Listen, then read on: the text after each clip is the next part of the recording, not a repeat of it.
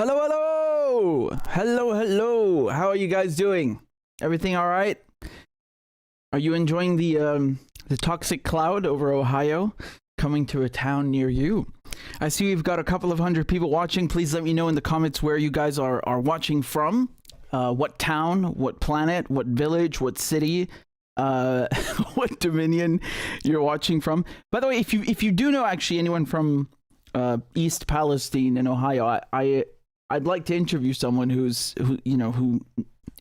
living there. I mean, not necessarily in the 1 mile radius, but still, let me know. My email is well, I'll just type it in the chat. It's RichardMedhurst@gmail.com. So RICHI Medhurst.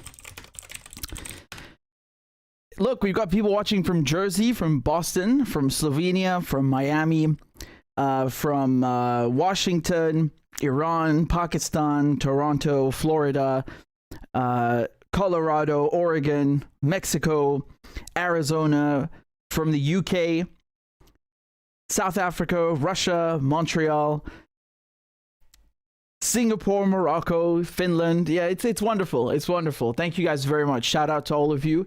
And we have a couple of topics to get through. So, you know,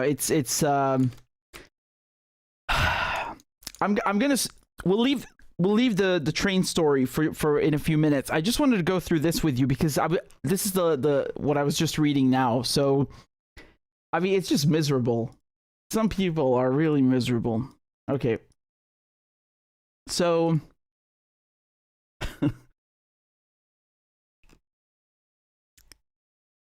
okay, here we go.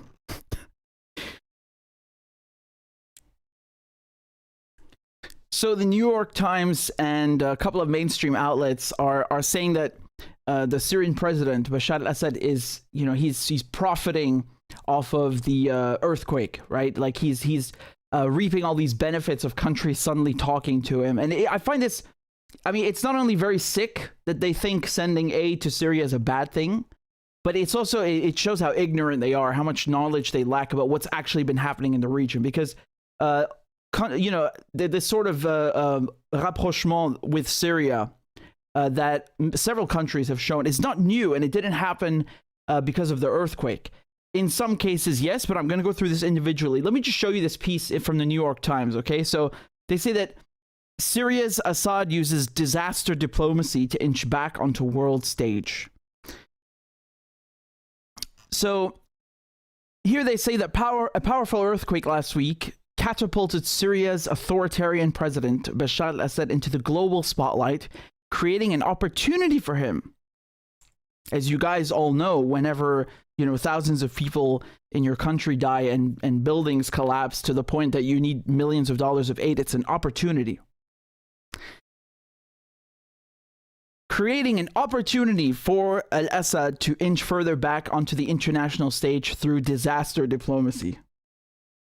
Well, first of all, do you notice the terms? They always throw in these terms to screw with your brain and condition you, and you don't realize it maybe at first. And I'm sure most people, if they even read the stuff past the article, past the headline, they don't catch this. But look how they just throw this, oh, authoritarian president.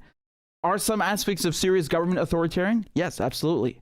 But I'm not asking you to comment on whether he's authoritarian. I want to read how he's exactly profiting off of the earthquake. That's the subject at hand. But they just throw it in there. It has nothing to do with the rest of it. It's just, you know, let's create a narrative because it's good and the State Department told us to do that, and let's roll with it, you know? If you see an article about Biden or an ally of the United States, they'll never throw that word in there, even if the guy is authoritarian, right? Just keep in mind, I always point out the language because that's what it's all about. So they say here that Arab leaders who had shunned him for a decade picked up the phone and called. Yes, before the earthquake. Do you want just a few examples? And I've covered all of these on the channel. Let me just show you a few examples. Here's Jordan's King Abdullah picking up the phone and calling Bashar al-Assad. When did he do it? Before the earthquake. Here's the article from Al Jazeera. Sorry, this is one from Reuters. And when was this published? In October 3rd, 2022. Here's Jordan reopening the border crossing with Syria. When was this? September 2021. Jordan's state carrier resuming flights to Syria, September 2021. Was there an earthquake that I'm not aware of in Syria in September 2021? Here's also Saudi Arabia, because they're going to talk about Saudi Arabia, so I'll get to that later. Okay, let's go through the article, and it's just difficult to read this crap, you know. And here they say senior United Nations officials trooped through his office, offering assistance and posing for photographs. Yeah, that's what the United Nations does. I'm not sure what you expected here. Bashar al-Assad and his government are the officially recognized government at the United Nations. Syria's officially recognized government. There has never been another one. What the UN? Why would you expect the UN not to be in liaison with the president of Syria after an earthquake, or Turkey for that matter, right? Well, what does that mean? Of course the UN is there. This is so dumb. I don't even know what the sentence means. Yes, the UN are supposed to help in a situation like this. The UN has a mission in Syria. Both of my parents worked in the Golan Heights mission. What is so special about this? What does that have to do with the earthquake? And then they say plane loads of aid landed from more than a dozen countries, allies like Russia, Iran, and China, but also Saudi Arabia, which previously had only sent aid and weapons to the rebels seeking to topple Mr. al-Assad. Yeah, that's true. But again, they make it seem like it's only after the earthquake that Saudi Arabia suddenly wants to have anything to do with Bashar al-Assad. Not true. Let me show you over here. This is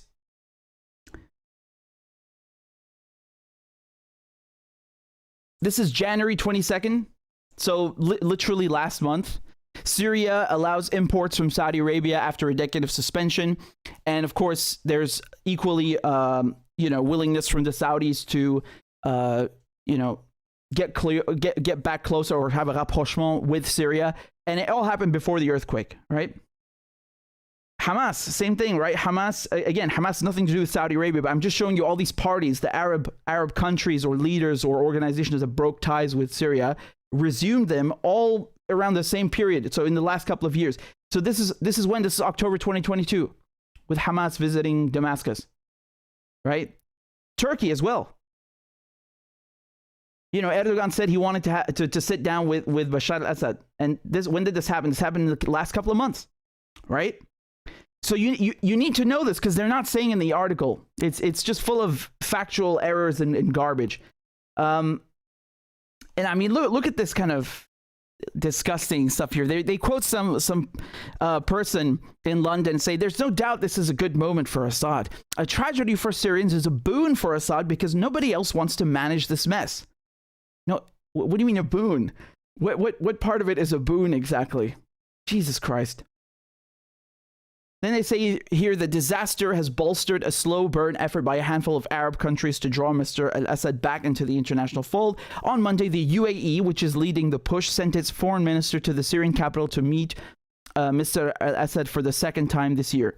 Yeah, exactly. He met with him last month, and even before that, they also had a meeting, which I covered on the channel. So this has nothing to do with the Syrians taking advantage of the earthquake or other countries like the UAE taking advantage of the earthquake. This process was already in the making for well over a year now. But, you know, context is not good because that would actually, stop people from being ignorant. So they're not going to tell you that. On Wednesday, the UAE increased its quake donation to $100 million, which is 1/4 of the entire UN emergency appeal for Syria. Thank you to the UAE. I mean, again, I'm not very happy with what they've done in Yemen. And, before, if you look at Saudi Arabia and Turkey and Qatar and UAE, they were out to get Syria. So, it's not like everything is just rosy now, but still, I'm really confused. It's like if you have a neighbor that you don't like and their fucking house explodes or, it's set on fire, even if you don't like them, you're still going to help them, right? No, not according to the New York Times. It's not good. You're, you're giving too much. And here they talk about how Syria is divided up and how the aid is difficult to get through, but they don't tell you it's because of the sanctions, right? They just say, well, Syria's government is railing about the sanctions, but they don't make the connection. And so they say here that there are 900 American troops in the country chasing the remnants of the Islamic State. Nah, they're stealing oil. You know that, and I know that, and everyone knows that, and there are pictures and videos of it. They do it in the open. It's not a secret. Why don't you put that in the article? Why do you leave this out? They're not chasing the remnants of the Islamic State. They're stealing oil. You know that. This is I wouldn't wipe my ass with this paper. This is nonsense. It's fucking garbage. They're chasing the Islamic State. What did you do? You just copied and pasted some, bulletin from the Pentagon? That's what it looks like. That's what someone at the Pentagon would say, not a journalist. And then they say the Syrian economy is nosedived, strained by chronic food and fuel shortages. Millions of Syrians have fled to other Middle Eastern countries or to Turkey or Europe. Those who remain are exhausted. Yes, that's correct. Now, do you want to tell me why there's no fuel and why there's no food? Huh? You want to do that thing where you tell the truth? No? Why is there no food and why is there no fuel? Why do you just throw that in there and you don't explain why? It's the sanctions, and they know it's the sanctions, but this is the New York Times. This is a Western paper. They don't want to admit any, wrongdoing on their part. America's innocent. Syria's bad, blah, blah, blah. So it doesn't fit the narrative. Say, well, there are millions of people who don't have any food and fuel because we made sure they don't have any food and fuel. They can't tell you that because that would require some, some ethics. And again, they quote some random person here saying that the idea that Russia and Iran would come to the rescue is fading. They only come when there's a battle, not when your average Syrian is struggling. Okay, what does this even mean? If someone comes to help you in a battle, isn't that worth more than anything else? That's a war. There are people like dying and being killed in battle. So, I mean, this makes no sense at all. The Russians coming and the Iranians coming and getting killed in Syria to fend off all of these jihadi groups that you've been funding, and you know damn well what I'm talking about, and to fend off Al-Qaeda is a sacrifice, and it's a very big sacrifice, and it requires a lot more organization and a lot more effort and energy and commitment than just randomly, throwing dollars at someone. And even then, what they're saying is not true, because when the whole reason average Syrians are struggling is because of sanctions, and they're sanctioned too, and they're still helping. Russia's, they're doing better than Syria and Iran did, and they've each kind of navigated sanctions in their own way, but they're under sanctions. They don't have as much, resources or liberty to act as they normally would. So the fact that they are still helping Syria, even while they themselves are sanctioned, it shows immense character and commitment, if anything. But they still have to, kind of trash it in some way, right? And let me remind you, who's been sending fuel to Syria? While the Americans steal the fuel, Iran is sending fuel. That's the difference. America steals and Iran gives. Iran's not asking for anything in return. Iran is not taking interest or loans or anything. It's just, here's the fuel, you need it. And this is before the earthquake. This is nothing to do with the earthquake. Then the New York Times say that even in government-controlled parts of Syria, there is a chronic shortage of medicine, medical equipment, and heavy equipment. Like diggers and rescuers have had to resort to hammers in their bare hands in the desperate hunt for survivors. Exactly. But it's not even in government areas. It's especially in government-controlled areas, because those are the only areas which are sanctioned. When you go to Idlib, where Al-Qaeda are, and Turkey is backing all of these rebel groups there are no sanctions there. The United States doesn't bother sanctioning Al-Qaeda. If you go to the Kurdish areas where all the oil is, right, where they're stealing all the oil, there are no sanctions there. There are only sanctions on the government-controlled areas. And who lives in these areas? Most Syrians live in these areas. And so most Syrians are under sanctions, but they don't tell you that. Now, they say here that an official with Aleppo's governor office appealed to the United States to lift sanctions to allow imports of urgently needed heavy machinery. Every day, more buildings are collapsing, he said, and every day more people are becoming homeless. I mean, it's really horrific, because for the last week or two, I've been thinking every day, like, there are people right this second who are under a fucking building, who are stuck inside concrete and they can't move, and they're hearing other people and their neighbors scream. And they're slowly dying. And every fucking second that they don't lift these sanctions, they're killing people bit by bit who did not need to die, who did not need to be in this situation. Again, the earthquake is an earthquake. You can't, blame that on anybody. But when you sanction a country to the point they can't build proper buildings because they're banned from, from interacting with the rest of the planet, and they can't even dig the people who are stuck under the rubble with the proper equipment because you've banned them from interacting with the rest of the world, then yes, that does become that is definitely blame that lies with the European Union and with the United States. It's the definition of kicking someone while they're down, quite literally kicking someone while they're down.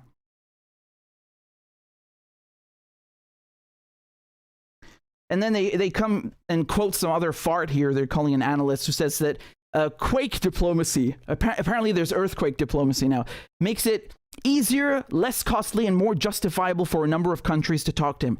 Again, man, they were already doing this. Why do you have to make up fairy tales? Just say that you want Syrians to die in the rubble and starve to death. Don't make up all this bullshit. Just get to the point, because that's what you're saying. Just be straightforward. Don't bullshit me.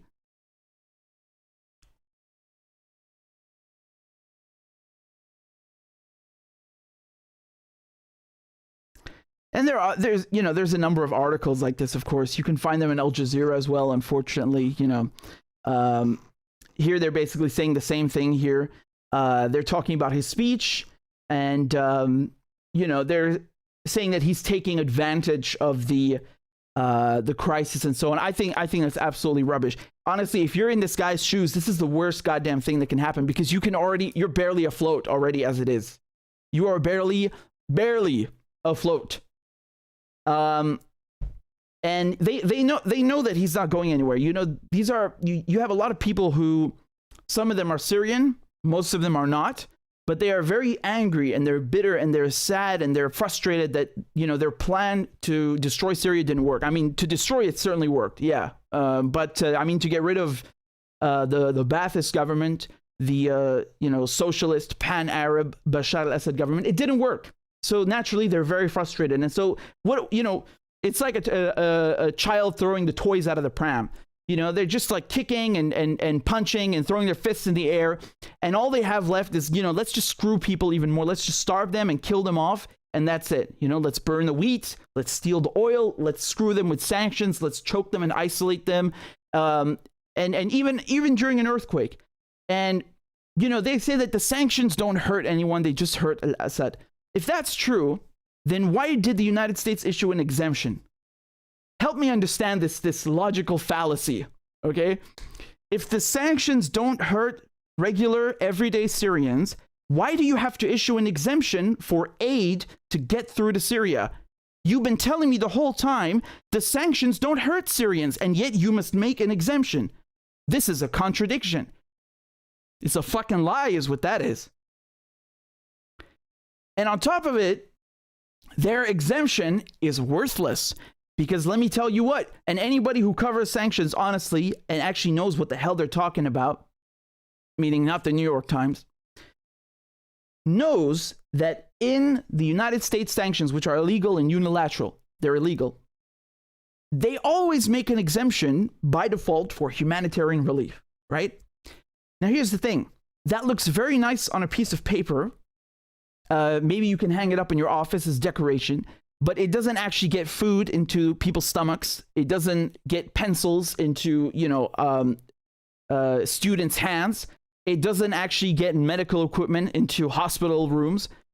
It's just text on a goddamn paper, because the legal red tape, legally and bureaucratically speaking, it is so goddamn difficult to apply for an exemption and get the exemption and have the lawyers and the money to do all of this. No one bothers. They just give up. So the only people who actually end up getting any of these exemptions are it's maybe the United Nations and a handful, you can literally count them on one hand, of international organizations. But guess what?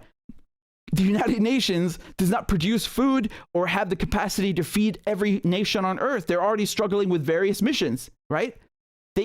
All of the aid that came into Syria was only the regular aid that came in before the earthquake. This is a very important point. For several days, they couldn't even get through because the roads from Turkey were broken. And then when they finally were able to get through, they didn't have anything specifically to help people after an earthquake. It was just the regular stuff, which, yeah, is very good, but it's not enough for disaster relief. So it's lies on top of lies on top of lies, and then they don't even report this accurately. You know, okay, it's one thing to say, okay, Bashar al-Assad is this and that, and he's an authoritarian, he's a dictator, and he destroyed Aleppo, and etc. But why, when it comes to the Americans and the European Union, you don't tell the truth of what they have done? Why don't you explain and detail the gravity of their actions? Why is it only Bashar al-Assad, Bashar al-Assad? You're not bored after 12 years of this nonsense?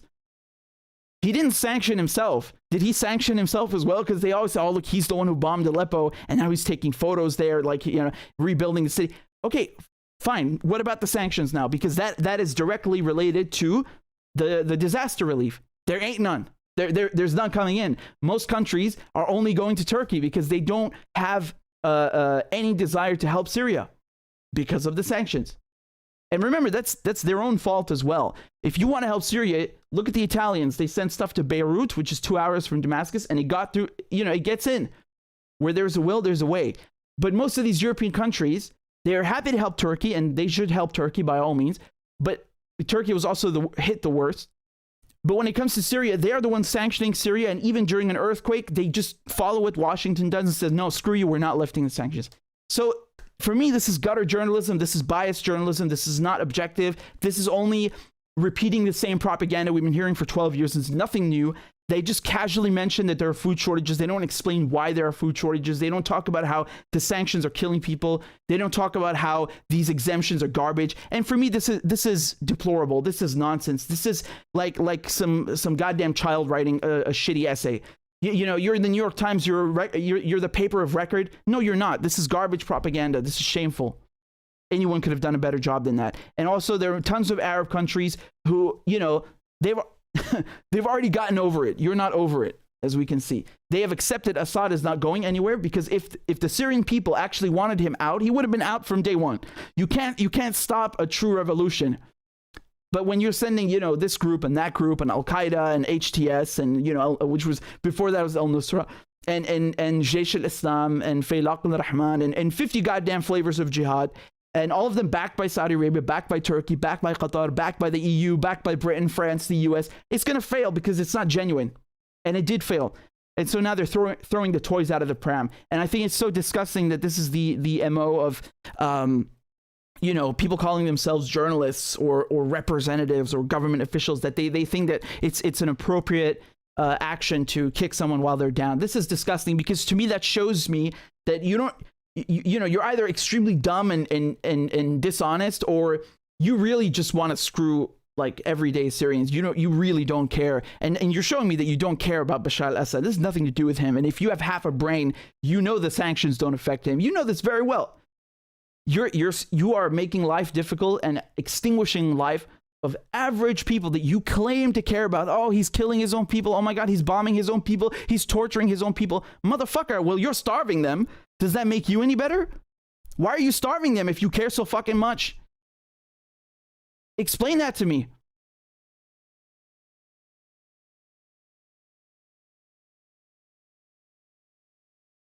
And there's one more thing I wanted to go through with Syria in a bit, which is, it's going to make your head spin.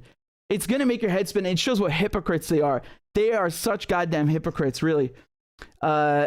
Talking about, oh, Syria's blocking aid. No, Syria's not blocking any aid. You did. Let's talk about the train. So I'm going to try my best to, you know, summarize this and as best as I can. I know it's complex, but it's also not.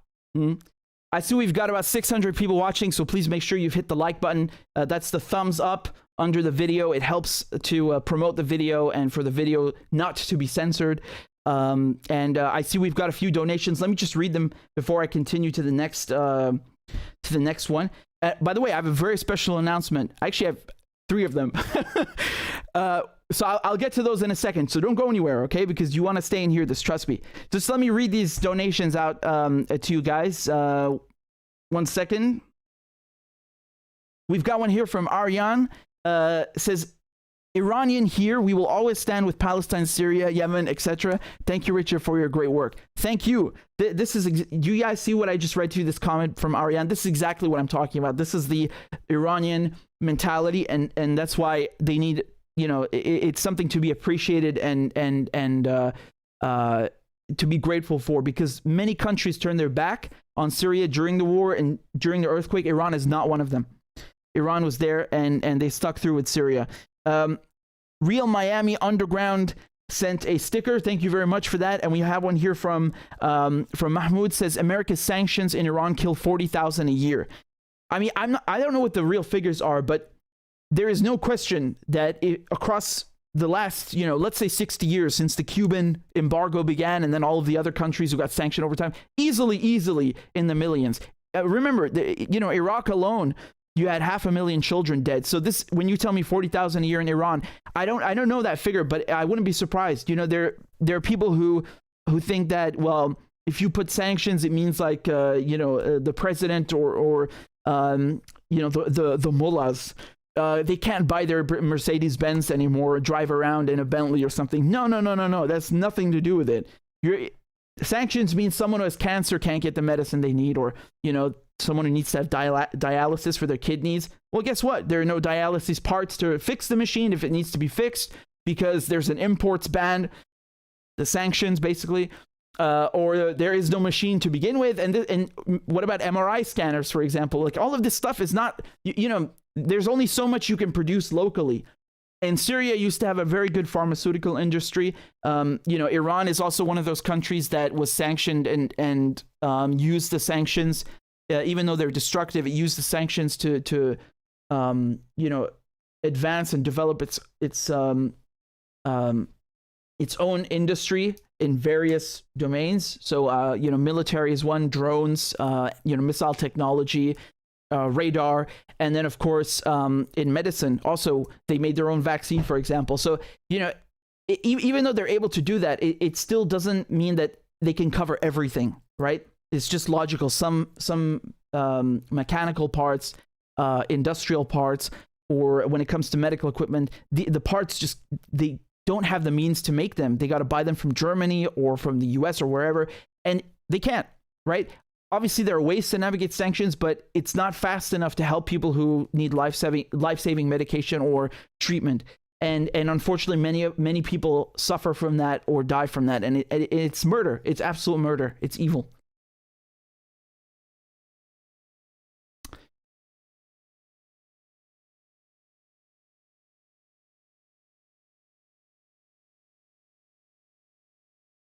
And we have another donation from Okram. Thank you very much. I appreciate that. And let me just get on to the next topic. So I wanted to talk about the train in Ohio, right? Let's talk about the train derailment, this disaster that took place in Ohio in East Palestine. They say it Palestine, not Palestine. So this is a small town. I think there are about 5,000 people who live in this town. It's right on the border with Pennsylvania, okay? And there was a train coming through, and it derailed. And it was carrying hazardous materials in some of the cars, okay? Let me just show you the timeline here. So when it derailed, this is February 3rd. So it's been basically 2 weeks now, okay? But it's gotten worse and worse over time. And what they're doing to people there is criminal. It's absolutely criminal. So February 3rd, derailment of a train comprising 3 locomotives and 150 freight cars. And subsequent fire sends plumes of smoke over East Palestine and forces the temporary evacuation of thousands of residents. Nobody's hurt. Okay, so the train derails, and immediately within the first 24 hours, they evacuate everyone who's living within a 1 mile radius. Okay? Let me just show you very quickly what they did next. Their brilliant idea after this was, okay, the train might explode, so let us blow it up, right? Let's blow up the train and all these hazardous materials and have a controlled explosion, right? And there's nothing controlled or under control about any of this at all. So on February 6th, 3 days later, crews drain and burn off an unstable toxic chemical cargo from 5 rail cars of the train. Now let me just show you what chemicals we're talking about. So there's vinyl chloride, there's butyl acrylate, there's ethyl hexyl acrylate and ethylene glycol monobutyl. So obviously these are very, very unstable. You have to keep them at a very specific temperature, and especially vinyl chloride. I mean, they use this to in a plant, once it's processed, it's used, I think it becomes polyvinyl chloride. Those of you who are better at me in chemistry, please correct me if I'm wrong. And it's used in a lot of plastic products, right? But just, look at what happened. I mean, the pictures speak for themselves. This is what they did. These disastrous, toxins released into the air. And they're telling people, oh, everything's fine. There's nothing to worry about. The drinking water is safe. The air is safe to breathe. That's what they've been telling people. So remember, the train derails February 3rd. February 6th, they do a so-called controlled explosion. And then on February 8th, so just 2 days after this, they're telling people, oh, it's fine. You can come back. You can come back and, you can, if you want, the EPA, the Environmental Protection Agency, will sweep your home. They're testing the air quality and the water quality, and they'll tell you if it's okay. And it's just if you want, right? Like, not, oh, this is public safety, we should mandate these goddamn, sweeps and air quality and water quality controls. No, it's just if you want it, And obviously, a lot of people have said yes, but there's something very serious here, and it's not just that, the deregulation in terms of train safety caused this accident, but it's the response. And I want to show you how safe the water is, right? Just look at this. And the air. Just look at this. So I walked up to the cage, and this is what I found. Amanda Brashears was going to feed her 5 hens and rooster this morning when she discovered them all lifeless, practically in the same position, with no signs of a predator entering their enclosure. I'm beyond upset and quite panicked because they may be just chickens, but they're family. Brashears says her chickens were alive and well yesterday. She believes the smell following the detonation of the train carrying chemicals that derailed in East Palestine is to blame for her birds' sudden death. My video camera footage shows my chickens were perfectly fine before they started this burn. And as soon as they started the burn, my chickens slowed down and they died. If it can do this to chickens in one night, imagine what it's going to do to us in 20 years. Absolutely. She is right on the money. Absolutely. Look here at the water. Look at this. Once again, would you move? As I'm going to throw another rock right here. Would you stay here? Would you drink that water? Would you be affiliated with this? Would you bathe your kids when it's bubbling up and looking like an oil slick? But apparently the water is safe. Look at this. You see the wow. Rainbow? Look at all that. Look at it. It's all in Look the at the bottom color. of the creek bed. Oh my God.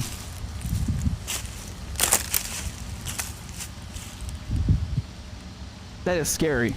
That is scary. Now look at it.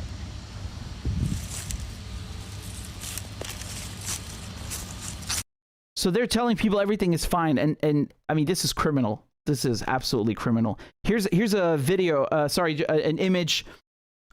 This is kind of what the site looks like. Yeah. Absolutely criminal, really. And they're telling people everything is safe. Really. So just to recap, there are 38 cars that derailed. Okay, there are 150 in total, but 38 of them derailed. And from those 38, 10 of them had toxic, hazardous chemicals inside of them.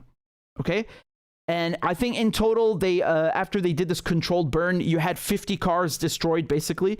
But again, the main point here is that 10 of them were carrying these hazardous, harmful chemicals. And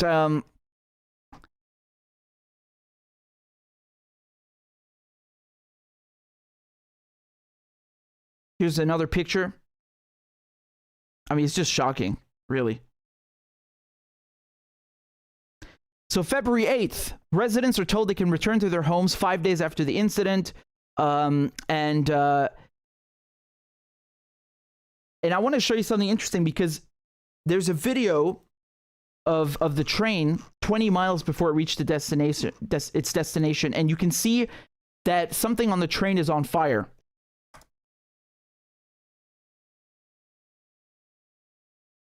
So this is from CCTV footage, right?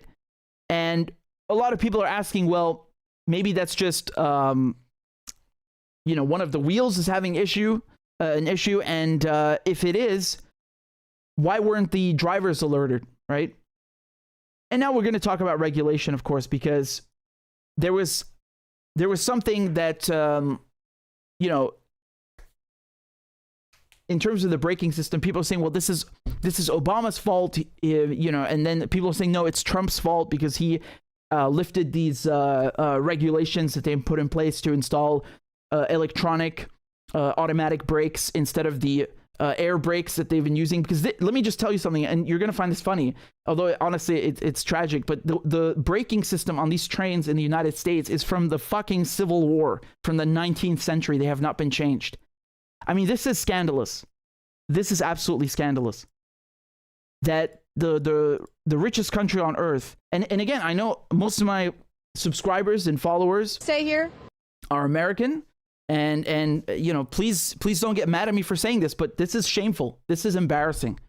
I don't understand how a country with so much money, and America is great in a lot of things for sure, but a country with so much money and so much power cannot clean up disasters like this properly without hurting the local community, or cannot prevent these disasters in the first place, and is using the money instead for Ukraine, right? Or for bombing Afghanistan, or bombing Syria, or bombing Libya, or bombing this and that every second. This is shameful. This is embarrassing. This is not acceptable, for a so-called developed country or industrialized country to not really be industrialized and have fucking trains just tipping over and then spilling chemicals into the water and the air. This is embarrassing. This is Banana Republic stuff. And again, please don't get hurt by what I'm saying. It's not your fault. It's the politicians, the so-called representatives who really just represent the corporations. And you have to keep something in mind, because the company that owns and operates these trains, right? Let me show you a picture here. You're going to enjoy this picture. Guess who that is?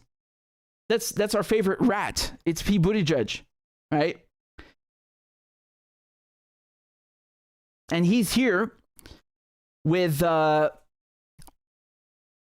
Shaw, right? From Norfolk South Railway, who's the company that got the trains derailed. And I want to show you just how much money these people are making, because the whole thing with the train, with transportation industry is like when they were saying you have to install these automatic brakes. What is the response? What is the response from corporations every time the government says you have to put this safety mechanism into place, or you have to update these safety regulations? What do the corporations say? They say, no, it costs too much money. We can't afford it. Oh, we can't do it. And then what do? They lobby politicians in Congress or Parliament, and they get these regulations lifted or bent or put out of action. Right? It's corruption. You're a corporation and you're going to pay off politicians. You're going to bribe and buy off politicians to lift regulations so you can save money. And who pays? Because someone's going to foot the bill in the end. Someone has to pay. And who is paying? It's the environment. It's these animals. It's the river. It's the people who live in this town. And this is not the only example in history, East Palestine. But let me just show you Norfolk Southern. Okay, so NS, which is the company that operates these trains.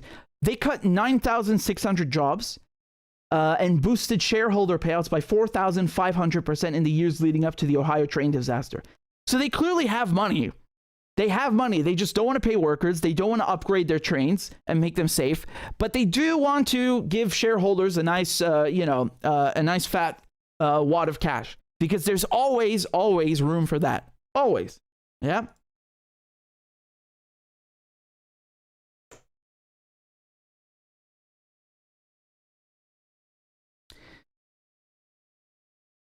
Are dangerous. We basically nuked a town with chemicals so we could get a railroad open. The U.S. Environmental Protection Agency sent a letter to Norfolk Southern stating that ethylene glycol monobutyl ether ethylexyl-acrylate, and isobutylene were also in the rail cars that were derailed, breached, or on fire. Caggiano says ethylexyl-acrylate is especially worrisome. He says it's a carcinogen, and contact with it can cause burning and irritation in the skin and eyes. Breathing it in can irritate the nose, throat, and cause coughing and shortness of breath. Isobutylene is also known to cause dizziness and drowsiness when inhaled. I was kind of surprised that when they quickly told the people they can go back home, but then said if they feel like they want their homes tested, they can have them tested. I would have far rather they did all the testing. Caggiano says it's possible some of these chemicals could still be present in homes and on objects until you clean them thoroughly. Oh, there's a lot of what ifs, and we're going to be looking at this thing 5, 10, 15, 20 years down the line and wondering, gee, cancer clusters could pop up, well water could go bad. Caggiano recommends any... So, forgive me if I didn't state this a few minutes ago, but obviously, a lot of these chemicals are carcinogens, meaning they cause cancer. So, and I mean, even if they didn't, like, let's say they caused asthma, which they also do, but let's say it was only asthma. Well, only asthma is still a very grave health issue. And so these people are so reckless because in their attempts to please the corporation, because why do you think they did this controlled burn? Why do you think they did this? The only reason that they did the controlled burn is to put the company back in business, to clear the railroads, right? Clear the tracks so they can keep their money coming in. They're so goddamn greedy. They don't upgrade the trains. They're using fucking Civil War technology. I mean, how embarrassing. Look at China. They have bullet trains. And they talk about China's evil and China this. Look at, why don't you upgrade your goddamn infrastructure before worrying about fucking China? This is embarrassing shit. This is pitiful. This is what these so-called, representatives, politicians running around doing. They're just, kissing corporations' asses, letting them destroy the environment, give people cancer, and get away with it. This is disgusting. This is shameful. They don't upgrade their trains. They don't make them safe. They overload them. 150 cars with hazardous materials in 20 of the cars. And then after the train derails, they just want to get rid of it as fast as possible, even if it means giving people cancer, just so they can keep their trains coming and going and get back to business. And then, they give $1 million. I think South Norfolk, they gave something like $1.5 million to the community. That is a joke. That is a joke. Corporations, the way they work, and this is even in the music industry. Even in the music industry, they'll be like, it's cheaper for us to steal this, or to commit this crime, and get fined, than to actually not do this crime, and then we'll lose money. So for them, it's like, let's do this even if it's illegal, because the profits that we're going to rake in are so large, the fine is it's a drop in the ocean, right? And this is not even a fine. This is just, it's like some kind of, muzzle they're throwing at people. Just here's some cash and shut up. No, people are not going to shut up, because this is, I mean, look at this. Jesus Christ. People are saying it was nuked. I mean, colloquially speaking, yeah, it looks like it was nuked. And honestly,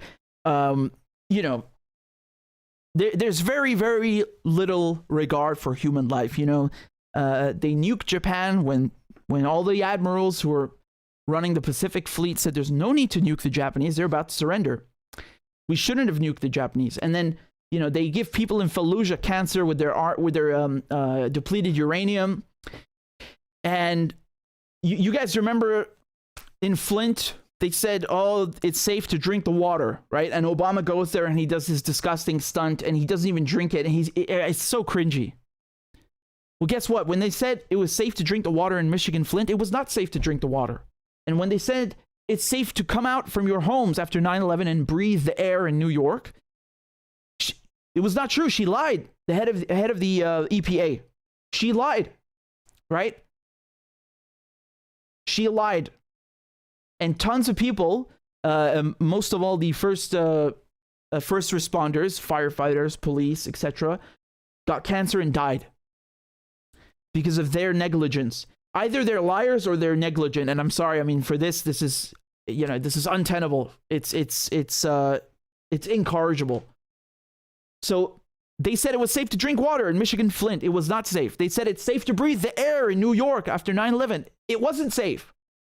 And now they're telling you it's safe to drink the water in East Palestine and it's safe to breathe air in East Palestine. And mark my words, it is not safe. They are lying through their fucking teeth.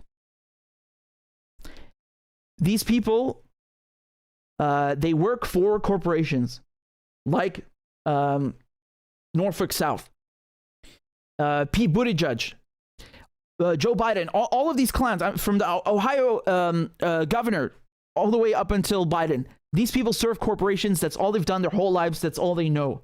They don't care about a few people dying, right? For them, it's like, oh, it's collateral damage or whatever they tell themselves. You know, when they do these things, they don't care. They have no respect, no regard for human life, and this is absolutely shameful in a so-called developed country. This is disgusting. It's a banana republic, you know, really banana republic stuff. And I think it's so disgusting how Biden, he has all of these billions of dollars to send to Ukraine, right? But when the Ohio governor is asking for aid from FEMA, which is the disaster response agency in the U.S., they tell him no, apparently. They told him no. What do you mean no? And other people say, well, he didn't ask for it, which was what they were saying a few days ago. So why does he have to ask for it? There's a goddamn nuke over your city. Well, your town in this case. You don't want to help out? No? You killing Russians is more important, right? Okay. That's how they think. These people are sick. They are sick. They do not care about their own countrymen. All they care about is their it's their corporate masters. That's it. And here Rand Paul posted a funny meme.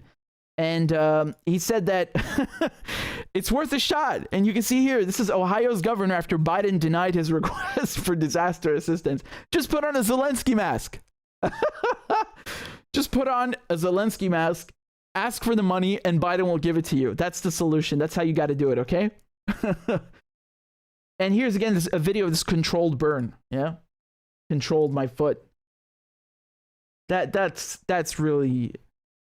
I mean, look, some people are going to argue, well, they had to do it this way. Okay, so you evacuate everybody and you tell them the truth. You don't tell them, hey, it's safe to come back, just 3 days after you do this, when it's not safe. Sorry, you don't need a PhD in chemistry to see that shit is not drinkable. End of story. End of story. And I'm giving you factual, historical, not historical really, they're quite recent, right? 2001, and then with Flint, Michigan after that. Very recent examples, factual, accurate, true examples of the government lying and misrepresenting, and corporations lying and misrepresenting the truth about an environmental disaster which could have been prevented had they allocated the proper funds and given the proper care, which is what their whole job is about. It's their only job. Their only job. You know, not bombing, Iraq or Syria or whatever. But no, you can't have that. You can't have that.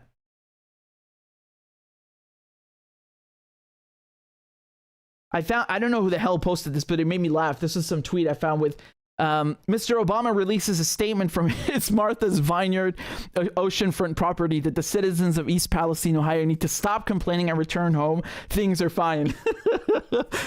Maybe you should have drank a glass of that Palestine water, just to drive the point home. Yeah. I also saw something that I mean is so cringy. I'm not even sure what to make of it. It's so cringy. This is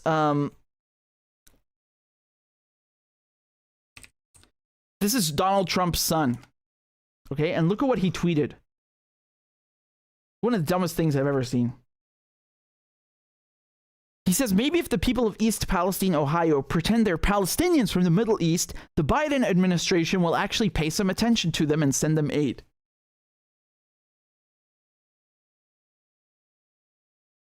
You want Biden to send them apartheid and some Israeli settlers? Like, what does that mean? What has Biden given the Palestinians exactly except shit? You mean Israelis? You got your whole thing confused here, Junior. You mean the Israelis? Don't tell me you forgot about your friends in Israel, all right? Your father loves them. You love them. Yeah? Jared got, getting all that money from his nice peace deal. Yeah? Have you forgotten what your father did for the Israelis, the chosen ones? How dare you? Shame on you, man. Palestinians don't get shit. I mean, in some ways, they're already being treated like Palestinians, given all of this. So, you know, if you really mean Palestinians, he means Israelis, as if Palestinians get aid from the United States. What a fucking joke. Aid? I mean, you know, who needs enemies with friends like that? What aid? So then, in any case, in East Palestine, in this town where they had this disaster, you know, this irresponsible, preventable, disgusting disaster. Do you know what happened? They all of the residents, they piled into a high school gym and they had sort of a, you know, town hall meeting or something. And the governor was there, and his name is DeWine, right? Unless I'm saying it wrong, but he was there, and Pete Buttigieg was not there. And guess who wasn't there either? Norfolk South Railways. So the company that owns the train that caused the disaster. The company that has so much money that it can pay out, you know, all these millions to their shareholders, but not update their air brake system from the Civil War. Maybe they like Civil War reenactment. I don't know. In any case, you know why they didn't show up? Because obviously there's an angry fucking mob, because you've just given them cancer, and they have every fucking right to be angry because you just gave them cancer. And their children cancer, maybe, and their pets and chickens and the wildlife is dying. They have every right to be angry. And they didn't show up, these cowards, at Norfolk South Railways, because they cited security concerns. Now, let me be clear. I don't know of anyone actually threatening them physically, but I think it's just some bullshit corporate response to avoid any sort of accountability. Of course, they don't want to show up there. What possible excuse could they have for any of this? I mean, the whole thing, from beginning to end, is disgusting and disastrous. And the fact that, you know, the United States government has all of this money to shell out on weapons and shell out on tanks and shell out on, you know, cooing other countries and bombing other countries and having bases here and bases there. This is disgusting. I'm sorry, but you are treating this town like it's not part of the United States. So I'm confused, because you're supposed to take care of your own first, right? Not go and bomb people. Well, unless you're Biden and Trump and so on, right? Because they don't think logically or with empathy like you and I. They think about, well, you know, my friends at Raytheon, they really want me to give them this new defense budget, which is higher than the one last year and the one the last guy gave him. And, you know, that's how it goes. Or these banks, they really want me to, you know, help them screw over the country. So I guess I'll do this and that. This is how they think. They don't think, oh, my fellow Americans, right? They always start these speeches, my fellow Americans. They don't think, oh, my fellow Americans are dying. They just got cancer from these greedy motherfuckers with their trains. Shameful. This is shameful. This is absolutely disgraceful and incompetent and dangerous and evil behavior. Inexcusable. There's no excuse. I don't want to hear it. There is no excuse for this to happen in a so-called industrialized country. None whatsoever. You know, you could be forgiven for a train derailing. It derailed. Okay. Even if they had upgraded their brake system, things happen in transportation. Fine. But how are you going to be forgiven for lying to people and telling them the water is safe and the air is safe and come back to your homes? You can't. This is not forgivable. This is incorrigible, and it's disastrous. And I just want to play you one video here from. I think this is a very nice. This hasn't been getting a lot of coverage, and the coverage that it has been getting hasn't been very good. So let's talk about the trail derailment in East Palestine, Ohio. East Palestine's about an hour north of Pittsburgh, almost halfway to Cleveland. Norfolk Southern has a rail line that goes right through town, and this derailment happened right on the edge outside of town on the border of PA and Ohio. Of the cars that crashed, 5 of them contained vinyl chloride. It's a monomer used to make PVC. The reporting on this has gotten vinyl chloride confused with polyvinyl chloride, the polymer made out of... Right, that's what I was telling you, because if you go to, I think it was... I don't know. I had a bunch of articles, but they're saying it's polyvinyl chloride. No, that's what's produced afterwards. It's vinyl chloride is the one that's actually in the train and burned. Well, it's one of them. I read to you the 5 chemicals of vinyl chloride. Now, the reason that this distinction is really important is vinyl chloride is very hazardous and very flammable. Polyvinyl chloride is a plastics that's used in like everything. The other thing about vinyl chloride is that it boils at 8 degrees Fahrenheit, so it's shipped in sorry, no offense to this guy, but just in general, why do people do science with the imperial system? You can't do that. I'm sorry, this is an oxymoron. Okay, you can't use the fucking imperial system for anything, especially not science, and that's why no one uses it in the international system. But fine, I'll forgive him because he made a good video. Okay, I think his name's Jacob. Nick Drum it says his TikTok is. All is forgiven. Used in like everything. The other thing about vinyl chloride is that it boils at 8 degrees Fahrenheit, so it's shipped in its liquid form. Meaning that when these trains crashed and these started leaking, they weren't just leaking liquid, but they were spewing boiling gas. So vinyl chloride is really toxic. OSHA has the permissible limit of how much you can be exposed to it during an 8-hour shift as a 1 ppm part per million. Average over 8 hours. So prior to this, the biggest spill of this chemical was in New Jersey, where one train car and about 23,000 gallons of vinyl chloride were spilled, but it didn't catch on fire. Now this crash in Ohio has 5 train cars. These kinds of tanker cars can carry between 25 and 33,000 gallons. Let's call it 250 to 250,000 pounds of vinyl chloride. That's per train car, 5 train cars. There's maybe 1 million pounds of this toxic chemical spilling into the ground and also boiling off into the air. But then it caught on fire. I think this is where the reporting is really bad because no one is mentioning what the byproduct of vinyl chloride burning is. Of the many byproducts of burning vinyl chloride, one of them is hydrogen chloride.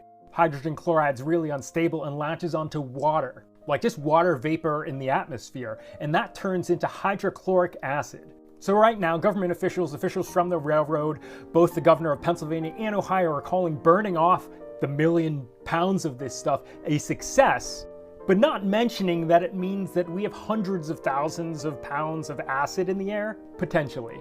Now, ever since engineering school, I've studied a lot of industrial accidents. I just find it really fascinating, and organizations like the Chemical Safety Board, NTSB, and OSHA all have like really good reports available to the public. I think as a designer, it's really good to learn about mistakes. When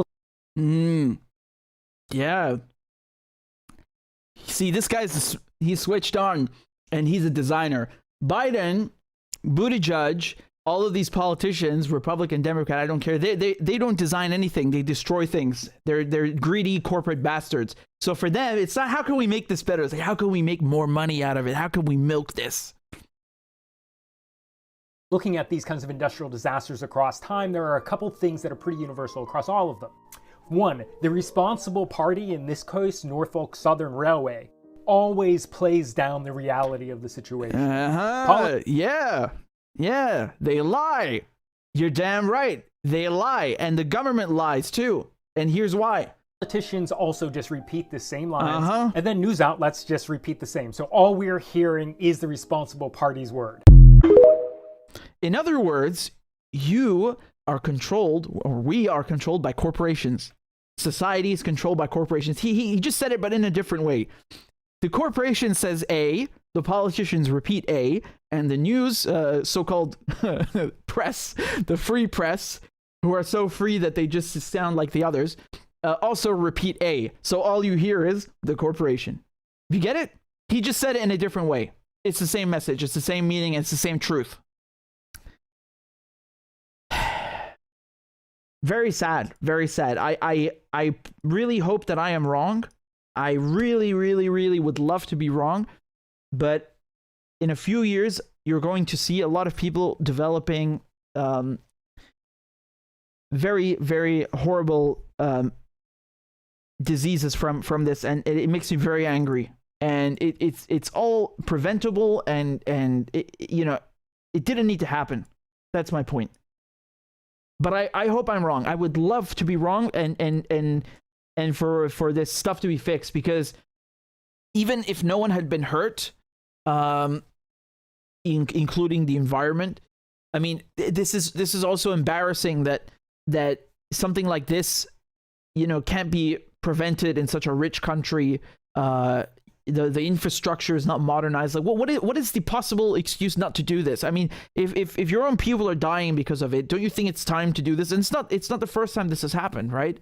they always let these gas and oil companies get away with environmental disasters. I mean, I guess I guess we should expect this. You know, we're talking about the same country that blew up 2 pipelines in the Baltic and caused a giant methane pool of methane gas, which is, you know, it's environmental terrorism in addition to an attack on the EU, an attack on Germany, an attack on Russia.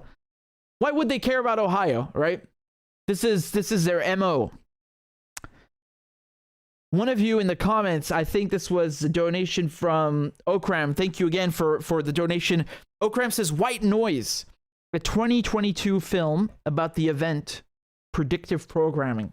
So this is something I also wanted to mention. There's a film, I think it's on Netflix. I don't know where you can find it, but it's called White Noise, and it came out just last year. And it's hauntingly very, very similar to this entire news story that I just presented to you, where there's a train that derails, there's a chemical spill, and I can't say anymore because I haven't actually seen the movie myself, but I've seen the trailer and many people mention it, so I'm gonna go watch it myself and see how similar it is. But yeah, I've heard the term predictive programming before.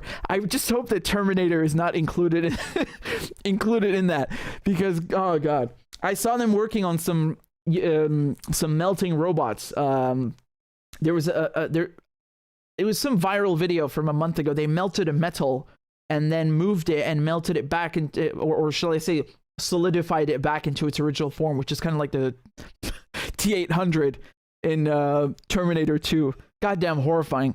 Let's hope that one is not in the predictive programming. Oh boy. Anyway, if you guys know someone from East Palestine, again, my email is RichieMedhurst@gmail.com, RICHI Medhurst. I would like to interview someone who's there because, forgive me if I didn't say this earlier, but many people who live there have been saying their throat burns, or they have a bad taste in their mouth. They have trouble breathing, their eyes burn, you know, just various symptoms from the air. So, you know, Christ, if that's what you're breathing in, I don't want to even know what's in the river, in the water, because you guys all know what happened with Flint. I don't think we're going to know the true extent of what just happened in East Palestine for a while, because they lie and they cover up, and then when it's a few years later, the truth really comes out when those guys have moved on and got promoted. But if you know someone who's there, I'd like to interview them. So that's my email, and please hit me up, and I would like to speak to someone from there and, you know, give them the podium. So in any case, very tragic, very preventable.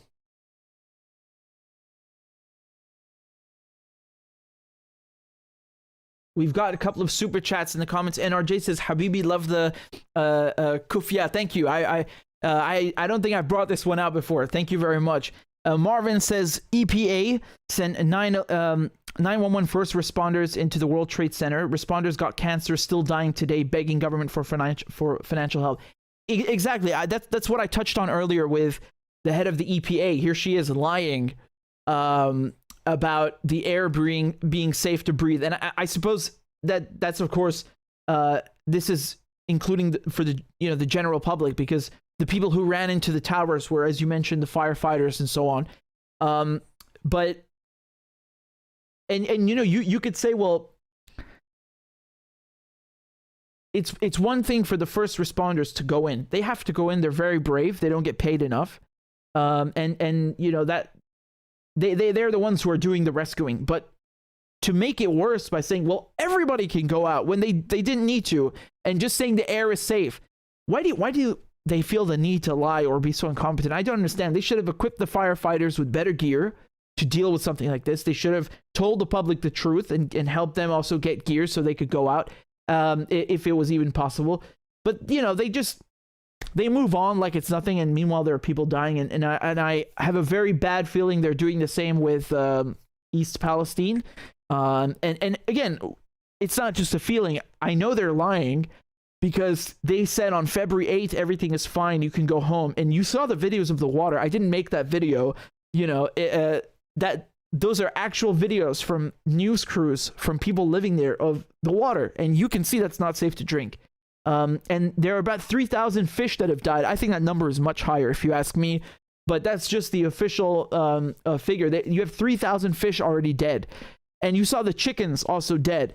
So you tell me something. If the animals are dying like that, they're just dropping dead in a matter of days. What do you think it does to humans? Like, you know, they think humans are invincible or something. This is very, very bad.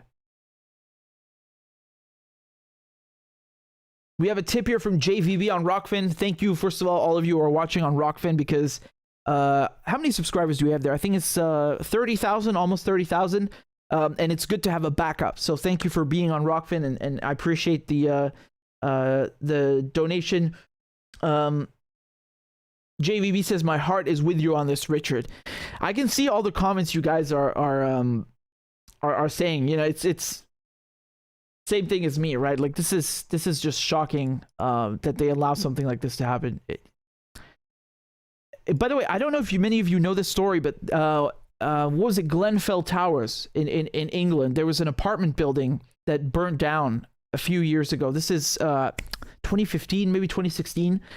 And you had like 70 people died or something. Let me just double check this real quick, because the point I wanted to make is the same. But I just wanted to double check on the year and the figures. 1 second. So it was in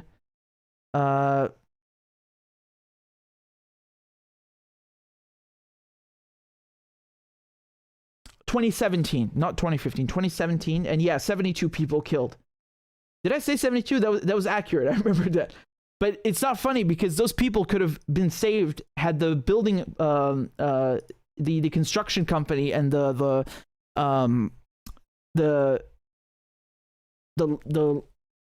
landlords actually followed the necessary code and built the structure properly. But what did they do? As usual, they cut corners. You know, they skimp out on things. They just do whatever's cheapest, and then they risk people's lives. And unfortunately, we have to find out the hard way. And like in the case of Glenfell Towers, 72 people killed for nothing. And then there's a whole inquiry, and you know, nothing happens. Slap on the wrist. This is disgusting. This is disgusting. This is shameful. And that company, correct me if I'm wrong, they are still refusing to abide by it. But maybe I should do a separate video on that. But my point was kind of the same, right? And maybe you could also, what was the company that built Grenfell Towers again?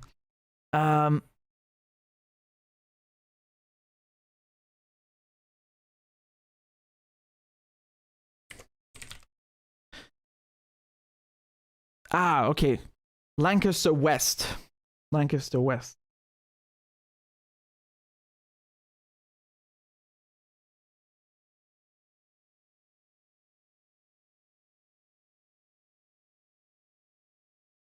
Really, really tragic.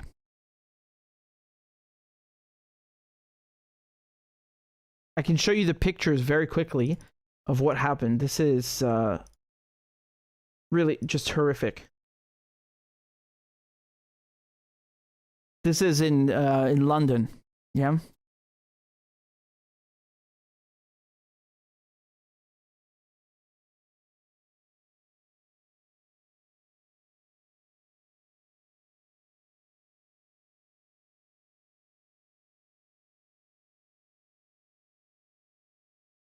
Just awful stuff, you know, all of it preventable. And I wanted to make one last point, which is that, you know, in the case of Syria or Turkey, and obviously every country has corruption, but when you're a sanctioned country, you don't have a choice on what kind of buildings you can build. You don't just have any material at your disposal. You can't just like buy stuff from anywhere and ship it in whatever quantities you want and follow the same building codes. You are stuck with what you have. That's it. You don't have that luxury, right? And you need to build with what you've got. And by the way, I was reading Turkey. I think it was, no, this was in Syria. They just last year, they already knocked down, I think 1,500 buildings who had weak structures to replace them with better ones, right? So they're doing what they can. But they just don't have the resources because of the sanctions to cope and to prevent or to plan for an earthquake like that. And you also have to consider, I don't think there's been any earthquake like that in the region for 200 years or something. One time when I was in Syria, we thought there was going to be an earthquake. I don't remember what year this is, just a while ago, maybe 20 years ago or something.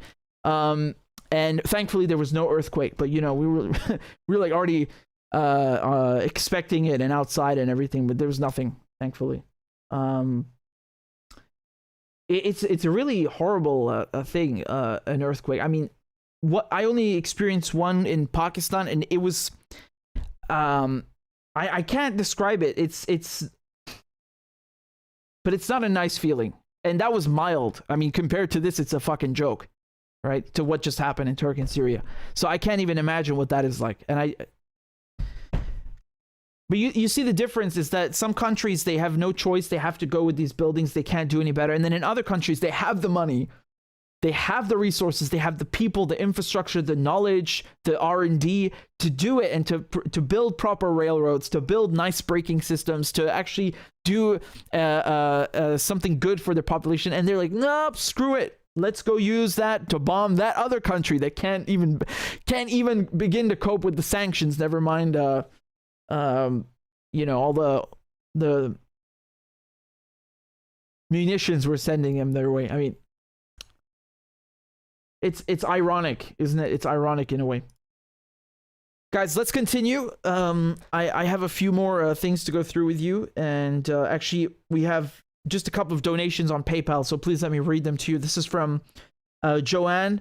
It says, praying for your family and the people in Syria. Thank you very much. I that's very kind of you, and you know, praying for them every day, of course. I think in total you have 40,000 people who died now. So this is both Turkey and Syria, the total. Most of them are in Turkey. It's very sad. It's very, very sad. Leah, thank you also for your donation. And by the way, you know, the funny thing is, I mean, this is not just because of the earthquake, but all the time I'm thinking, how the hell can I help get money from myself and from you guys to Syria, to people who need it? You can't. There's no way. You can't even send, you know, if you're in Syria, you can't even open a PayPal account. You can't, no one can wire you money from a bank. There's no Western Union. There's nothing. You are fucking screwed. Disgusting, really. And then they talk about these crappy exemptions. Go and try opening a GoFundMe or a PayPal in Syria with your exemption from the treasury and see how far you get. It doesn't work. They won't give you an account. It will be shut down automatically. It's just pathetic. You know?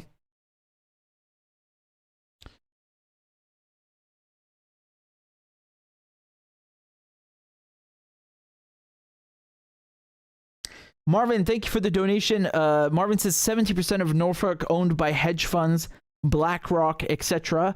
And don't worry, Pfizer, Fauci have vax for local citizens. I mean, I honestly don't know what those people are going to do in East Palestine, because, you know, my understanding is that if you're exposed to these materials, there's nothing that can help you, and you won't even know it for a couple of years, right?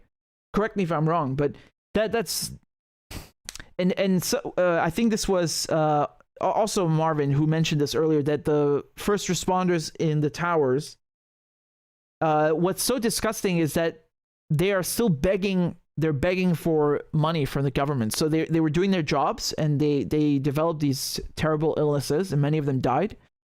I think you have over 1,000 dead, at least 1,000 fire, or shall we say first responders, because it's not just firemen, but at least 1,000 of them dead over the years. And they have to beg for, because of course there's no healthcare. I mean, you know, it's disgusting because people use them as props. Oh, they're the heroes. And then, okay, well, you want to give those heroes some healthcare? No, it's disgusting. You know, I think Jon Stewart did a lot of good work for them to try and help them out, but they had to fight for it, which is also disgusting. You know, it's like, even if they give you crumbs in the end, why do you have to beg them for it? You know, they should be begging you. And you shouldn't have to run into a fucking collapsed World Trade Center just to get some healthcare. You know, you're a human being, right? Really, it's really degrading and dehumanizing. Really. Marvin says U.S. burn pits in Iraq, Afghanistan, citizen troop exposed. I mean, Marvin has been sending a lot of these, so thank you very much, Marvin. Burn pits? What do you mean exactly, burn pits? I have several things that come to mind. Ah, okay. Yeah.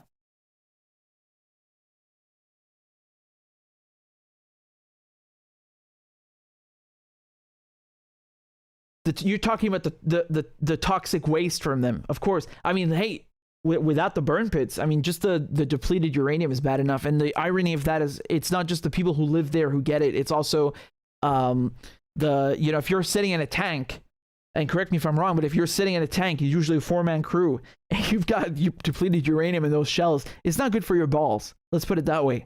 Yeah.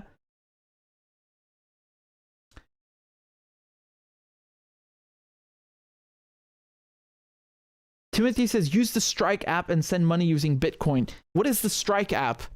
I'm not sure what that is. Is it something with crypto? You guys have to forgive me. I'm quite literate with tech, but the only thing I struggle with is crypto shit.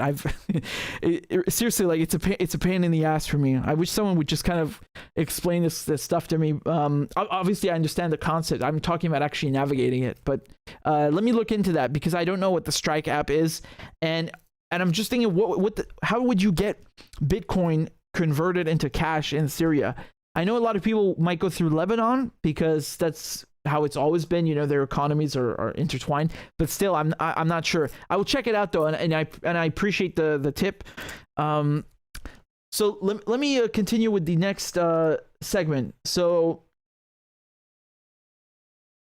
well, I have a special announcement. Okay, so let's get to my special announcement.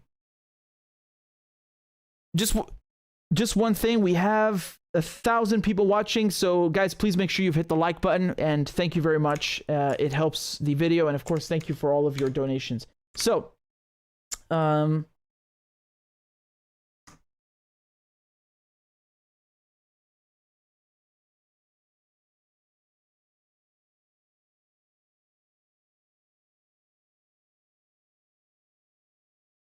okay. Special announcement. There is a anti-war, anti-NATO rally taking place next week on February 25th in central London. I will be speaking there along with George Galloway, former MP, and former MP Chris Williamson, Max Blumenthal, Anya, and it's going to be really great. And if you guys can attend, please do. Here is the official flyer. So it's between 11 a.m. and 5 p.m. Again, central London on the 25th of February. So that's in just about a week. Claire Daly and Mick Wallace will also be there, but I think remotely. Craig Murray's also going to be there. Low-key, Ruben Lawrence, David Miller, Dan Kovalik, Audrey White. So you can see the whole list here. Fiona Edwards, Peter Ford, Andy Hudd. And again, you know, as the name implies, no to NATO and no to war. And I believe there's an equal equivalent going on in the United States tomorrow in Washington at the Lincoln Memorial, so February 19th. And I think that one's called Rage Against the War Machine.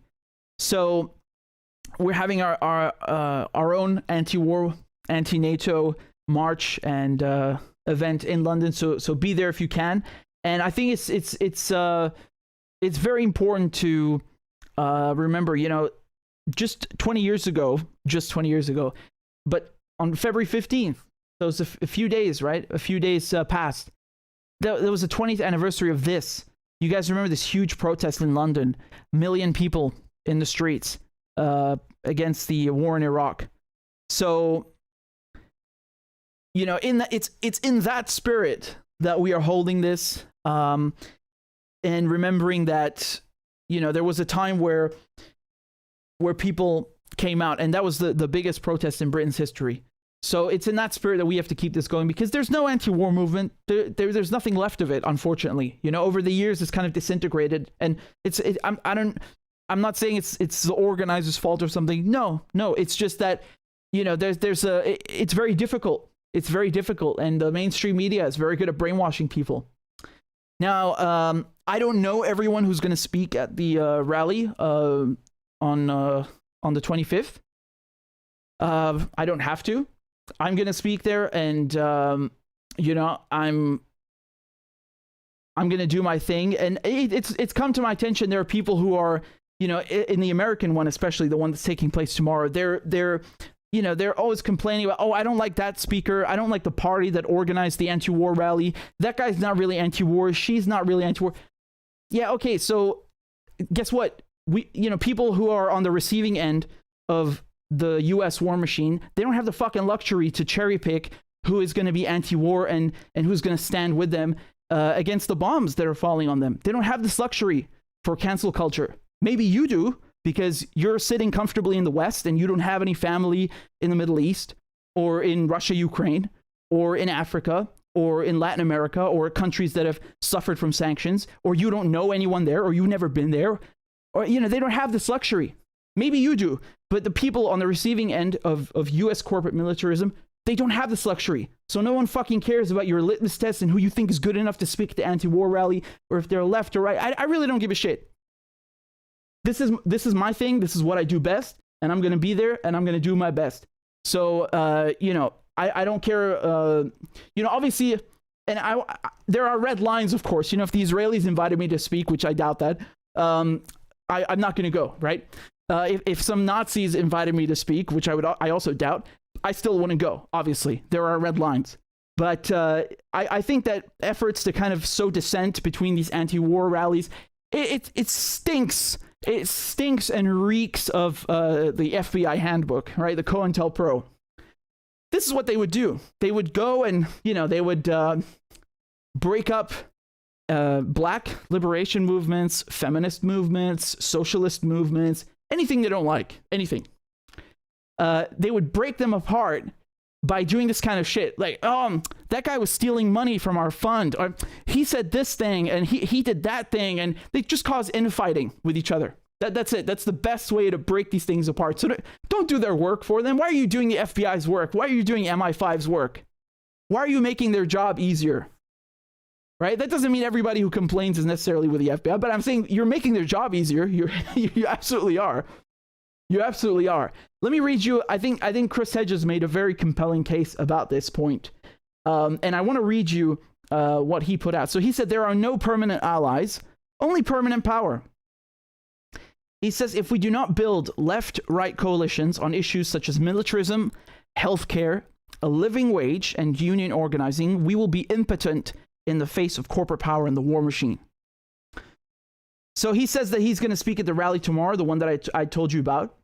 He said that he's going to be joined by Ron Paul, Scott Horton, and right libertarian anti-war figures whose political and cultural opinions I often disagree with. The inclusion of the right wing has seen anti-war groups that I respect, such as Veterans for Peace, refuse to join the rally. Veterans for Peace issued a statement sent to me on Friday saying that to endorse this event would have caused a huge disruption in VFP and had little effect on the outcome of the demonstration.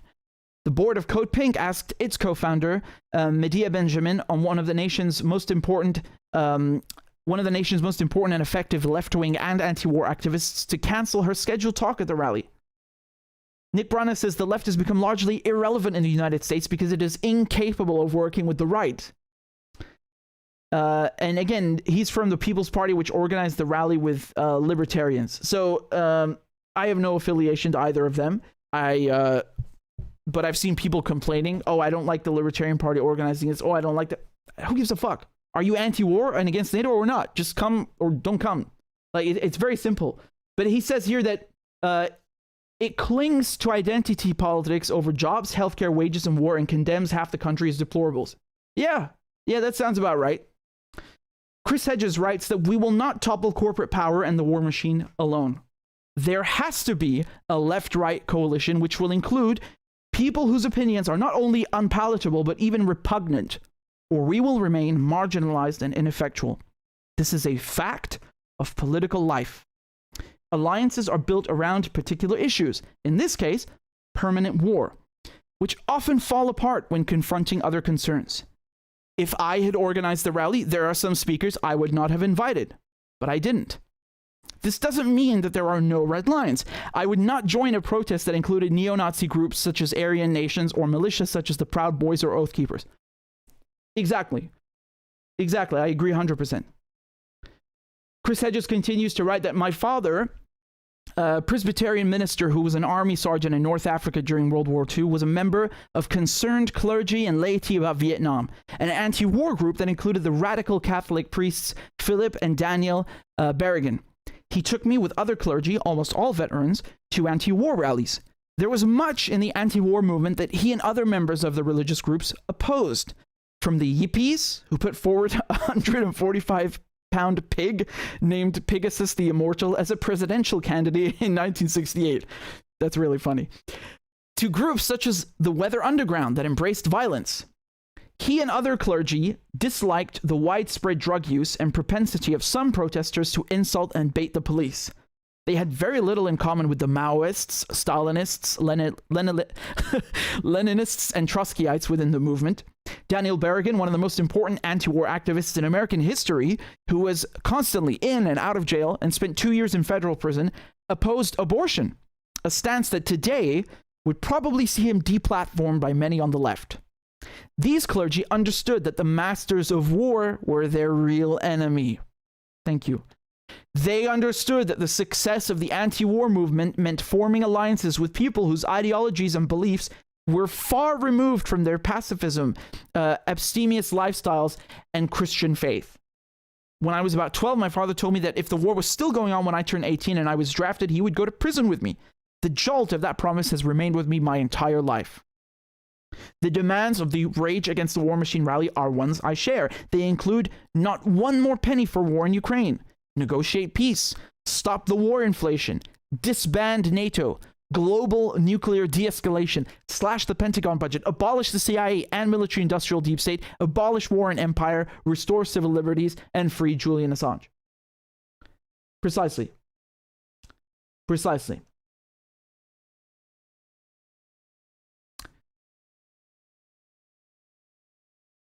Hedges says, I know war. I spent 2 decades reporting on conflicts all over the globe, including many months in Gaza, the world's largest open-air prison, containing 2 million people, including over 1 million children. I saw thousands of lives destroyed by the United States military adventurism in Central America, Africa, and the Middle East.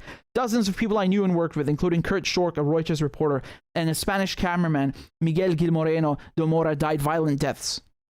We must halt the decades of rampant and futile industrial killing. This includes ending the proxy war in Ukraine. It includes drastic cuts to the funding of the US war machine, a state within a state. It includes disbanding NATO, which was established to prevent Soviet expansion into Eastern and Central Europe, not wage war around the globe. If Western promises to Moscow not to expand NATO beyond the borders of a unified Germany had been kept, I expect the war in Ukraine never would have happened. Bingo. To those who suffer directly from US aggression, these demands are not academic and theoretical issues. The victims of this militarism do not have the luxury of virtue signaling. That's exactly what I was telling you from a few moments ago. It's a very privileged thing to start cherry picking. I don't like him because of this. I don't like... Who are you talking about? Adolf Hitler? Okay, if it's Adolf Hitler, I get it. But you're starting to cherry pick and split hairs to break apart the movement, and that's not going to help anyone. That is not helping anyone, and that's such a luxurious thing to do.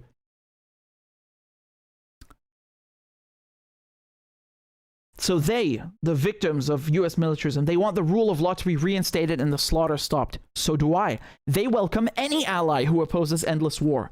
For them, it is a matter of life and death. If some of those on the right are anti-war, if they also want to free Julian Assange, it makes no sense to ignore them. These are urgent existential issues that, if we do not mobilize soon, could see us slip into a direct confrontation with Russia and perhaps China, which could lead to nuclear war.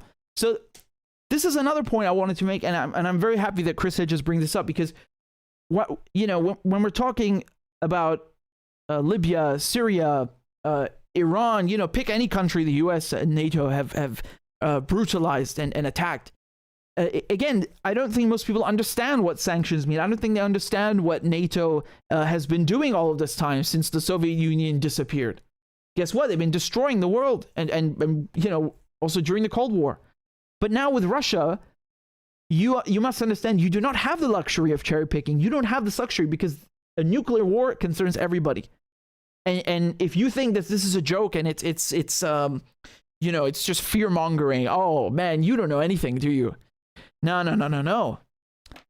You can go and quote Biden, or you can quote Putin. Both sides are saying we are dangerously close to nuclear war. This is just as bad, if not worse, than the Cold War, which I really thought. Maybe that was naive of me, but I thought that would never happen. You know, I thought, okay, well, there's a lot of crap happening, but I don't think there's going to be any, you know, between Russia and the US again. I was naive, you know. I thought that maybe, well, with China, yeah, but here we are. Of course, you know, the thing is that you have to be concerned with it. You don't have a choice. And, you know, to that point, I would add something that I've told you this before. Let's look at the resistance, right? The axis of resistance. Who do you have in the axis of resistance? You have Iran, you have Venezuela, you have Syria, you have Yemen, you have Hashd al-Sha'bi, so PMU, you have the Palestinians, Hezbollah. Do these groups have anything in common? They have nothing in common with each other at all, except fighting US imperialism. That is the only goddamn thing they have in common. Syria is a secular Ba'athist country. Iran is a Shia theocracy, right? The Islamic Revolution, 1979. When in terms of support for Palestine, they absolutely share that value. Opposing US imperialism, yes, but on everything else, if you just put these on paper next to each other, you would think that these countries don't have a lot in common, right? Let's take Venezuela. You know, they always say, oh, Iran is only helping Syria because Bashar al-Assad is a Alawi. He's an Alawite, right? He's a Shia. They don't tell you his wife is Sunni. They don't tell you Hamas, which Iran is also cool with, is Sunni, right? Is Venezuela also a Shia country now? That's why they're giving them fuel. Come on, it's ridiculous. This is elementary, stupid dumbing down of international politics just to brainwash you into thinking, oh, it's just a bunch of Muslims. You know, they're all terrorists. That's what they want you to think. It's nothing to do with that. These countries and groups are working together, even though they have completely different religious and political objectives, because they are fighting one common enemy, which is US and Western imperialism. Let that be an example, right? Do you think everyone in the Venezuelan government agrees with every single thing that the Iranian government does, or do you think Iran agrees with every single thing that Yemen does, or the Syrian government does? Of course not. That's ridiculous. But they're still allied. Let me give you another example.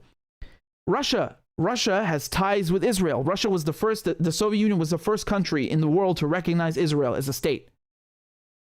Syria does not have any ties with Israel. Syria is at war with Israel because Israel is occupying the Golan Heights. Syria wants to free Palestine. If Syria had this kind of stupid thinking that many people are using to break apart the anti-war movement, but saying, I don't like him, I don't like her, she did this and that, nothing would work. You know, if they had this mentality, Syria would say, well, you Russians, you have ties with Israel, so no thanks, we don't want your help in fighting Al-Qaeda. Bye-bye. Where would that get anybody? Nowhere. You're not getting anywhere with that kind of thinking at all. Okay? So I'm sure Iran and Syria don't like that Russia has ties with Israel, but they're not going to start, ignoring Russia and refusing to build a coalition just because of that. And I'm not saying just because of that, like it's not some misnomer. No, it's very serious, but still. You understand? The UAE, they also have ties with Israel now, right? But they're also doing rapprochement with Syria. When the foreign minister went to Damascus, did Bashar al-Assad snub him? No. They met, and now there's a thawing of relations. You have to be smart about this. You got to be pragmatic. It doesn't mean you have to like everybody. And yes, there are red lines, but the stuff that they're doing to break apart these movements, it's classic FBI tactics. Just make these people fight with each other, just divide and conquer. That's how they do this. That's how they get you, and you end up doing their work for them without even realizing. Stay focused. Focus on the issue. Again, I don't even know most of the people who are speaking at the US thing. I don't know everybody who's speaking at the London rally. Does that mean I'm not going to go? Of course I'm going to go. Do you think I agree with everybody there? No. I hate all of them. I'm kidding. but seriously, like, you know, I love George Galloway and you know, Chris Williamson and Max and Anya and Claire and Wallace. They're all great, you know. But there's some people I don't know, you know, thoroughly. It doesn't change anything because I know what my message is. My message is coherent with the rally. It's no to NATO and it's no to war. And it's not even something confined to Ukraine, right? NATO's been doing a lot of nasty stuff for decades, right? So I'm going to go there and I'm going to deliver my message, and I hope you guys join me. And you know, let's turn this into something good. And I don't know if you guys are in the US, then go to the one in the US if you can. And don't let these COINTELPRO. COINTELPRO is counterintelligence program during the Cold War, which is, again, you can go on the FBI's own website. Don't take my word. Go right now on the FBI's official website, .gov, and look at their files from COINTELPRO, which they've declassified. You can read all of it. They literally talk about how to, in terms of Black Panther Party, you know, or Black Liberation Movement. They just write so casually in the report, like, we need to make up smears about this guy, that he's a pervert or he's a sex addict. We have people sitting outside of his house to harass him when he comes out, to search him and plant drugs on him, to, you know, just rough him up and shake him down. Just all kinds of nefarious, disgusting stuff about how to harass activists and pit people inside of groups against each other in order to break them up. It's so disgusting. And even though these files are declassified, the tactics have not changed. You need to understand this. So they're going to do everything they can to trash the rally in Washington and trash the rally in London. Don't let them do that. Don't do their work for them. Okay, focus on the message.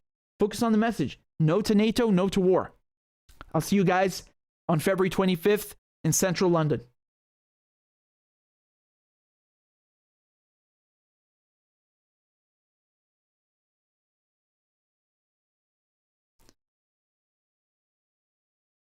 So I said I wanted to tell you guys one more thing also on, let me just get the time, okay? 1 second. What time is this going to be?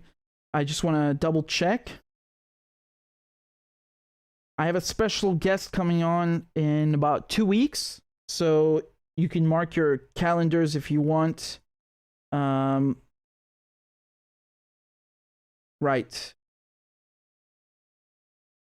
Okay, so just so you guys know, I have Noam Chomsky coming on the show March 3rd at 6 p.m. EST. Okay, so Eastern Standard Time. That's March 3rd, 6 p.m. EST. If you are in London, that will be 11 p.m. If you're in Paris, that will be midnight. And if you are in Los Angeles or West Coast, that's going to be about 3 p.m. Okay, so 6 p.m. EST, March 3rd, Noam Chomsky right here with me.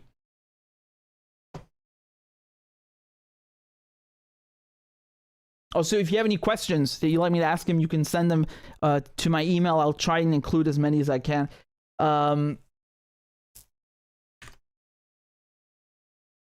Okay, let's go on to the next story. This is very interesting. Wow, I mean, also I see your comments, guys. Thank you very much for the kind words and encouragement. We also have a couple of donations here. We have one on GoFundMe, and it's from oh,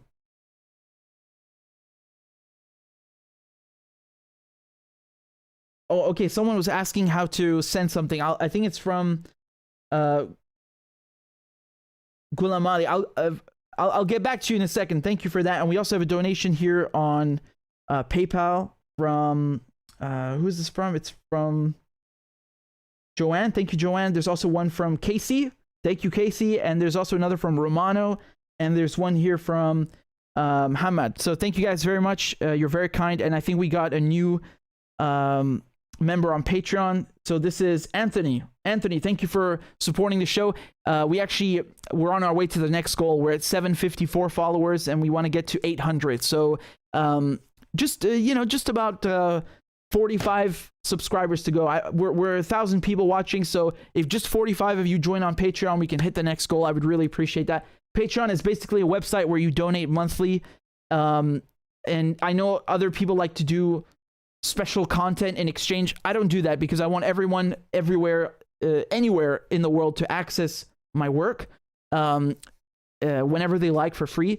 But if you are able to, and if you would like to support my work and help me continue what I'm doing, $1 or $2 a month would be very much appreciated. It's patreon.com/RichardMedhurst, and you can put in any amount you like and stop anytime you like and start anytime you like. So just if you want to support the show. But I owe Anthony a crab dance, so that is what we'll do. Clap for that, you stupid bastard. And Corn Pop was a bad dude. And he ran a bunch of bad boys. Listen, fuckhead, you have fucking crossed the line, claiming I'm the enemy. You got that, you goddamn son of a bitch? I don't give a fuck what you think, bitch. Good morning. Sunday morning. Cut that bitch off. Thank you for Iron Dome, which is a technical marvel. والله انت كلاب بصراحة يعني. ماشي نشتغل عادي. We lied, we cheated, we stole. China. And you ain't black. There's always the macro, and then there's the micro.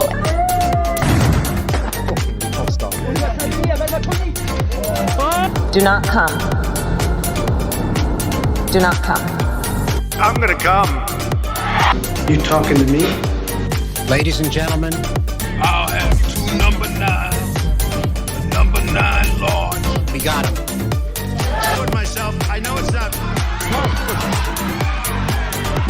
I've fallen and I can't get up.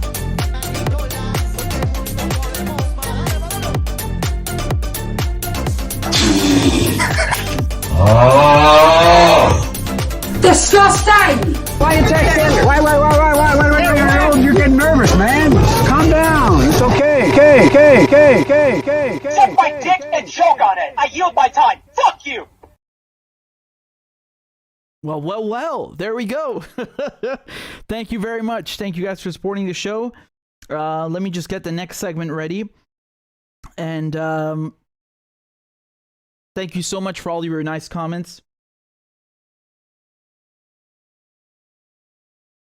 Okay.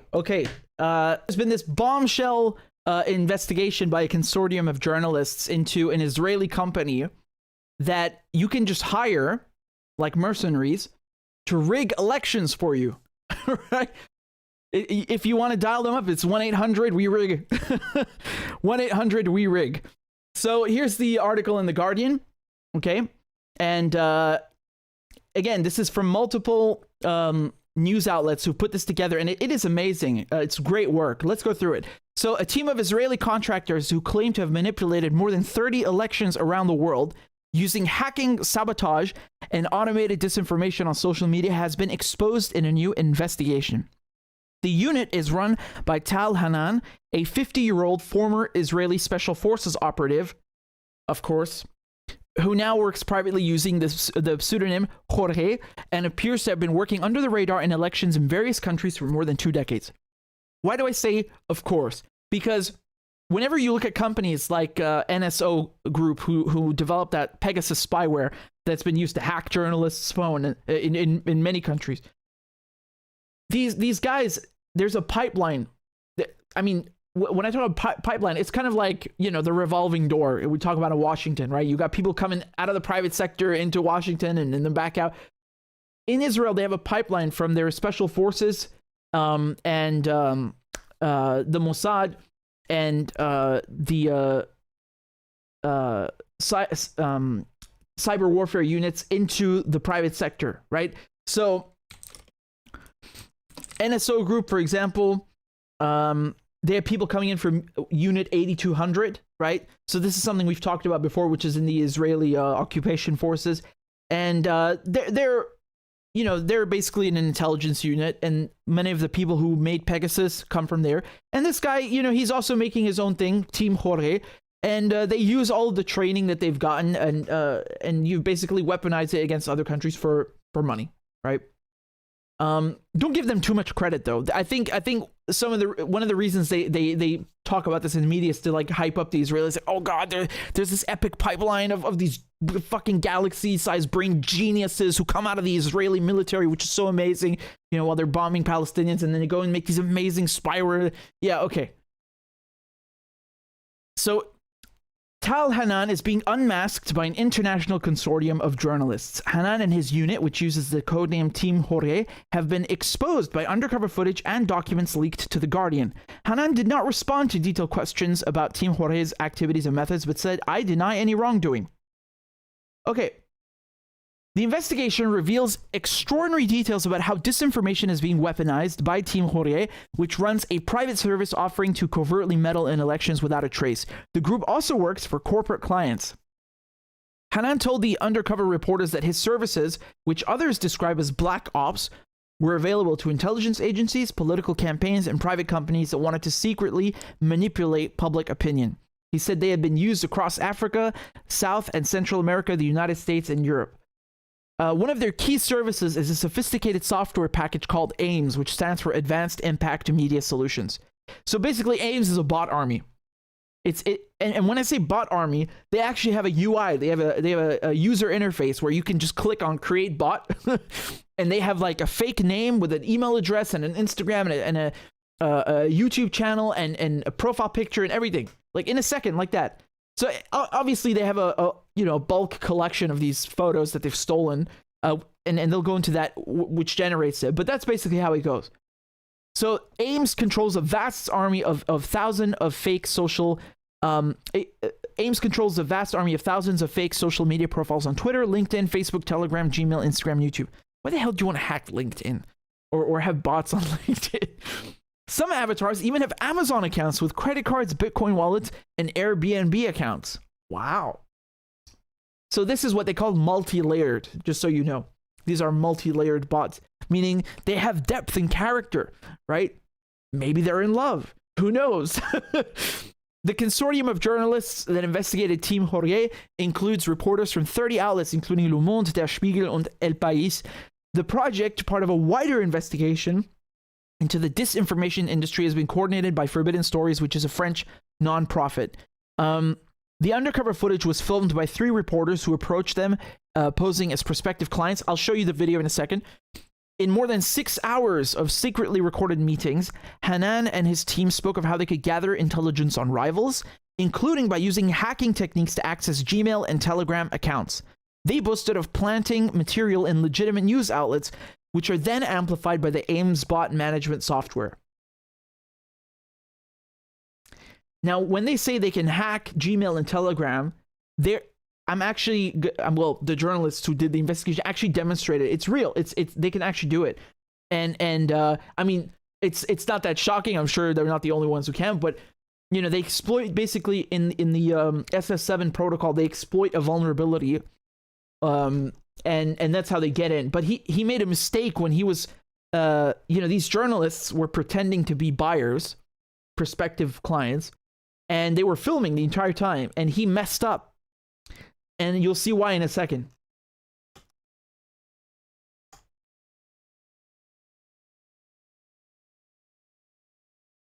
So one of the Telegram accounts that he claimed to penetrate belonged to a person in Indonesia, while the other 2 appeared to belong to Kenyans involved in the ongoing general election and close to the then candidate William Ruto, who ended up winning the presidency. So keep in mind, this investigation has been going on for about 6 months. So this was in 2022. I know in some countries, he says, they believe Telegram is safe. I will show you how safe it is, Hanan said before showing a screen in which he appeared to scroll through the Telegram contacts of one Kenyan strategist who was working for Ruto at the time. Okay, so this is a guy who's part of the, at the time, the Kenyan presidential candidates team. Hanan then demonstrated how access to Telegram could be manipulated to sow mischief. Typing the words, "Hello, how are you, dear?" Hanan appeared to send a message from the Kenyan strategist's account to one of their contacts. So Hanan says that I'm not just watching. He's not just watching, he's actually writing the messages from this person's account and then deleting the messages. So theoretically speaking, these guys can hack anyone's Telegram account. They can send messages pretending to be you and then delete the messages and you don't even know. And here's where he messed up. He forgot to delete one. So Hanan boasted, "I'm not just watching," before explaining how manipulating the messaging app to send messages could be used to create chaos in a rival's election campaign. Quote, "One of the biggest things is to put sticks between the right people, you understand?" Sorry, but just a side note, this is exactly what I was talking about before. How do you destroy campaigns or organizations or group? You get them to start infighting, right? So if you want to take apart an anti-war rally, you start spreading rumors and talking crap and planting ideas in people's heads so they start attacking each other, and then their thing falls apart. It's divide and conquer. So Hanan says that I can write him what I think about his wife or what I think about his last speech, or I can tell him that I promised him to be my next chief of staff. Hanan then showed how once the message had been read, he could delete it to cover his tracks. But when Hanan repeated the trick, hacking into the Telegram account of the second close advisor to Ruto, he made a mistake. After sending an innocuous Telegram message consisting only of the number 11 to one of the hacking victim's contacts, he failed to properly delete it. A reporter in the consortium was later able to track down the recipient of that message and was granted permission to check the person's phone. The message that said 11 was still visible on their Telegram account, providing evidence that Team Hurriyah's infiltration of the account was genuine. So you understand, this guy's showing off to the journalists who he thinks are prospective clients, and he's saying, look, I can send messages, and he puts the number 11, but he forgets to delete it. And so the reporters who are filming this, they know, they could see the number, I'm assuming. They contacted the person who had been hacked and said, can we see your phone? And they saw the same message, and that showed that the hacking was genuine. He had actually infiltrated that account close to Ruto and sent a message with it. So here's the response from Telegram. They don't care, right? Telegram said the problem of SS7 vulnerabilities was widely known and not unique to Telegram. They added accounts on any massively popular social media network or messaging app can be vulnerable to hacking or impersonation unless users follow security recommendations and take proper precautions. Yeah, thank you, but that's not very reassuring. Google refused to comment, and in the video he hacks someone's Drive and Gmail. Let me show you the video.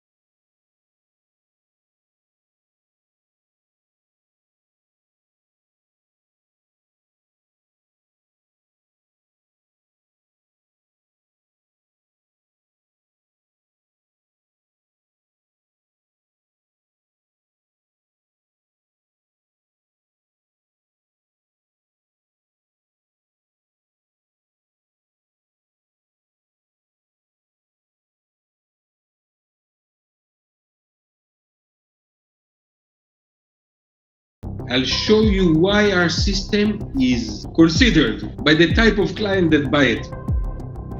We have thousands of profiles.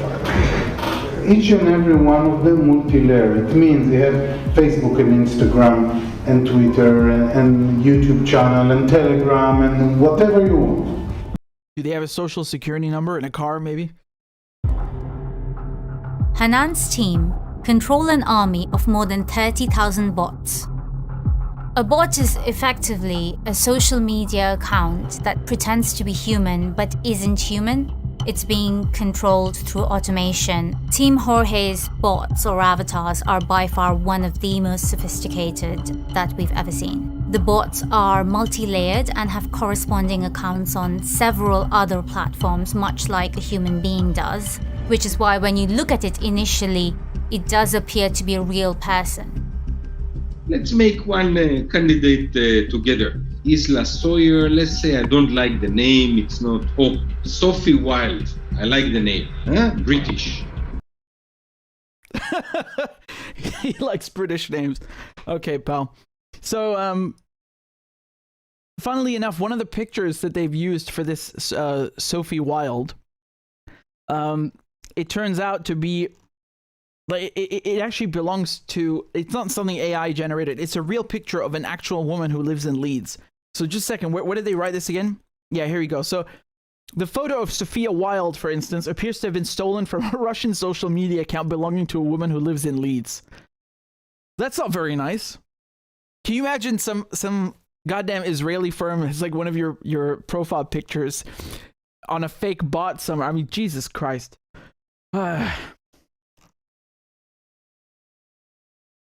So here they talk about what I was mentioning in terms of the pipeline, right?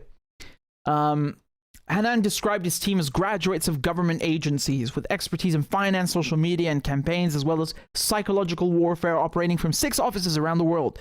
4 of Hanan's colleagues attended the meetings, including his brother, Zohar Hanan, who was described as the chief executive of the group. In his initial pitch to the potential clients, Hanan claimed, "We are now involved in 1 election in Africa. We have a team in Greece and a team in the Emirates." Now, he says in the video that I just played that they've done 30 or 33 successful elections. I mean, look, you can look at this 2 ways. Number one, maybe he's telling the truth, and that's, well, very shocking. Or he's just lying to flex, to boast, to make himself and his company look good, and just convince the prospective client, who was actually a journalist filming, to take them on. And give them money. But I certainly believe that they can. I mean, they've basically proven to the journalists who did this investigation that they hacked a Kenyan presidential campaign in front of them, and they verified it. So I mean, the idea that they can mess with elections is it's very, very legitimate, right? If you can hack any Telegram account, any Gmail account, then obviously you can wreak havoc. And when they proved it, like I said, they proved this to the journalists. They didn't just choose a random number. It was actually someone in President Ruto's team.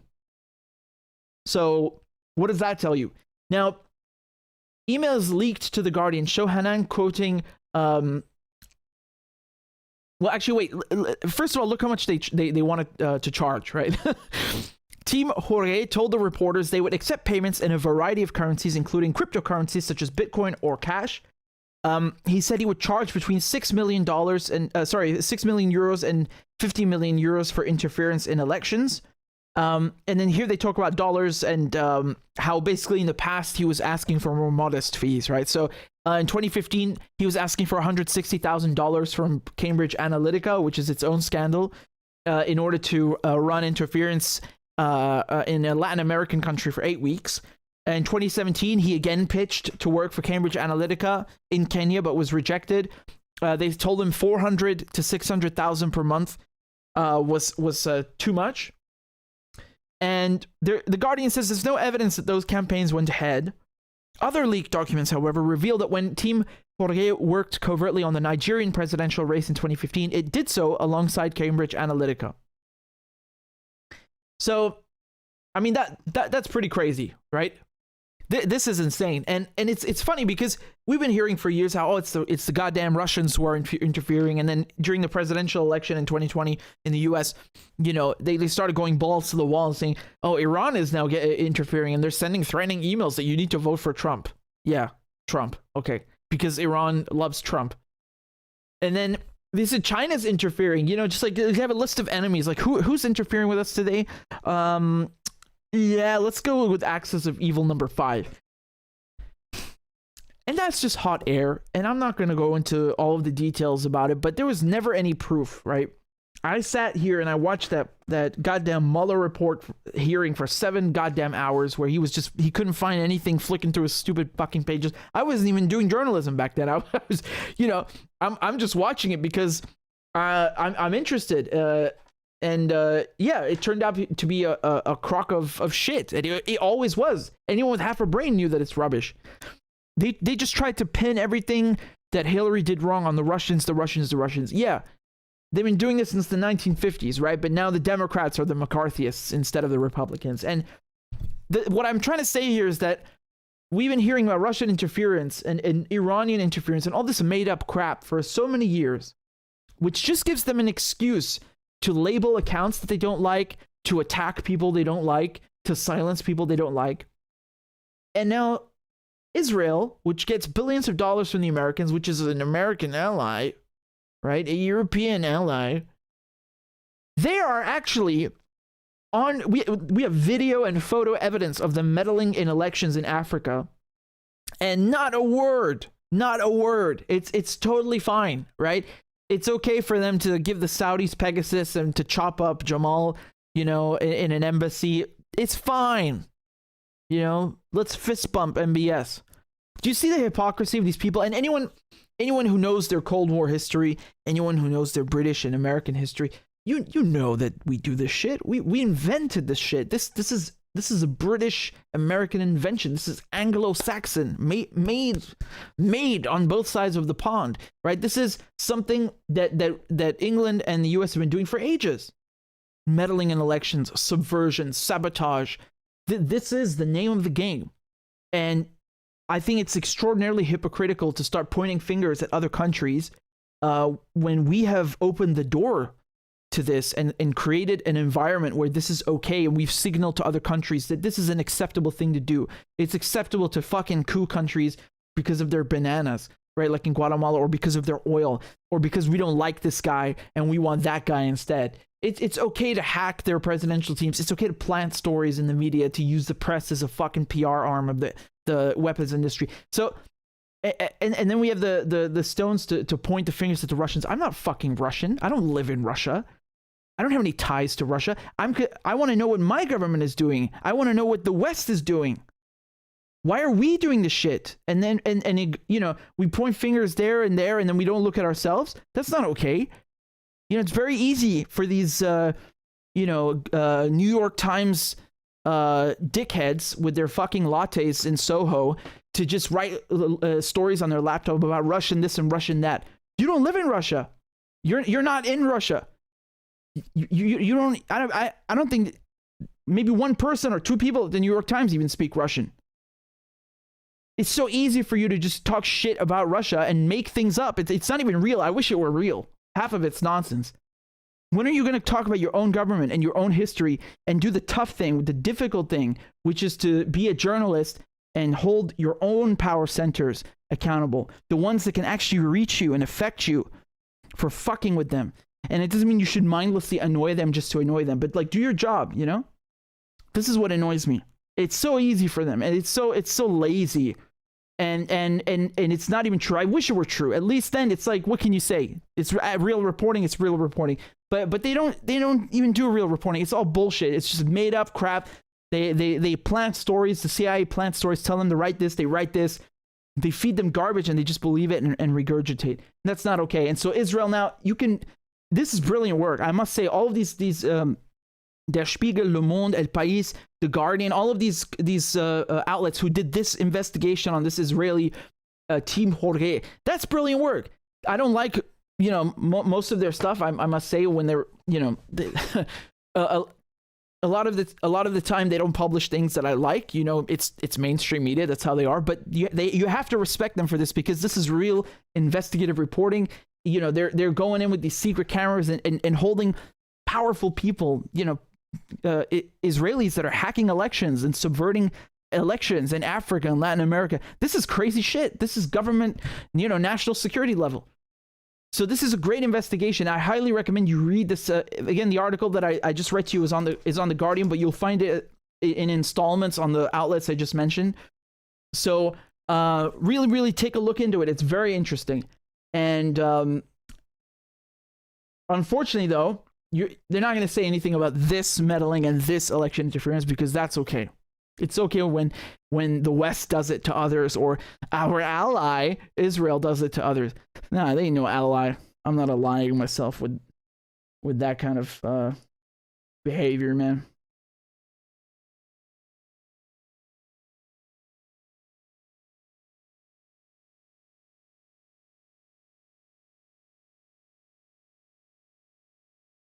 Okay, so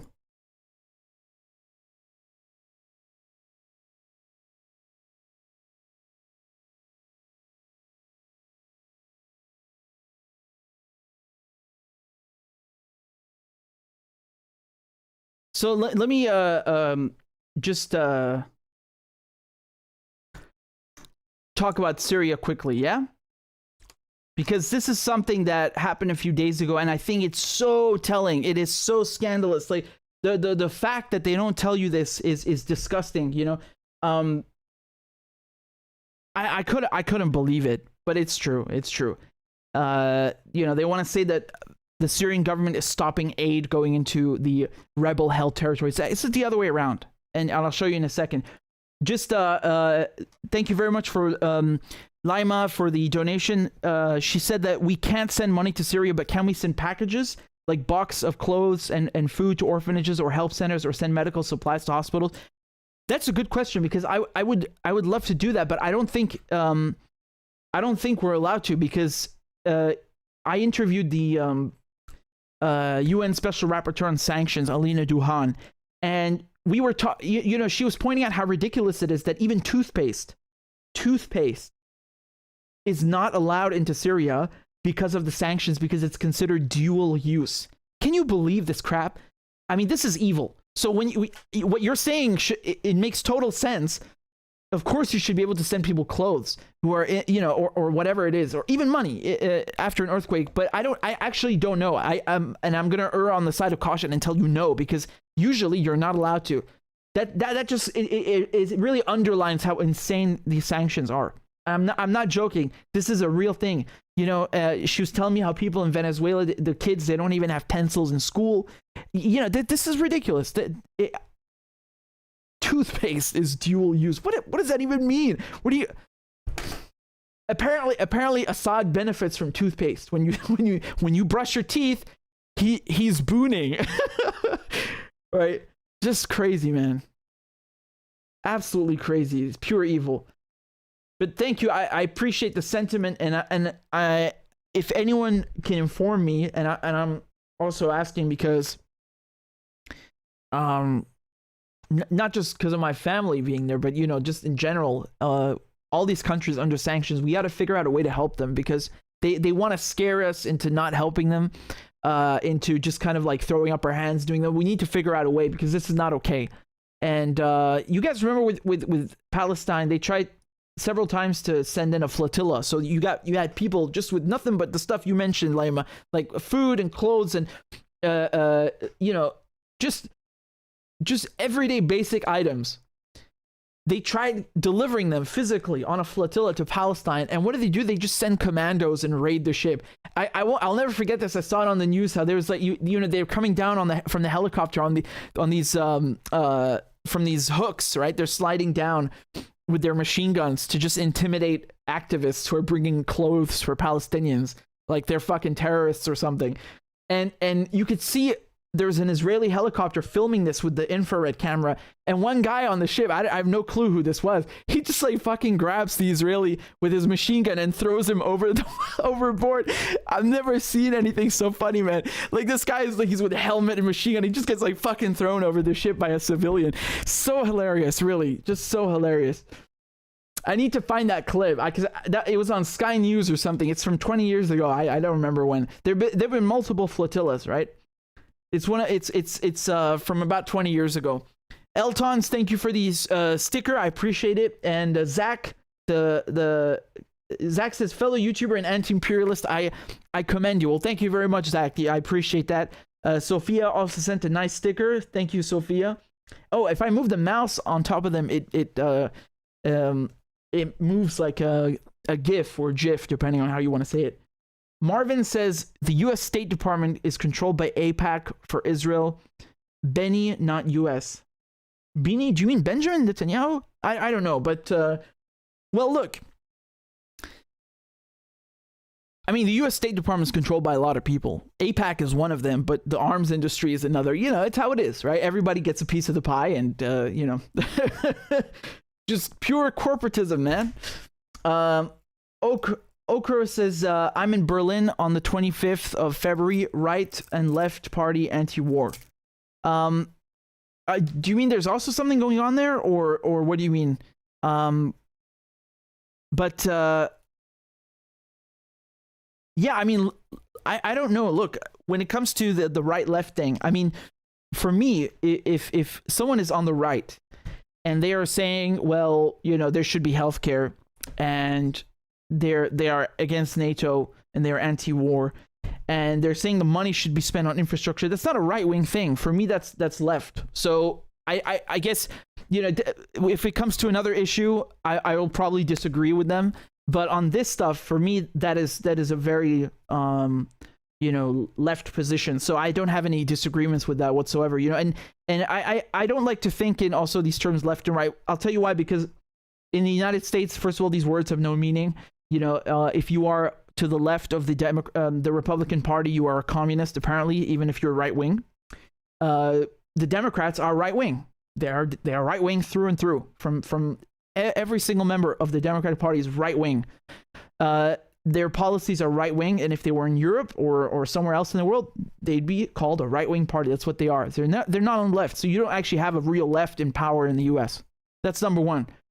So, you know, and also if you're to the right of the Democratic Party, oh, you're a Nazi. Like there's no value in words anymore. They don't have any meaning. They've diluted them too much. So it's very difficult. You know, they think Nazis is like a word you can just throw around. No, it's very serious, you know, and there are certainly groups who are neo-Nazi and who fit that description, but just being to the right of Democrats doesn't make you a Nazi. And again, if Democrats are right-wing, what does that mean? You start calling them Nazis? I mean, they certainly behave like them in some fashion, but yeah, obviously, you know, let's not just dilute words because we don't like things.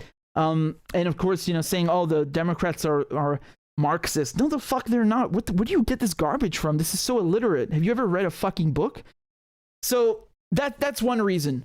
And the other thing is that I think it's more effective, if I may say so, to think in terms of top bottom, right? Because or shall we say ruling class and everybody else. Now, of course, you have people who are going to divide into middle class and working class and etc. It's the same point at the end of the day. You have a very tiny percentile at the top that's running the show. And they try to exploit these grievances, just kind of like, if you will, you can just take this as an analogy, not a comparison, an analogy, where, you know, in Iraq, there you have Sunni and Shia, and the United States comes in and just makes, you know, any kind of difference or fissure, they just made it a million times worse and started, you know, they got people killing each other and you know, just typical colonial bullshit. Like, let's go in there, let's invade them, let's divide them and pit them against each other and have them fighting, right? So this is something that people might draw an analogy with to what happens with left-right. You know, they want you arguing about the things, you know, superficial things, but when it comes to like healthcare or, you know, anti-war, they don't want you working together on those issues. And it's difficult. I'm not saying it's easy. You know, I don't particularly, you know, foam at the mouth at the idea of you know, associating or working with people that I vehemently disagree with. But if I know that it's crucial and it has a benefit of expanding the anti-war movement, then you know, you got to be mature enough to put that shit aside and focus on the task, because the threat is existential now. You don't have the luxury of, you know, picking and choosing. And if you're someone who, you know, up until this year, or, you know, you don't have anyone in the global south, or you don't know anyone, or you don't understand the situation, which is not necessarily your fault, because the media don't want you to understand that, and the education system don't want you to understand it. It's designed that way. It's also difficult to understand why it's so serious that it has to be put aside. Why is the situation so serious that you have to put aside your grievances with this party or that guy or this, you know, this girl or whatever, in order to accomplish the goal? It is that serious, especially when it comes to this issue. And I would argue the same should be done with healthcare, because, you know, I was also surprised to find there are a lot of people on the right in America. And when I say right, you know, obviously Democrats, Republicans are both right, but let's say Republican base, who are also in favor of healthcare, universal healthcare.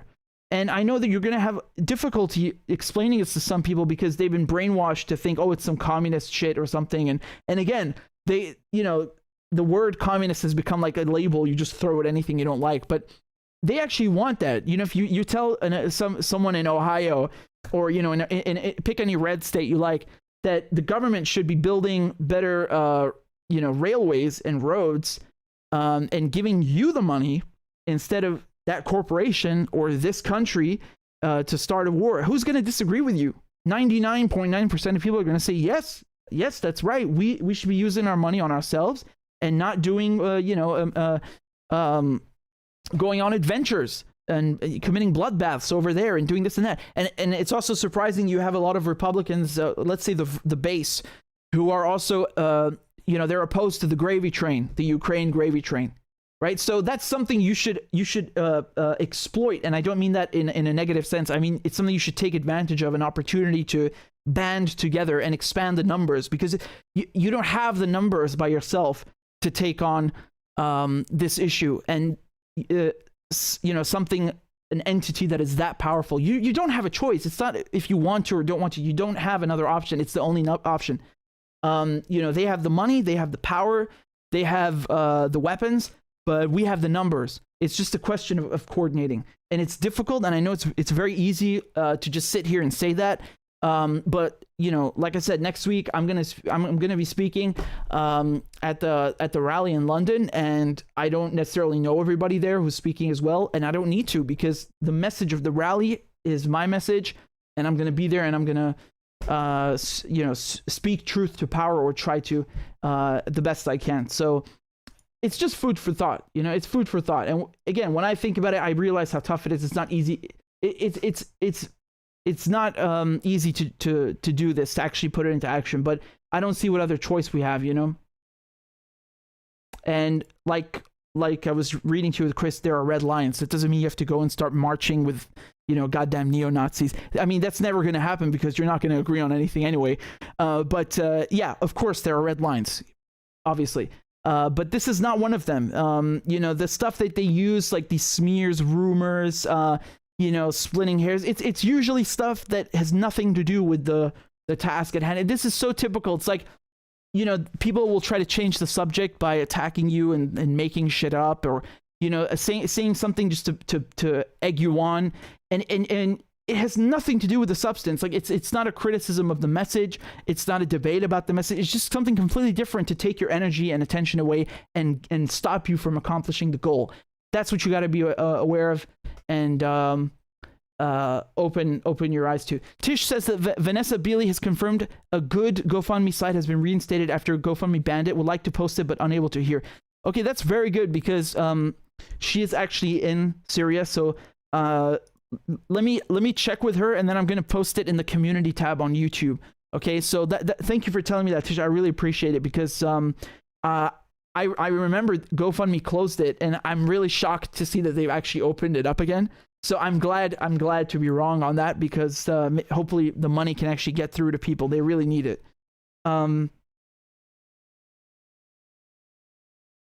Mahmoud says that imagine being on a sinking ship and refusing to help others bail the water out because you don't like what some of them said. Yeah, thank you. This is a very good analogy. You don't have time for this stuff. And I hope that the analogy that I pointed to with the resistance is a good one. I like to think that it is, because it's kind of funny in a way. You look at Iran and Syria and Venezuela, like they have nothing in common with each other, really. Obviously with Syria and Iran, they're majority Muslim, but they're, Iran is not Arab, and yes, they're sort of neighbors, but still, if on paper, they don't have a lot in common with each other, especially not Venezuela being, on the other side of the planet, and yet they work together as one. Why is that? How do you explain that? How do you explain, Russia in the mix, China, Yemen, Iraq, Palestine? And then you see, okay, what's the common goal? Get rid of sanctions, get rid of imperialism. And then it makes sense. So use that as an example to follow. And obviously, once again, I guarantee you they do not agree with each other on everything. Syria does not have ties with Israel. Russia does have ties with Israel. Does that mean they stop working with each other? No. So keep that in mind. I think it's a good example, if I may say so. Lima says, why don't you run for prime minister? Come on, do it. Nah, no thanks. I think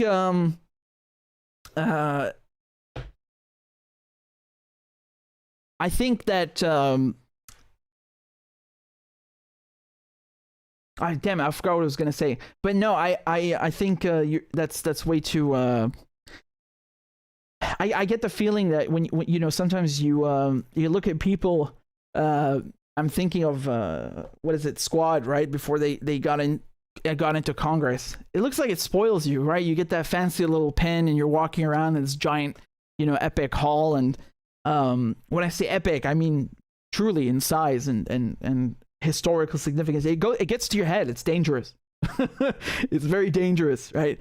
But yeah, I wish we had better people in power and not, you know, it's sad. It's really sad.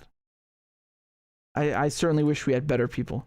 You know, a perfect society, if there was such a thing as perfect politicians, you would put journalists out of business because there'd be nothing to write about. Right? But that also says a lot. It says that you're supposed to keep them in check, and we don't have enough of that. So right now, you know, it's definitely needed. And of course, you know, I guess we could start transitioning to writing about good things, nice things. Yeah? In such a world. There'd be no bad things to write about if there were such a thing. But again, it's sort of a dream, right? Let me go on to my next topic. So, by the way, just here's the page for the rally. Yeah, just I put it up before, but I'm gonna put it up again. It's no to NATO, no to war. Okay, that's the handle on Twitter, and definitely be there if you can, and try to come by. So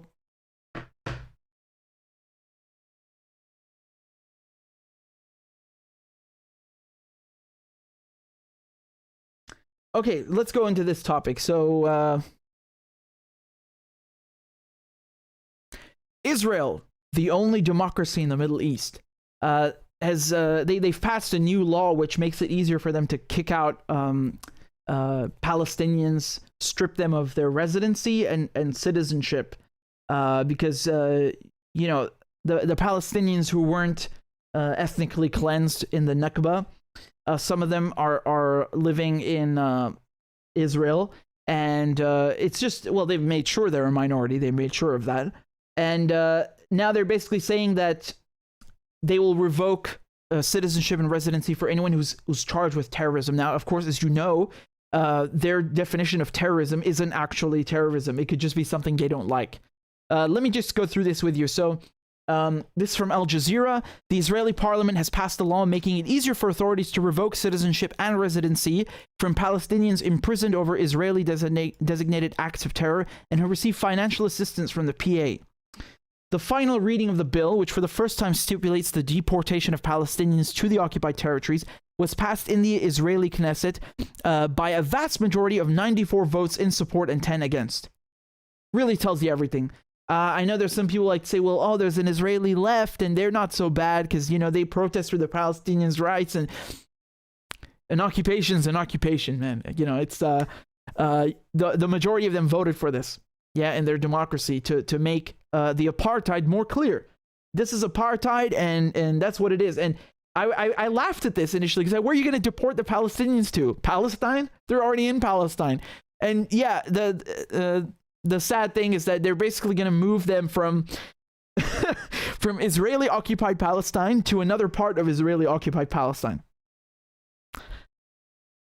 Under the law, a Palestinian citizen of Israel or a Palestinian in the occupied and illegally annexed East Jerusalem who holds Israeli residency can be stripped of their status after being convicted or charged for an act of terrorism, quote unquote, and receiving money from the PA. The PA, which governs the occupied West Bank, provides financial aid to families of Palestinian prisoners in Israeli jails, as well as those killed or seriously injured by Israeli forces. Quote, this law represents a very dangerous escalation. It only deepens the apartheid system that is in place and creates separate laws for Palestinians and Jews. So that's Salam Irshad, who's a lawyer at Adala Legal Center. She also adds that it is a racist and arbitrary law and puts the citizenship and residency of Palestinians in danger and constant threat. So again, it's like you're a Palestinian. You should be lucky that you have residency. Don't dare question us. Don't dare resist. and whenever we like, if you don't, you're an activist or you're a lawyer, we're going to charge you with, this and that, and then kick you out of the country. So their logic is that, well, if the PA has a slave for pay, because they say the Palestinian Authority is giving Palestinians a financial incentive, paying them to kill Israelis. First of all, that's ridiculous. Palestinians don't need money.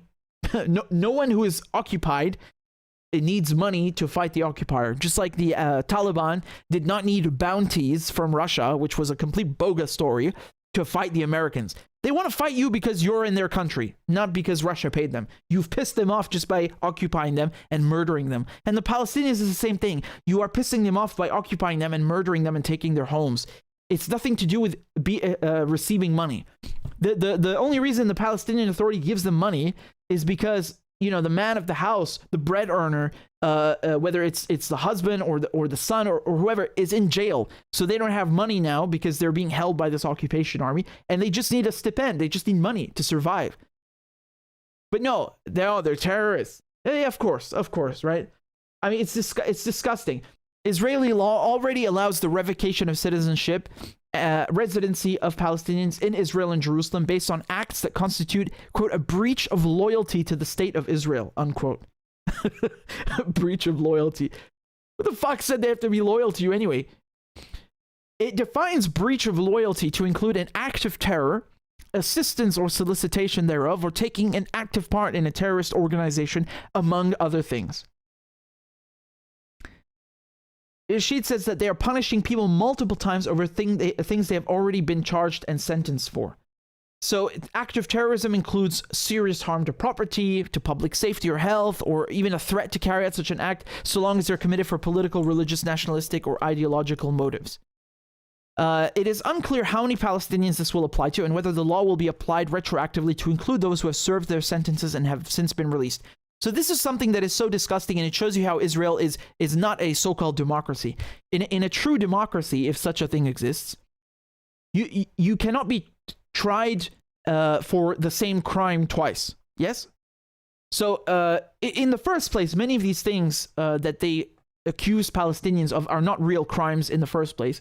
But if Israel was really a so-called democracy, you do not convict or punish someone 2 times for the same crime. This is called double jeopardy. It's illegal in most jurisdictions across the world. And also, another thing which they mention is will it be retroactive? No one knows. And the fact that they have not set these rules out that you cannot be punished twice for the same crime, and you cannot, and they haven't said that it's whether it's retroactive or not. This is extremely authoritarian and undemocratic. So you have to understand this, because punishing someone twice for the same crime is wrong. It's illegal. It's undemocratic, and also punishing people retroactively for something that they've done in the past.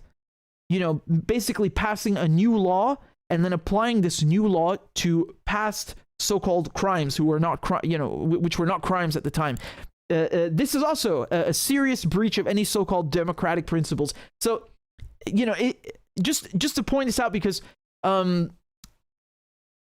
Mendoza, who I've interviewed many times, and he got extradited from Spain to the U.S. He's a great friend, and he basically got punished retroactively. They passed a new law in Spain, and they gave him the new sentence for something that he had already been convicted for, and actually already served the time for that sentence, and they just screwed him and put him in jail even further. So that's the same kind of principle, right? That you don't punish people retroactively, and you don't punish them twice, and that's what they're going to do. I guarantee you this. Ishid says that the deportation of Palestinian prisoners is a violation of international law. It leaves people without any status. It leaves them stateless. And it constitutes forced displacement. They are even talking about not allowing these people to re-enter Israel, whether with a work permit or even to visit family. So here you can see how they all voted for it in their so-called democracy, I mean, just think of this. If a Jew, so a European Jew or an Australian Jew or an American Jew, whatever, someone who came to Israel and settled there, if they commit an act of terrorism, and there have been many of them, there's even Rabin, the Israeli prime minister who was assassinated in 1995, is a right-wing Jewish settler who killed him, not a Palestinian. He actually killed him because he didn't like that he had made peace with, so-called peace, with Arafat and so on. But that guy, for example, or any Jewish settler, do you think that they will be deported for breach of loyalty to the state of Israel? And look, let's be clear. I think assassinating the prime minister is a pretty fucking clear breach of your loyalty to the state of Israel. Of course not. Of course he won't be deported because he's Jewish, and this is apartheid, right? And again, I want to be very clear because the Israelis say, we're the Jewish state. First of all, they don't represent all Jews everywhere. Many of the loudest anti-Zionist voices are actually Jewish themselves. And if you're a Palestinian Jew, you're not going to get, if you're Iraqi, Moroccan, Palestinian, or Iranian Jew, just ask anyone of those people who's lived in Israel, and they actually get treated like second-class citizens. But in this case, since most Palestinians are Muslim, Christian, and of course you have some who are Jewish, just for being an Arab and a Palestinian, that's why they're going to deport you. It's nothing to do with their religion, really. But my point was more that the settlers, the European settlers in Israel, or the European Israeli settlers, they will get different treatment. Yeah, they're not going to get punished because it's apartheid. It's discrimination. Palestinians living in Israel form 20% of the population and carry Israeli passports. They became an involuntary minority during the violent ethnic cleansing of Palestine from 1947 to 1949 to create a Jewish state. At least 350,000 other Palestinians live in East Jerusalem, which Israel occupied and illegally annexed in 1967. Palestinians view inmates in Israeli prisons as political prisoners who were jailed because of the Israeli occupation or their resistance to it. The West Bank-based Palestinian Authority provides monthly cash stipends to families of Palestinians killed, injured, or imprisoned by Israel. So that's what I pointed out before. But you see, what they've done is they've kicked out so many Palestinians over the years to make them a minority on purpose. Because if Israel was really a so-called democracy and all the Palestinians were treated like European Jewish settlers and had equal rights, they would outvote them in a fucking second because they are a majority. Because why? It's their country. Very simple. It's that simple. Yep. The Palestinians outnumber the European settlers because we are talking about Palestine. So in order to make sure that they have no form of political representation or representation in any domain, socially, economically, politically, this is what they've done. They've driven them out, put them in Gaza, in an open air prison, put them in the West Bank, divided them up into areas A, B, and C, put up a fucking wall, put up fences, put them, cram them like sardines. They got to go into fucking checkpoints every time they cough and fart. And then given a few of them, residency so they can have a cheap labor workforce, just a bunch of slaves. I mean, it's disgusting. It's straight up apartheid. And there's, no journalist or academic or human being worth their salt or with a shred of compassion and critical thinking skills can look at this and say that's a democracy. It's straight up dictatorship, straight up apartheid, straight up colonial bullshit. No, there's nothing to it. It's that simple. It's that simple. No matter what kind of facade and farce they try to put up. Oh, we have a Knesset. Oh, we have this anyway election. You don't have nothing but colonialism. Half the goddamn rules that they have are British colonial rules from the Palestine Mandate days. Do you know this thing called administrative detention? They can actually arrest you and keep you without a charge for 6 months and keep renewing it over and over and over. There's no court. There's no trial. You're not even allowed to know what you've been charged with. Your lawyer is not even allowed to know what you've been charged with. The charges are fucking secret. You got people who've been in jail for 7 years who don't even know why they're in jail. At least in a dictatorship, they tell you, they make up a lie and tell you the lie and say, here, you're causing trouble, you're disturbing the peace, you're a spy, blah, blah, blah. No. With them, it's no. Here's a nice British colonial rule. We're just going to keep it. You shut up and go sit in that military cell and we'll move you out of here and into there, and you don't know why. You got people who've come, they've gone into Israeli prisons and come out. They don't know why, and then they get thrown back in, just like random. And this is sick. This is fucking evil. This is Israel. So don't talk to me about democracy and equal rights and anti-Semitism. No. Colonizers, man. European colonizers. We know what they've done in Portugal, what the Portuguese have done in Angola and in Africa, and the Dutch and the Germans and the British and the French and the Spanish. We know what European colonialism is, and this is one of the most repugnant examples of European colonialism. Here's Salah Hamoudi. He's a French Palestinian lawyer, and he was living in Jerusalem. And you know what they did? They put him in jail for a couple of years, for 7 years, and then they ended up kicking him out of Jerusalem, which is his hometown where he was born, where he's lived, and they deported him to France. The French are furious, right? They had his residency revoked in October 2021 on the grounds of what? Breach of allegiance. It's the same crap we're talking about, right? And based on secret evidence, so he doesn't even know why, right? He doesn't even know why. And apparently he's a terrorist. They don't like him because he works with Ad-Damir, which is, it means the conscience or conscience in Arabic. And Ad-Damir is a human rights group. They actually advocate for Palestinian prisoners who, like I was just advocating, they are thrown in and out of jails. They're moved around. They're treated like crap for bogus stuff most of the time, and they're not even allowed to know why. And you got hundreds and hundreds of people who are in administrative detention. So he was one of them, right? He was held in administrative detention without charge, without trial. He went on hunger strike, and they stripped him of residency, citizenship, and then sent him off to France. That's it. They made an example out of him because he is a lawyer and he worked at Ad-Damir, which is advocating for Palestinian prisoners. They made an example out of him. Like, even though you have French citizenship, we're not going to respect you, right? Because they treat Europeans a bit better, They're like, no, we're gonna take advantage of that and actually strip you of this and kick you out. So they could get away with deporting him by saying, oh, he's French, he can go there. It's still disgusting. He's Palestinian, whether you like it or not. They show you here, he was given 7 years between 2005 and 2011 for his alleged role in a plot to kill a chief rabbi. What the hell does that even? Did you buy this? Some guy a human rights lawyer, wanted to kill a rabbi. You know who has killed rabbis? The Zionists. They killed rabbis who were anti-Zionist. This is before, or rather during the days of the British Mandate. It's a good book by Ronan Bergman. It's called Rise and Kill First. He talks all about it.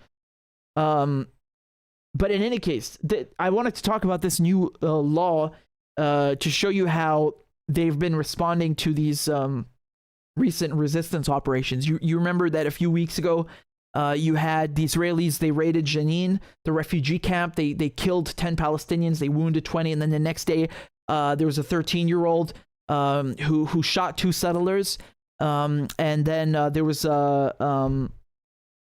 was another Palestinian whose grandfather was actually murdered by an Israeli settler who he himself, I think, killed 7 Israeli settlers. And keep in mind, this was all in East Jerusalem. East Jerusalem is illegally occupied. The Israelis have no business being there. If these were Ukrainians killing Russian soldiers, everybody would rise up and applaud them because it's their right. The Russians are in their country illegally, they're under occupation, and it's an act of resistance. But if somehow when we talk about Palestinians, they don't understand this concept because they want to support Israel. So, international law and Geneva Convention and all of this goes out the window. They're suddenly terrorists.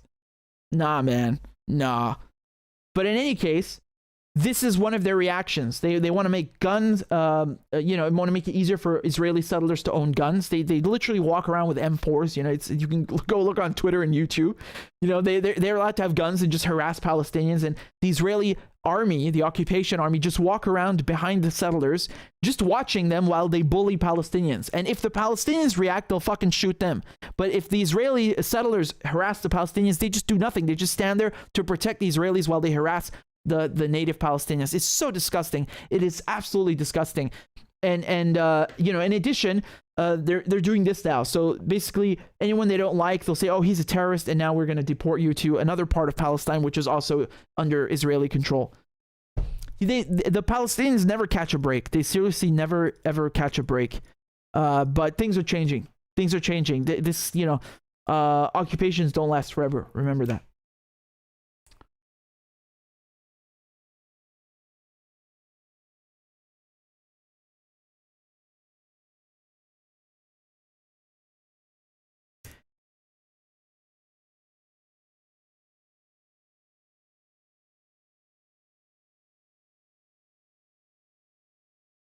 Okay, let me show you this from Syria. So the mainstream media, they've been screaming about this, how, oh, Bashar al-Assad, he's profiting off of the earthquake, and all these countries want him now, and we hate this, and we're frustrated. And they've also claimed that he's refusing to send aid to areas that are not under government control, areas that are under a rebel control, or, I don't know how far you can go calling Al-Qaeda, HTS rebels, but that's a lie. And I'll show you, this is from Reuters. Guess who's been blocking the aid from getting to the earthquake victims? The darling rebels, the darling freedom fighters. So this is from Reuters. Earthquake aid from the government-held parts of Syria into opposition-controlled territory has been held up by quote-unquote approval issues, with one hardline group, a United Nations spokesperson said on Sunday. The hostilities that crisscross Syria, shattered by nearly 12 years of conflict, are an added challenge for aid workers trying to reach the northern regions affected by Monday's earthquake, which actually the death toll is now 40,000 in Turkey and Syria, and flattened swaths of towns and cities. The majority of Syrian deaths have occurred in the northwest, right? So that's near the border with Turkey, on the border with Turkey, in territory largely held by Islamist group Hayat Tahrir al-Sham.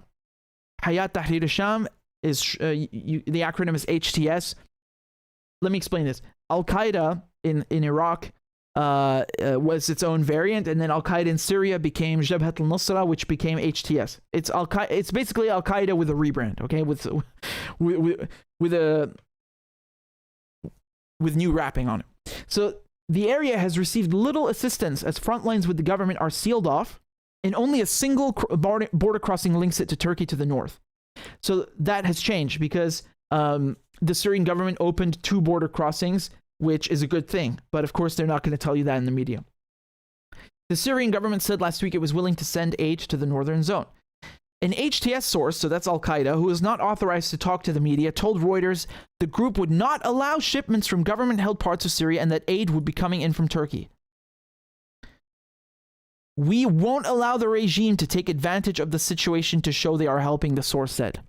So, did you guys understand what I just said to you, what I just read? The so-called freedom fighters, the so-called opposition, the so-called rebels, the darlings that you're supposed to love in Syria with their Al-Qaeda flags, they are refusing to give any earthquake aid to the zones affected the worst in northwest Syria, as long as it comes from the government. You ever heard of cutting off your own nose to spite your face? Yeah, that's what this is. That's what this is. And it just shows you how evil these people are.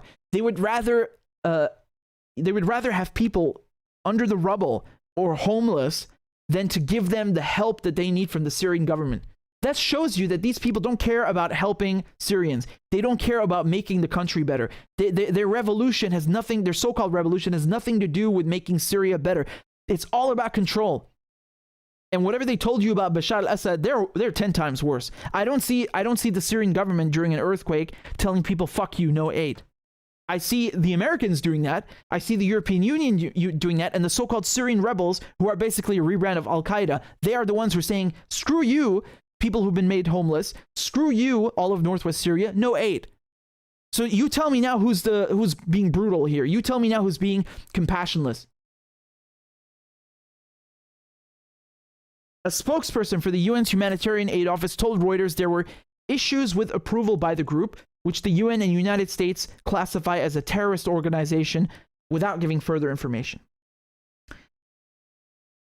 A UN spokesperson in Damascus declined to comment beyond saying the organization continues to work with relevant parties to have access to the area.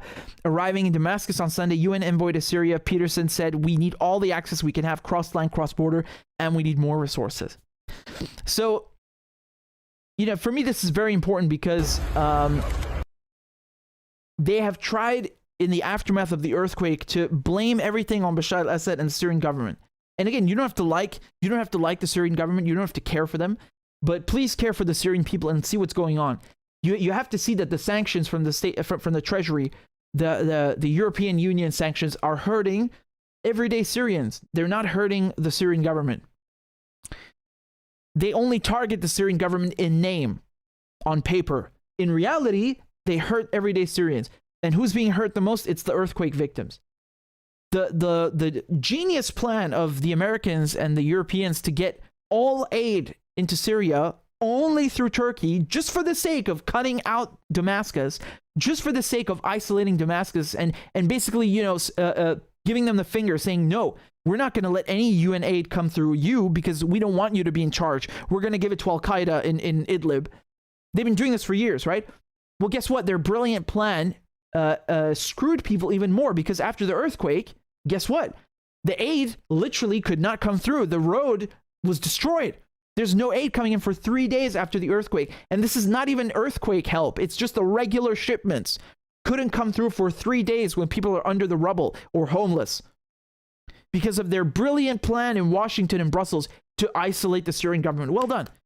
And then when the aid is finally coming through, what does Syria say? Syria says, fine, open 2 more crossings there. Let it in. Let's give more aid. Let's send aid up to the rebel areas, even though we don't control those areas. We don't like the people who are there, the Turkish occupation, the American occupation, the jihadi groups, but there's still people who need help. Send them the aid. And then HTS, Al-Qaeda, say no aid. I mean, I'm sorry, but this really shows you their true colors. This is, if you didn't understand it before, understand it now. No one has any interest in helping the Syrian people. They're only interested in using them as pawns. That's it. That is it.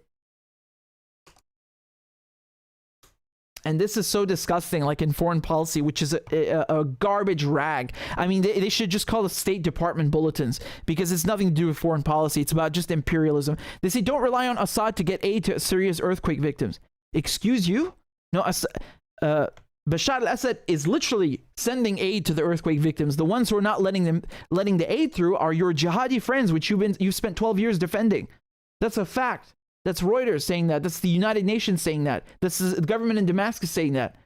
Are you going to say that they're all lying? Huh? Disgusting. Really disgusting.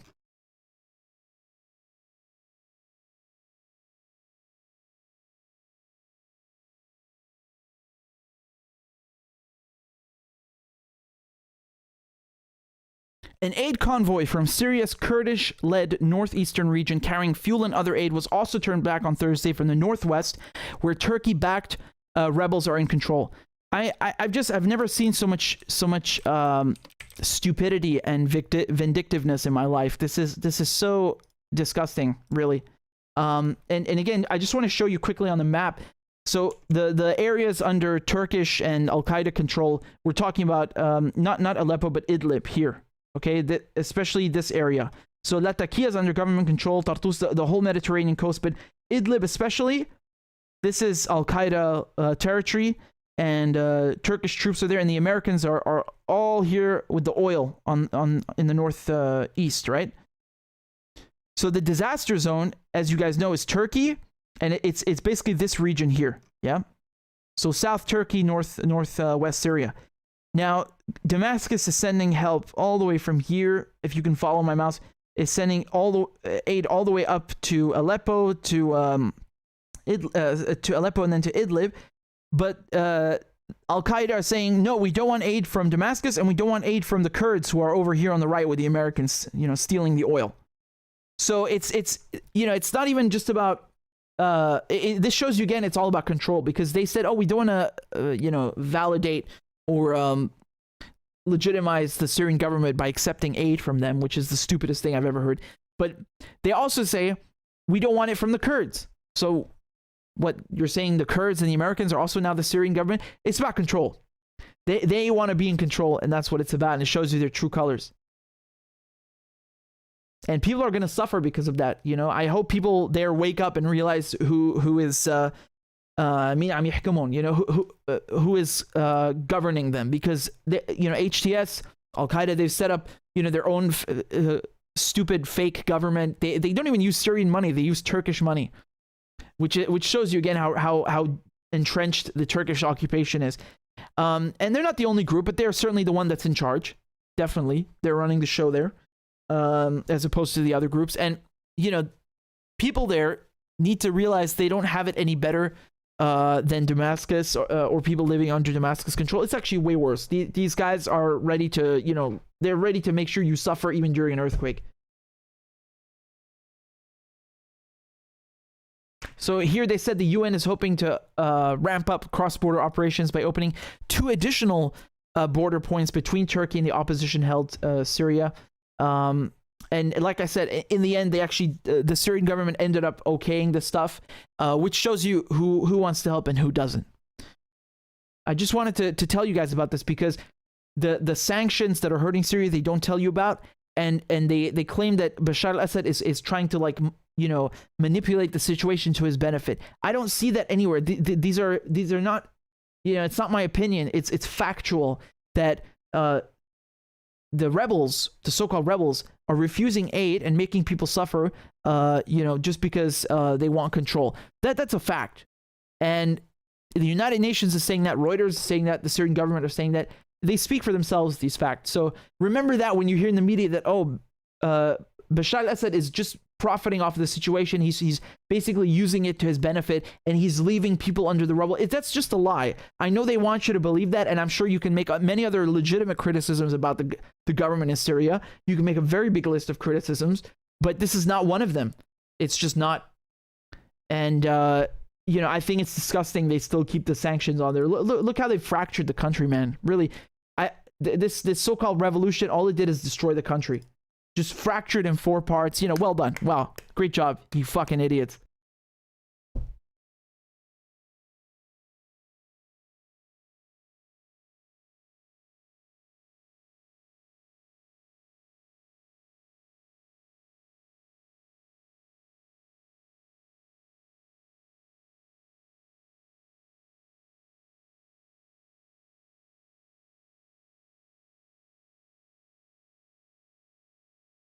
Let me show you something with...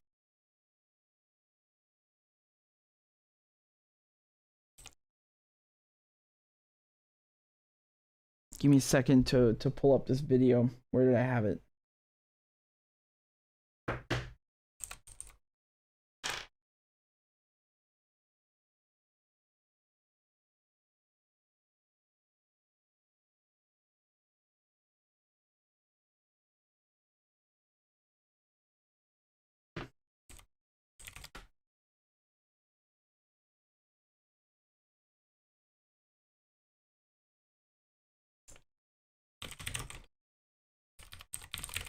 Okay, so yeah, I found it.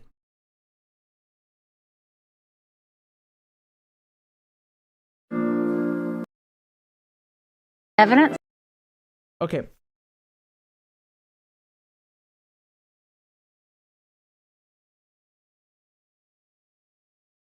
So guess who's just announced their presidential campaign? It is none other than your favorite neoconservative, Nikki Haley. So she used to be Donald Trump's U.S. ambassador to the UN. I'm going to play you her campaign announcement, and then we'll discuss further, yeah? The railroad tracks divided the town by race. I was the proud daughter of Indian immigrants. Not black, not white. I was different. But my mom would always say, your job is not to focus on the differences, but the similarities. And my parents reminded me and my siblings every day how blessed we were to live in America. Some look at our past as evidence that America's founding principles are bad. They say the promise of freedom is just made up. Some think our ideas... What? You were founded by British people who own slaves. It's not exactly the best look, you know. And doesn't it say in the Constitution that a black man is 3/5 of a man? I mean, you know, this is disgusting. So, you know, obviously the Americans have some very nice things in their Constitution, aside from that, like freedom of expression. But is it actually real? Really? Do you actually have that? Or do you get sent to jail for doing good journalism? Because it's the latter, I can tell you. Yeah. So, you know, I'm struggling to understand what her point is here. Freedom is just made. Is she saying that there's no racism? There definitely is. But anyway, I'll let her continue. Made up. Some think our ideas are not just wrong, but racist and evil. Nothing could be further from the truth. I have seen evil. In China, they commit genocide. Oh, she cares about Muslims now. Oh, how nice of you, Nikki. Oh, I'm so sorry I doubted you when you were, bombing Syria and just, supporting all of your other neoconservative adventures, which just so happen to be killing Muslims all the time. Well, the majority of them Muslim anyway. I'm so sorry. I completely misread you and I judged you too soon. You do care about Muslims. I see. As long as it pisses off the Chinese government. I get it now. Yeah. In Iran, they murder their own people for challenging the government. Oh, right. Yeah, you don't do that in the U.S., yeah? I actually haven't seen this video. I'm reacting to this live. This is so fucking funny. Iran execution. Don't you still put people in chairs and inject them with liquids or electrocute them in America? I think they brought back firing squads in one state, which is perhaps a bit more humane, if you can even call it that. You're really not in a position to be talking about death sentences. I mean, there are people who sit on death row in America for literally years, living with this anxiety every day about when they're going to be executed, which is a death in and of itself. You got people doing life sentences in America, which is akin to a death sentence. It really, for having some crack on them, not dealing, just having crack, like Hunter Biden. I don't see him in jail, and I'm not saying he should be, but maybe his father, who had a role in passing those laws, 3-strike laws, and who is saying that if you have just this much crack on you, the size of a quarter, you should get a quarter century, after 3 strikes. And so, when he texted his son about his crack addiction, he had a very, very different tune, right? He was singing a very, very different tune, right? You got nothing to say about Iran. I'm sorry. It doesn't mean Iran's perfect, but you're not in any position to be pointing fingers here. I'm sorry. And when a woman tells you about watching soldiers throw her baby into a fire, it puts things in perspective. What? You mean, what is she talking about? American soldiers? There's a fair share. You have your fair share of stories that I don't know if exactly like this. I've never heard of one exactly like this, but I do seem to remember one in Iraq where they raped an Iraqi girl, killed her family, and then they called an airstrike on the house to destroy the evidence. So, I'm having trouble seeing anyone beating that, and that's just one thing, right? You want to talk about Vietnamese women being raped by GIs, and we can go on and on, so if you want to talk about what soldiers do, really. Even on our worst day, we are blessed to live in America. I was born and raised in South Carolina, so I have seen the very best of our country. People here threw out the old, tired political establishment and demanded accountability for their tax dollars. Industry reports called us accountability for their tax dollars. Remember this, what you just said. Accountability for their tax dollars. You'll see why in a minute. The beast of the Southeast, which I loved.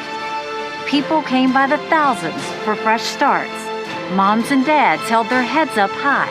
Children learned that it was always a great day in South Carolina. It's a great day. It's a great day. A great day. A great day in South Carolina. We were strong. We were proud. And when evil did come, police in South Carolina are looking for a gunman following a shooting at a church in downtown Several victims. Charleston. We don't know the severity. we turned away from fear, toward God, and the values that still make our country the freest and greatest in the world. Joe, I love bombing other countries all the time. It's the word of God. We must turn in that direction again. Republicans have lost the popular vote in 7 out of the last 8 presidential elections. That has to change. Joe Biden's record is abysmal, but that shouldn't come as a surprise. The Washington establishment has failed us over and over and over again. It's time for a new generation of leaders. The establishment has failed us. Bitch, you are the establishment. You could not be more establishment. What is she talking about? To rediscover fiscal responsibility, secure our border, and strengthen our country, our pride, and our purpose. Secure our border. Look, when someone like her says secure our border, they don't actually mean like having a secure border, which is a very rational and normal thing to have, right? Sovereignty, which I know is very hard for her to grasp, especially since she and her neocon friends, they love having a secure border for them, but not so much a secure Iraqi border or a secure Syrian border, because they can just walk in and invade whenever they like. They're used to that. I know it's difficult, but when she says secure our border, she really just says she doesn't want any immigrants. And I'm finding this difficult to understand because in the beginning of the video, she says that she's a proud daughter of Indian immigrants, which is great, okay? But why are you pulling up the ladder behind you? She reminds me of Priti Patel and Suella Braverman, right? Who correct me if I'm wrong. I think Priti Patel, wasn't she Indian and Ugandan? I'm it doesn't matter wherever her parents came from, because she's the daughter of immigrants, and my point is that she also likes to shut the gate behind her and screw other immigrants. So she, they're basically saying, I'm happy that I'm an immigrant and my parents came here and they brought me to this beautiful country. Okay, lovely. But then they're like, and I don't want anyone else to come in, and I'm going to kick people out and send them to Rwanda for daring to seek asylum. And, we want less migrants and we need to secure our border. They're hypocrites. They are hypocrites. It's basically like I said, pulling up the ladder, behind them or shutting the door behind them. It's like, I got mine. I'm okay now. I'm secure. I'm the Home Secretary, or I'm I'm in government. I'm the U.S. ambassador to the UN now, and I'm going to run for president. But you guys need to stay outside. No. I like me being an immigrant, but not you. No more. How selfish. She says, God, they're so selfish. She's like an American version of Priti Patel, in that regard.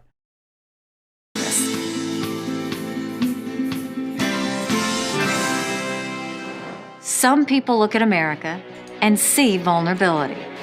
The socialist left sees an opportunity to rewrite history. The socialist left. We were just talking about this earlier, that the Democrats, and yes, I'm sorry, it includes Bernie and AOC, they are right-wing. They are right-wing with most of their viewpoints. And if you pick them up and you put them in another country, the Democratic Party, they'd be called right-wing because that's what they are. But, anything you don't like in America, you can just, you can see here, they put up a communist flag and a picture of Putin and oh, socialist. You got to keep the McCarthyist brainwashing going. You got to make sure every generation they get their brains filled with shit.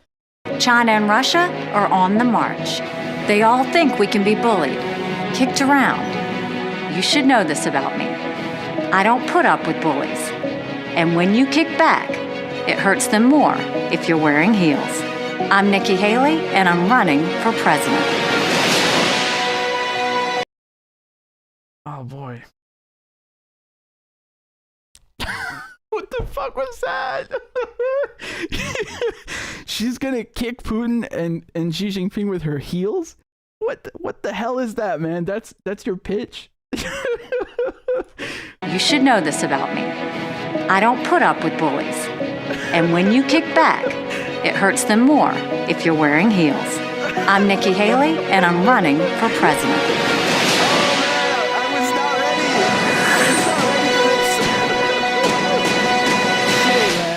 I know the secret.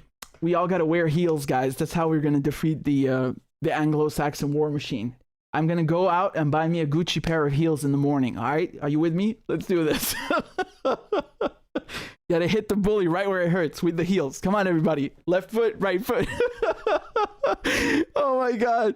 Oh my god, she's so funny, man. She's really a comedian. Oh, I love this. You know what the reaction to her announcement is so hilarious, because people have been basically saying that she's whitewashing, and I agree to some extent. She's certainly whitewashing to a degree. But I don't agree with what they've been saying. They're basically saying that she's hiding her Indian first name and she's using her middle name. Well, there are tons of people who use their middle name. I mean, there's nothing special about that, you know. But look here, for example. You had this person giving her crap, and there's a point to all this. Okay, there's a point to all this. So just bear with me.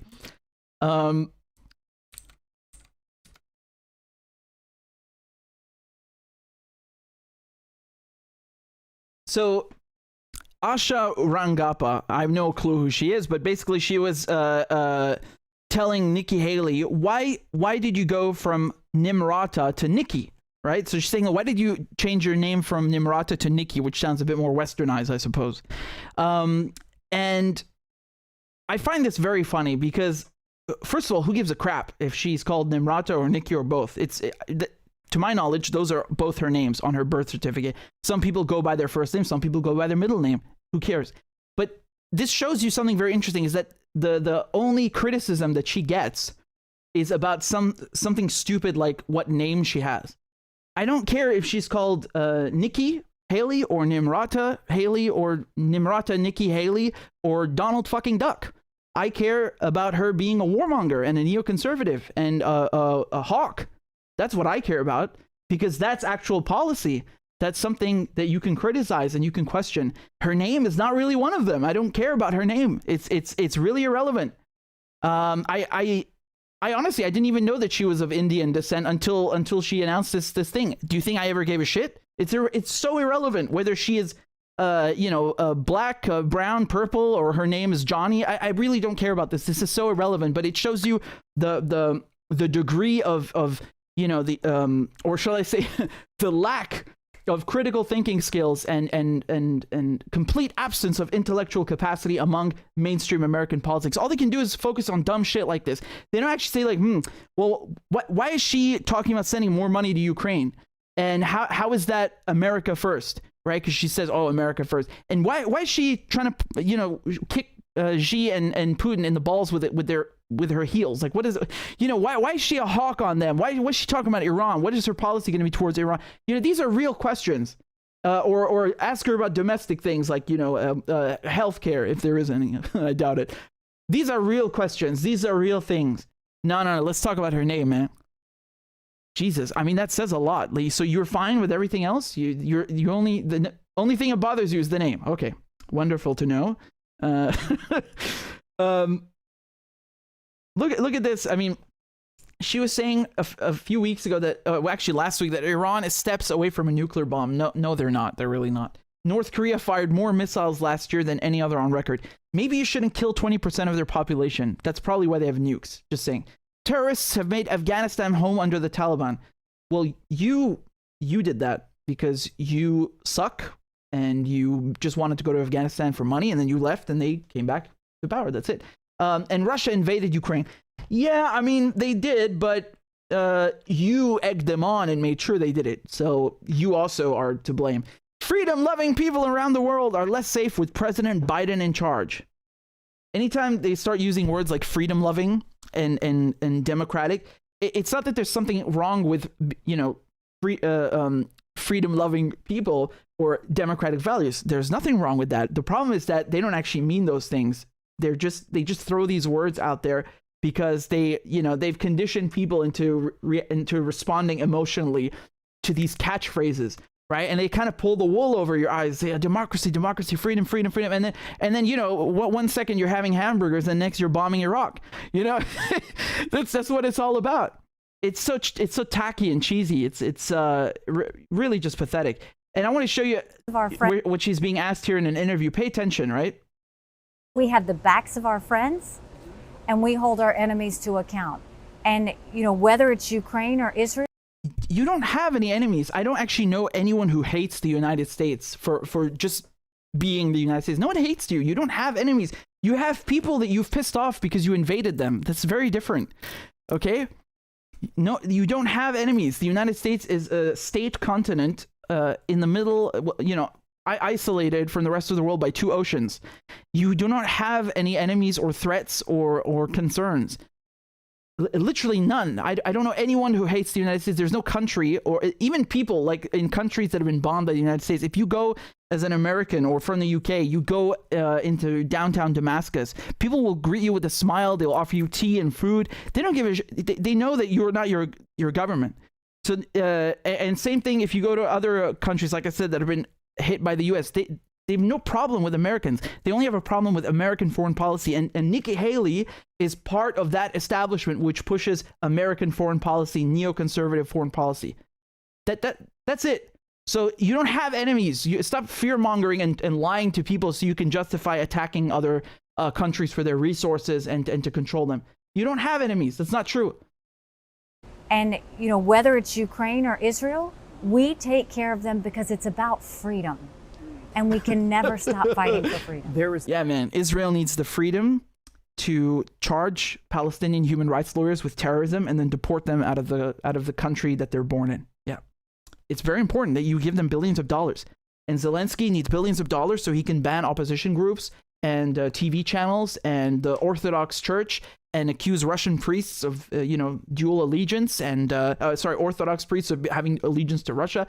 And, he really needs tanks. He really needs HIMARS. He really needs fighter jets. Please give him everything while there's a train derailing in East Palestine and giving people cancer there. Let's not fix the railways. Let's not update the infrastructure. No. Let's give Zelensky and Israel billions because it's about freedom. It's that populist strain and a lot of MAGA that wants the Ukraine gravy train, financially and otherwise, to stop. And even there's a growing Republican growing Republican support to say, wait a minute, checks and balances here. What are we doing giving all this money to Ukraine? Where do you come down on the money, on the military, whether it be fighter jets, X, Y, and Z? Biden was slow to the take. Yeah. He should have given Ukraine what they needed right when this started, and we'd be in a totally different place right now. This isn't a war about Ukraine. This is a war about freedom. Oh my God, and again. I don't think we need to put troops on the ground. I don't think we need to write them blank checks. But they have the passion to fight for their own freedom. Give them the ammunition to do it. Get with our NATO allies and say, hey, man, yo, you want to talk about passion? I know a lot of people in Palestine and Damascus and Tehran and Latin America who have the passion to free Palestine. They were ready to march in the morning. Right now, let's fucking go. You got the weapons? You okay with that? Yeah? If it's about passion to fight for their country, let's go. We're ready. the ammunition to do it. Get with our NATO allies and say, hey, we're not the only ones. You've got to do it too. And let them win this fight. But I'll tell you what, let them win this fight. Let's fight the Russians down to the last Ukrainian. Let them win this fight, you know? This fight. But I'll tell you what, if they win this fight, you won't hear anything from Russia, China, or Iran. If they lose this fight, Russia's not going to stop at Ukraine. They're going to go into Poland and the Baltics, and we've got a world war on our hands. Really? They're going to go into Poland and the Baltics. We have to make what? Okay, let's say that's true. Let's say that's true. What is in the Poland and the Baltics? What on earth could be in Poland and the Baltics that would make the Russians so determined that they would actually go in there? If that's true, I'm thinking just hypothetically here, because she says that this is true. Like if they win in Ukraine, they're going to go into Poland and Baltics. Well, what's in there? Oh, that's right. You, Nikki Haley, you, NATO. What the fuck are you doing in Poland and the Baltics? Why are you there? Oh, I forgot. Yeah, you're there to annoy the Russians and to just keep egging them on, right? See, Nikki Haley's a liar, and she was the U.S. ambassador to the United Nations, and she has all the classic traits of an American diplomat. She lies, right? Now, don't get me wrong. Most embassies are spy stations, and they that's what they are, no matter the country. But when the Americans make deals, with their diplomats, they lie. And I've seen this, personally with documents that I've published. They lie to their own so-called allies. So in that case, it was Spain. They lie to the United Kingdom. They lie to everybody. There are no limits, to who they'll lie to. And so when they told the Russians, please support German reunification, East and West back together, we won't expand NATO, they lied. And I blame the Russians also, because the Russians should have put their foot down and said, you write that in fucking text inside the treaty.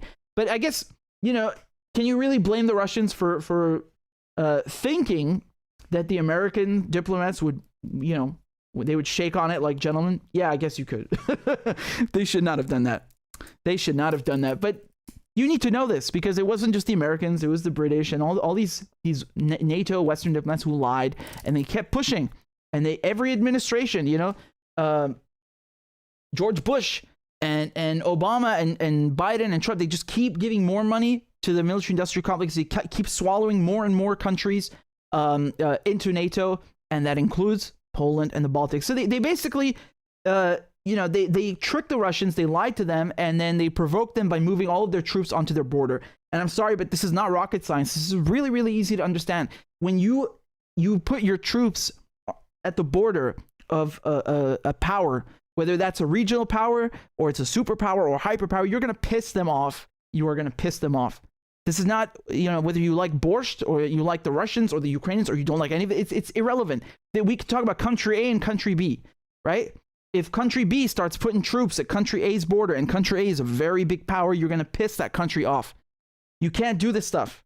You can't do this stuff. This is basic geopolitics. This is not rocket science. Stop bullshitting people and trying to make this about, oh, it's Putin trying to revive the Soviet Empire. No, he's not. That's complete nonsense.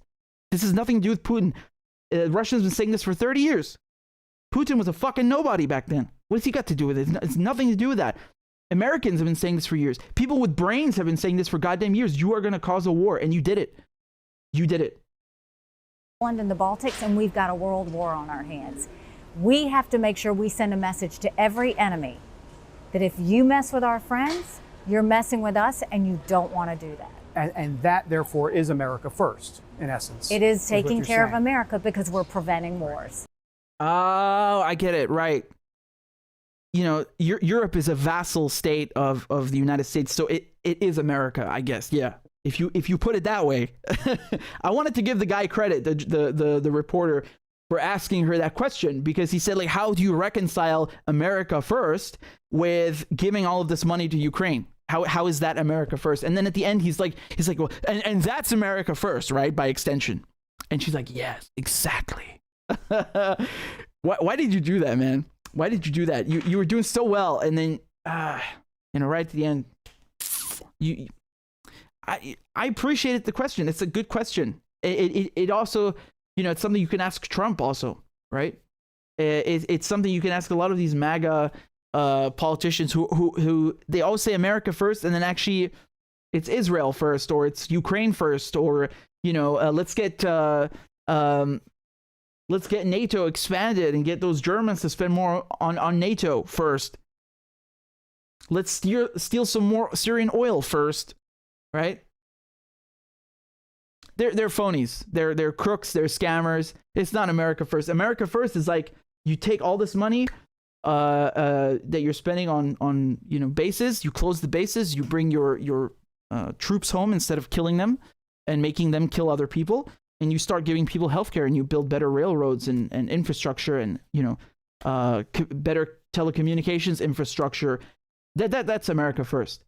But none of these people are actually America first, right? They're just another variant of the same crap. The swamp. The swamp. Donald Trump is part of the swamp. He never drained anything. He's part of the same swamp. He just you know, just a big mouth. In any case, I mentioned Trump because she said that she was going to support Trump if he runs again, and Trump is running again. But apparently she's running her own campaign now. Now, again, a lot can happen. She might end up dropping out and getting another ambassadorship from Trump, although you can buy those, you know. I'm not kidding. People literally pay for those posts. Like, you guys remember this thing about Iran? Like, there was some fake story in the news about Iran wanting to kidnap the U.S. ambassador to South Africa, who is a fucking nobody, who used to design handbags before she got that post after she paid off Trump. Now, again, I'm not saying she's a nobody because she did handbags, but I'm saying that she has no political or strategic value for Iran to kidnap. She has no experience as a diplomat. She literally just paid Trump to get that post. And suddenly Iran wants to kidnap her. Like, it's just complete horse manure. But, you know, it shows you the caliber of the State Department. And I think it's very disappointing, frankly, very disappointing. Nikki Haley, the U.S. ambassador to the UN. That's so embarrassing. Jesus Christ, what an embarrassment. Man, you should have sent fucking Chuck E. Cheese instead of her. It would have been better. She has no clue what she's doing. She's not even fit enough to be a governor. Never mind represent the United States at the United Nations. God, what an embarrassment. But anyway, she might end up dropping out and, having some kind of post like Buttigieg did with Biden where he gave him the transport secretary place. It's the swamp, man. But I thought I'd let you in, on her new campaign, and I'm interested to see if Pompeo will run. That guy's also a character, and I don't necessarily mean that in a nice way, but he's definitely his own character. Wouldn't you agree? God, I like that he was fat because he looked like a mob boss, right? And now he's slimmed down and everything. Why did you do that, man? Come on, you got to play the part. Method acting, okay? I liked him more when he was fat. He looked funnier, like a real mob character. Yeah, like he should have just put a cigar in his mouth and we're good to go. All right, man. That's it for Nikki Haley. Enough. I'm just gonna say this, that it's so pathetic. People, they want to criticize her name, but not her policies. What does that say about you? That shows you how close liberals, neoliberals, and neoconservatives are. They've basically just became one thing, and it's so funny. It's really funny and sad, but this is a political reality, of the United States.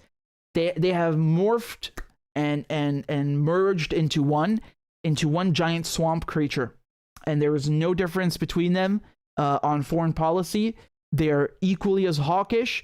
Whether it's Biden, whether it's Trump, whether it's Haley, they're all the same crap. There is no difference between them. And I know it sounds very, there are people who want to be more nuanced. No, there's nothing really nuanced to it. These bombs are red and those are blue, but they're still the same bombs from the same factory. That's it. There's nothing to it. And Nikki Haley, when she was U.S. ambassador, she's the same hawk as all the other ones before her, right? And after her. There's no difference. We know who she is. So, be kind of funny though if she ends up running against Trump. We'll see.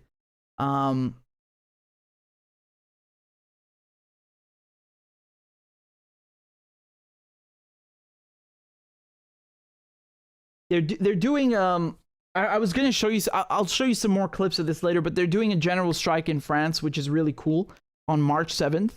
And all the unions have called for it, and it's go.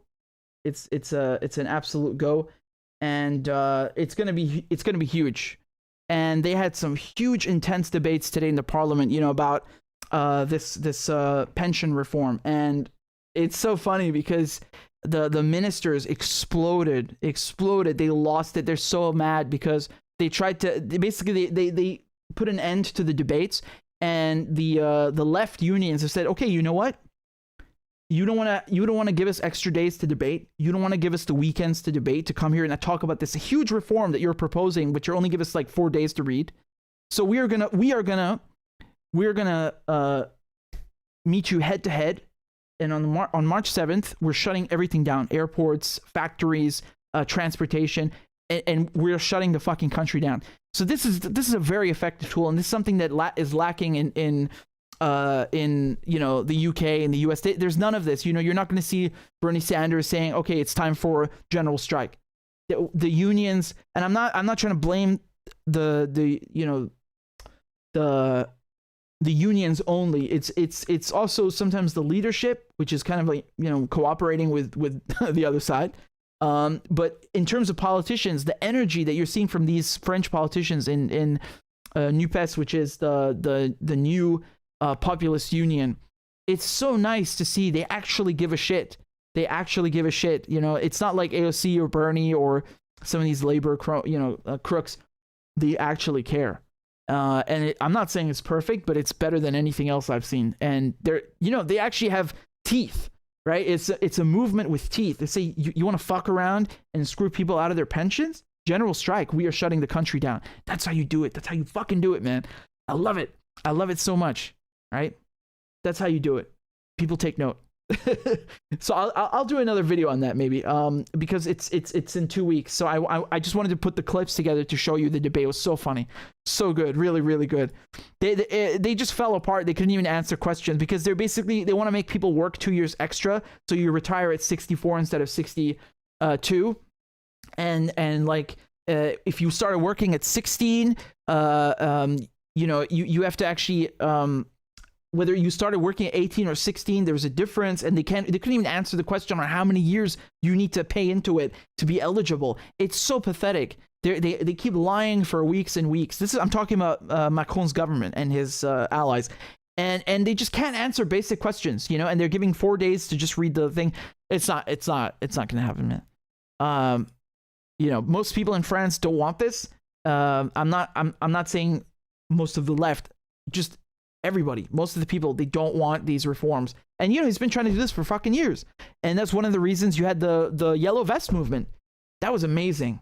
And again, they tried to smear that by saying, well, you know, there's tons of people who are right wing and they're this and that. Yeah, again, I'm pretty sure they don't all agree with each other. That's not the point. The point was, you know, sticking it to the government and showing them, you need to respect us. We are the citizens. We are the ones who are doing the work. You need to respect us.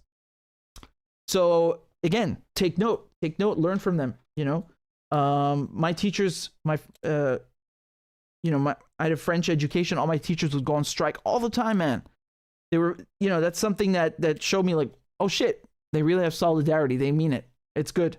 You know, you see that, and you start to understand how this is supposed to work. You don't have any of that in England, any of that in the US. It's a shame. It's really a shame. You used to have it at one point, not anymore. And you remember that all of these socialist concessions, all of these basic things that people take for granted now are actually socialist movements who got them, you know, like paid leave, sick days, paid sick days. This is non-existent before, you know, 40-hour work week. This is stuff that was unheard of. And the people who got that, they did it with general strikes, and they were socialist movements. So it's worth remembering, worth keeping in mind. Excuse me. So I just want to say we got another donation on PayPal. This is from Julio. So thank you very much for that. I appreciate it. And we also got one from Paula. Thank you for the GoFundMe donation. You're very kind. Again, guys, let me plug the show because I didn't plug it. So there's a couple of ways you can donate if you would like to donate. You can just send something on PayPal. If you have a question or a note, just type it in and I'll try and answer it and read it. Or just type it in the comment section, whatever. But I read every one of them. And if you want, you can also send on CashApp and Venmo. There's a QR code on the screen. You just take up your phone with the camera app and scan it. And if you want to donate monthly, you can do that on Patreon or on YouTube. There's a membership button, so you guys are supposed to unlock those cool emojis. I don't know how many members we have. I just started it a couple of days ago, and you guys started joining like crazy. So nice. We got 120 members already. That's pretty dope. Thank you guys very much. So if you guys join on YouTube or Patreon for monthly donations, I'm going to play a crab dance. So come on, let's go. I want to play a crab dance. I think we're at 755 now. Let me just double check. How many are we on Patreon? Yeah, 755. So we just want to get to 800. That is 45 more people. So guys, we've got 700 people watching. We only need 45 of you, just 45 to donate $1 a month so we can hit the goal. I would be very grateful if you guys could please donate to support the show, because there are no ads in the videos or sponsors. It's just you guys, and everything I do is for free. So if you can donate and you want to, thank you very much. I'll just put up the thing on the screen. So you should be able to see that now.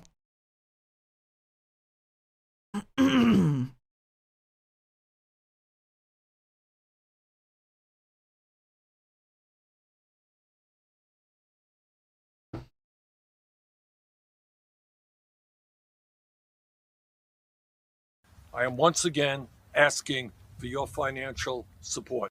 A is for all men and women created by you know the thing. B is for I'm beginning to see why your wife left you. C is for Corn Pop was a bad dude, and he ran a bunch of bad boys. D is for Don't worry, I'm so serious. Children, I love to hear them. E is for Excuse to walk by the dealer and say, no, I'm not going to be a mule. I got something to do. I got to go do boom, boom, boom. F is for Time friend, and she's a friend. She's been my friend in and out of public life. G is for Go to Joe 30330. H is for Hairy legs that turn blonde in the sun, and the kids used to come up and reach in the pool and rub my leg down. I is for I'm a Democratic candidate for the United States Senate. J is for Just look at the record. I have President Biden, Vice President Biden. Well, I tell you what, if you look at my record and you still doubt about my commitment, then you should vote for somebody else. K is for Kids jumping on my lap, and I've loved kids jumping on my lap.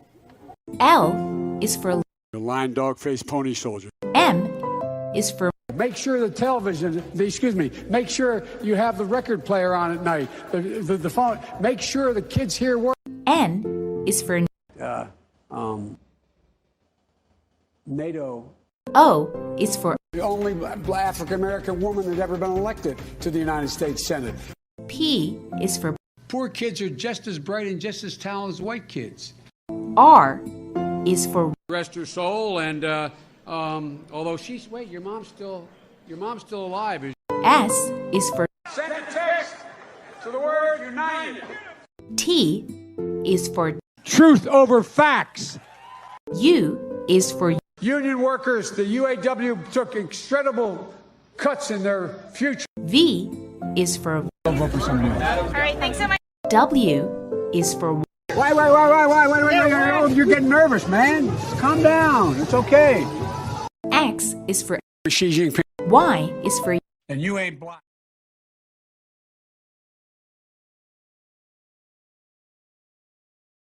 All right, guys, we're back. I have a very special announcement, by the way. Let me just pull this up on the screen so you can see. Excuse me.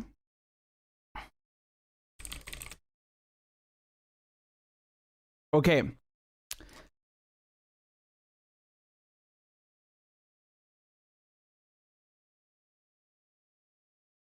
So I have a special announcement.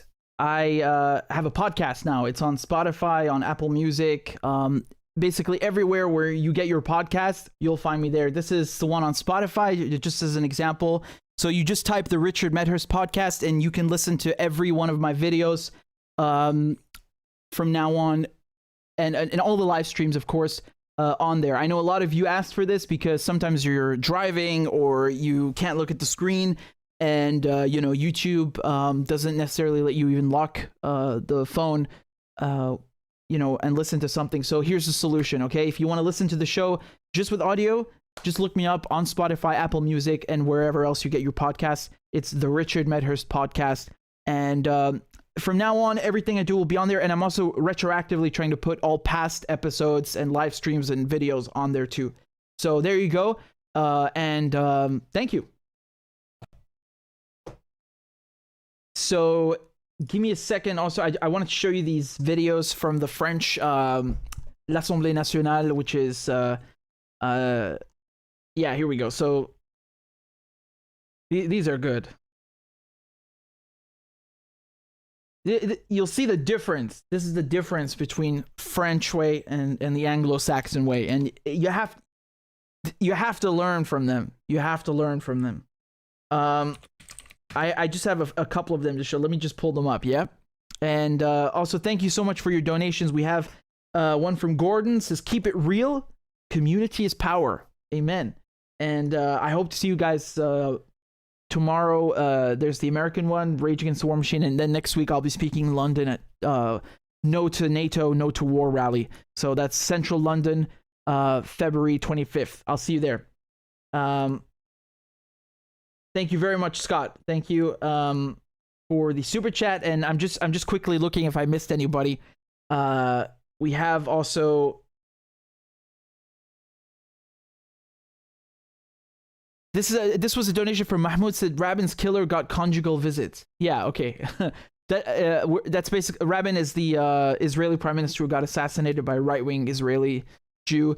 Yeah, so obviously you can see the difference. If you're a Jewish terrorist who assassinates the prime minister, that's fine. But if you're Palestinian who's fighting for freedom, you'll get deported to another area of Israeli-controlled Palestine.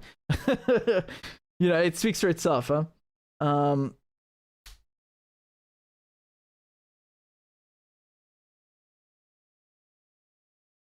Okay, so 1 second. I wanted to pull up those videos. God damn, this was so funny, man. This was so funny.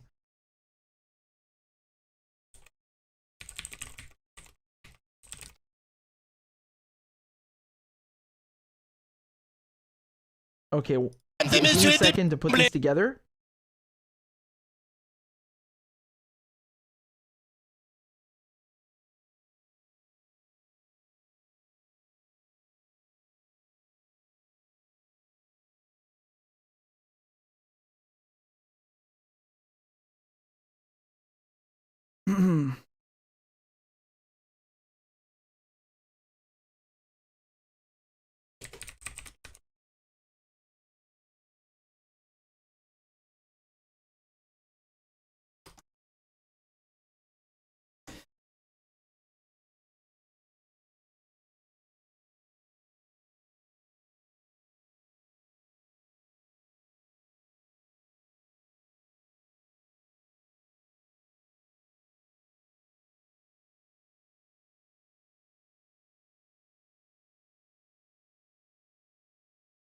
Okay. Yeah, here we go. So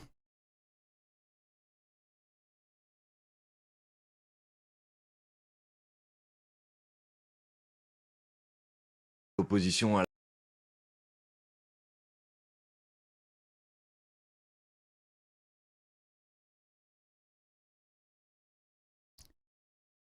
So here are just some of the videos from the really intense debates in l'Assemblée nationale in France, showing you how the left are really putting their foot down and threatening the government with a general strike, which is going to take place on March 7th if they don't abandon their pension reforms, which basically just screw people out of early retirement at 62. They want to raise it from 62 to 64. And here's some of the best moments, okay? Because this stuff was really intense. First of all, the president of the National Assembly, it turns out she owns thousands of shares in Total, which is the French energy giant. Guess which companies are turning out record profits right now when people are paying such high gas bills? Shell, Total is one of them. All of these companies are benefiting very, very greatly because all of the electricity and gas prices have gone through the roof. And so the left's idea that, okay, fine, you're trying to enact these pension reforms because there's no money. Well, why don't we just tax the rich, right? Look at these companies with their record profits. There's les super profits, right? Let's just tax them and use that money and put it into the pension fund, right? And turns out the president of the National Assembly, she owns a bunch of shares in Total and in L'Oréal. So obviously she doesn't want to be taxed, right? These people are politicians are the same, man. They're the same. Let me just play you the scene. It's so funny, man. Okay, I'll try to interpret at the same time for you, yeah?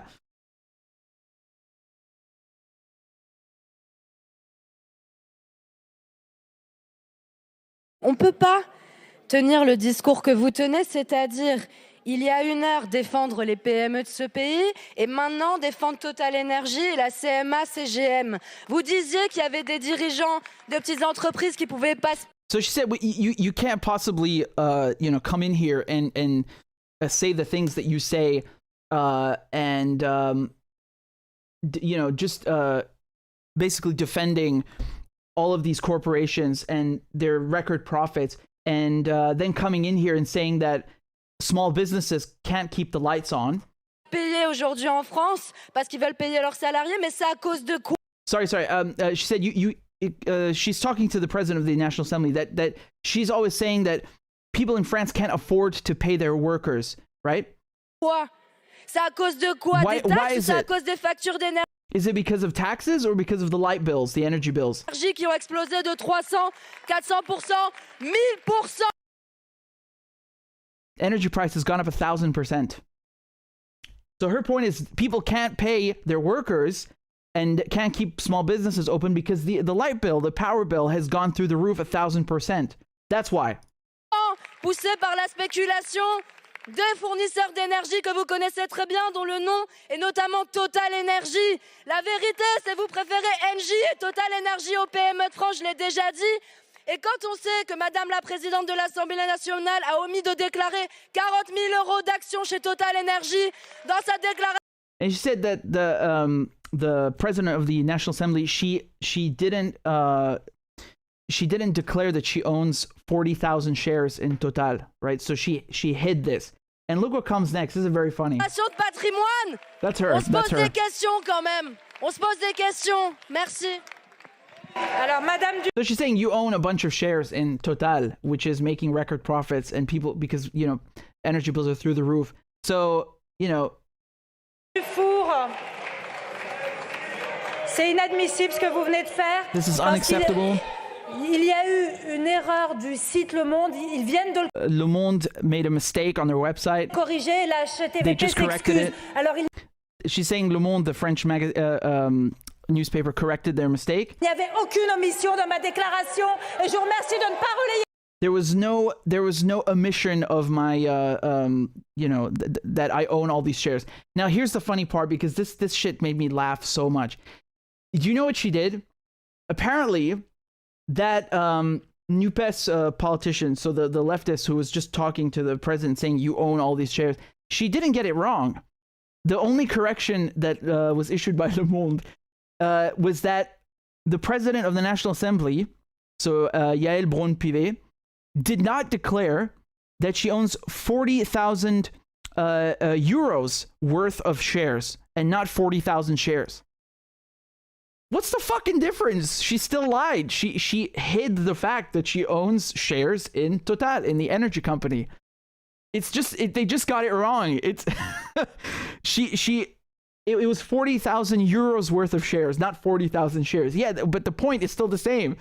This is so funny, man. And everybody's like getting up and clapping for her, like as if she just owned her. No, she lied. She lied about it and she didn't say it. Look at it. They're all getting up and clapping for her.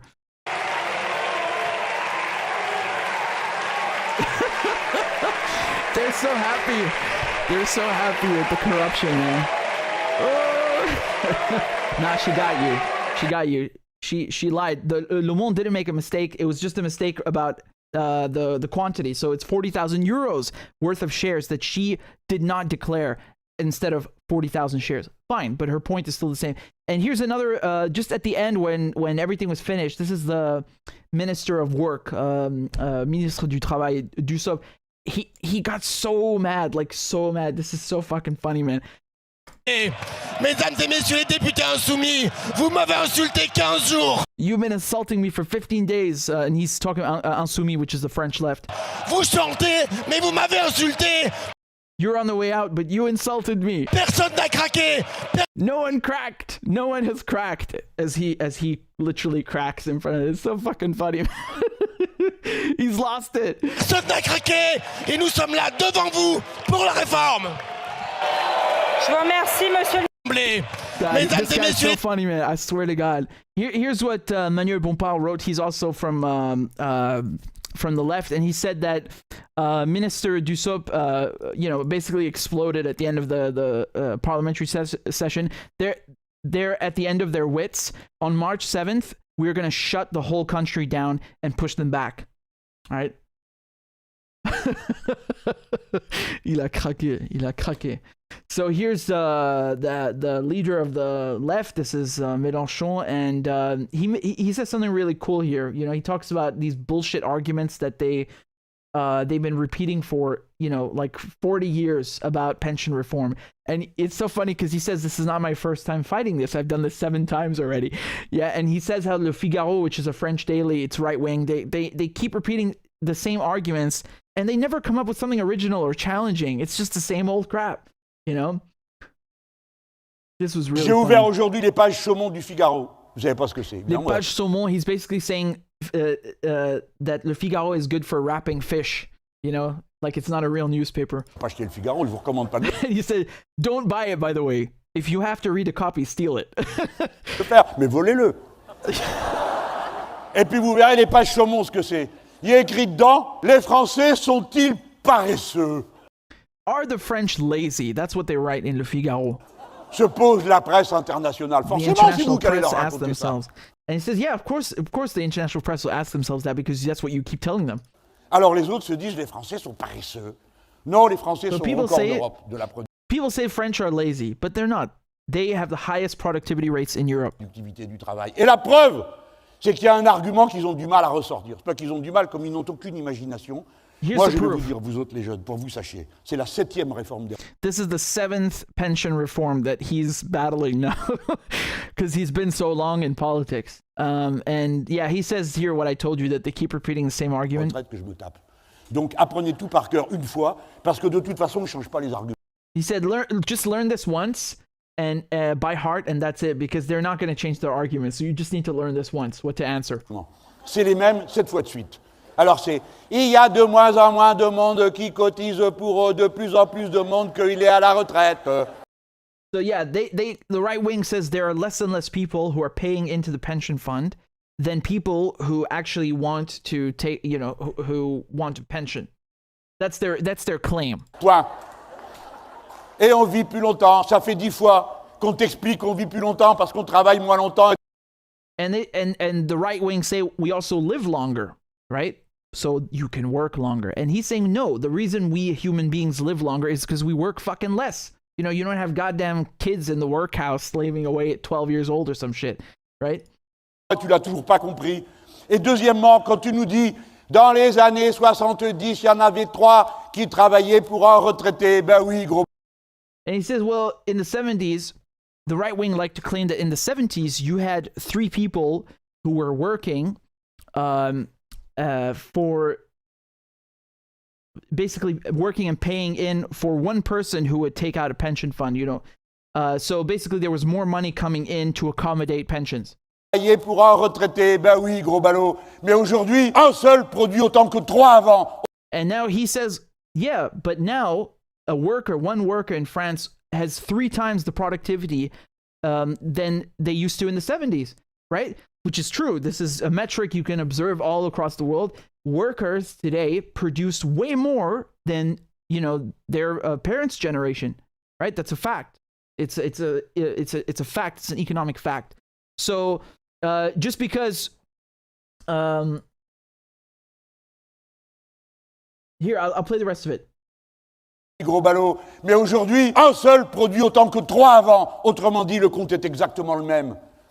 Et donc, vous êtes juste des menteurs. Vous bourrez le crâne des gens.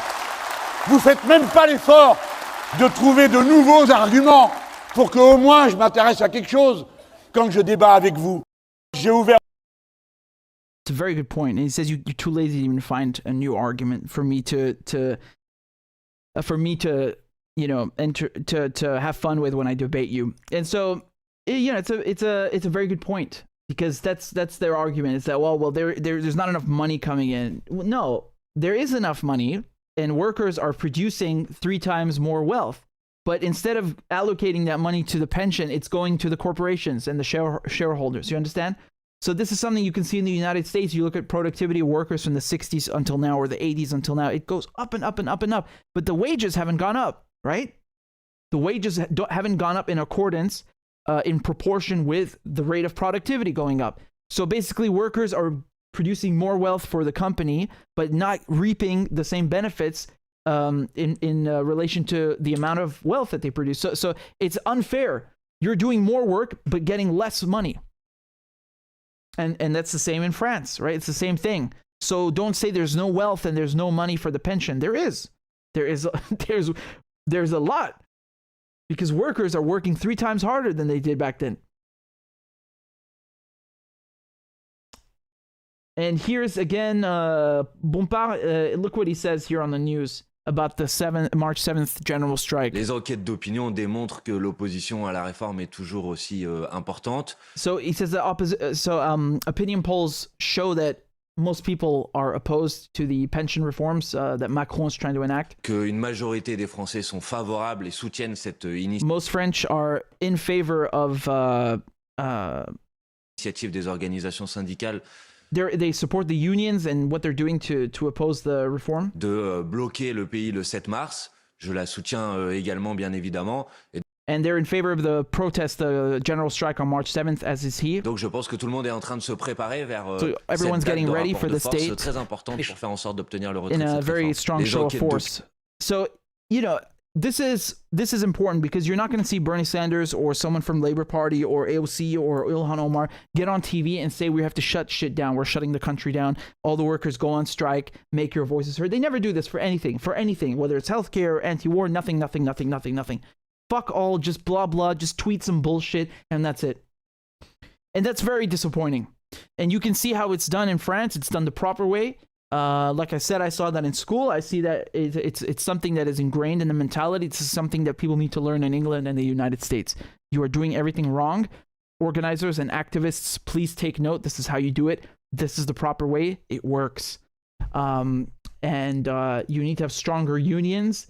You need to have unions that work together. Remember, the general strike on March 7th only works when all the unions actually work together. Can you imagine having a general strike in the UK and the US? I don't even remember the last time they even had one. It's unheard of. It's not, you know, the best that we had were the teacher strikes, you know, a couple years back, which is great, but it's not enough. Teachers are just one part of the equation. You need everybody else to join in. And yeah, in the UK, you've got rail workers who strike all the time. I know, but that's not enough. You need more for a general strike. It's what's called general strike. They know how to get organized, and they're an example that everyone should follow because they get results. And the politicians, these are people who are actually representatives. They represent the constituents. They don't go in and start representing, you know, fucking corporations and sounding like the people on the other side of the aisle. No. They're consistent. And I'm not saying they're perfect, but they are a hell of a lot better than anything in the UK and the US. It's not even comparable. Forget about it. It's not even close. It is not comparable. Let me show you. This seriously, I want to laugh at this again. Like how she's like, hey, Le Monde, they corrected it. Okay, that's not true that I admitted how many shares I own. No, you did. They just you lied. You lied about owning 40,000 euros worth of shares in Total. That was the correction. So it's 40,000 euros and not 40,000 shares. What's the difference? The point is the same. You're corrupt. You have a conflict of interest. You don't want to give people a good pension by taxing the rich because you are the rich and you are literally invested in a company that's making record profits. I mean, disgusting corruption. And then she's like, oh, she acts like she owned her or something, you know, and everybody's getting, what? Just so pathetic, really pathetic. She lied. So she lied about this when she didn't declare it, and then she lied again inside of the National Assembly when she said that this is not true and there was a correction. No, you still lied.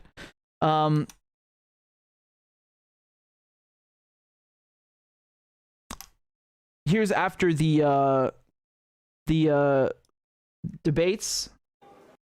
Dans cette bataille, la NUPES et les Insoumis ont fait œuvre utile.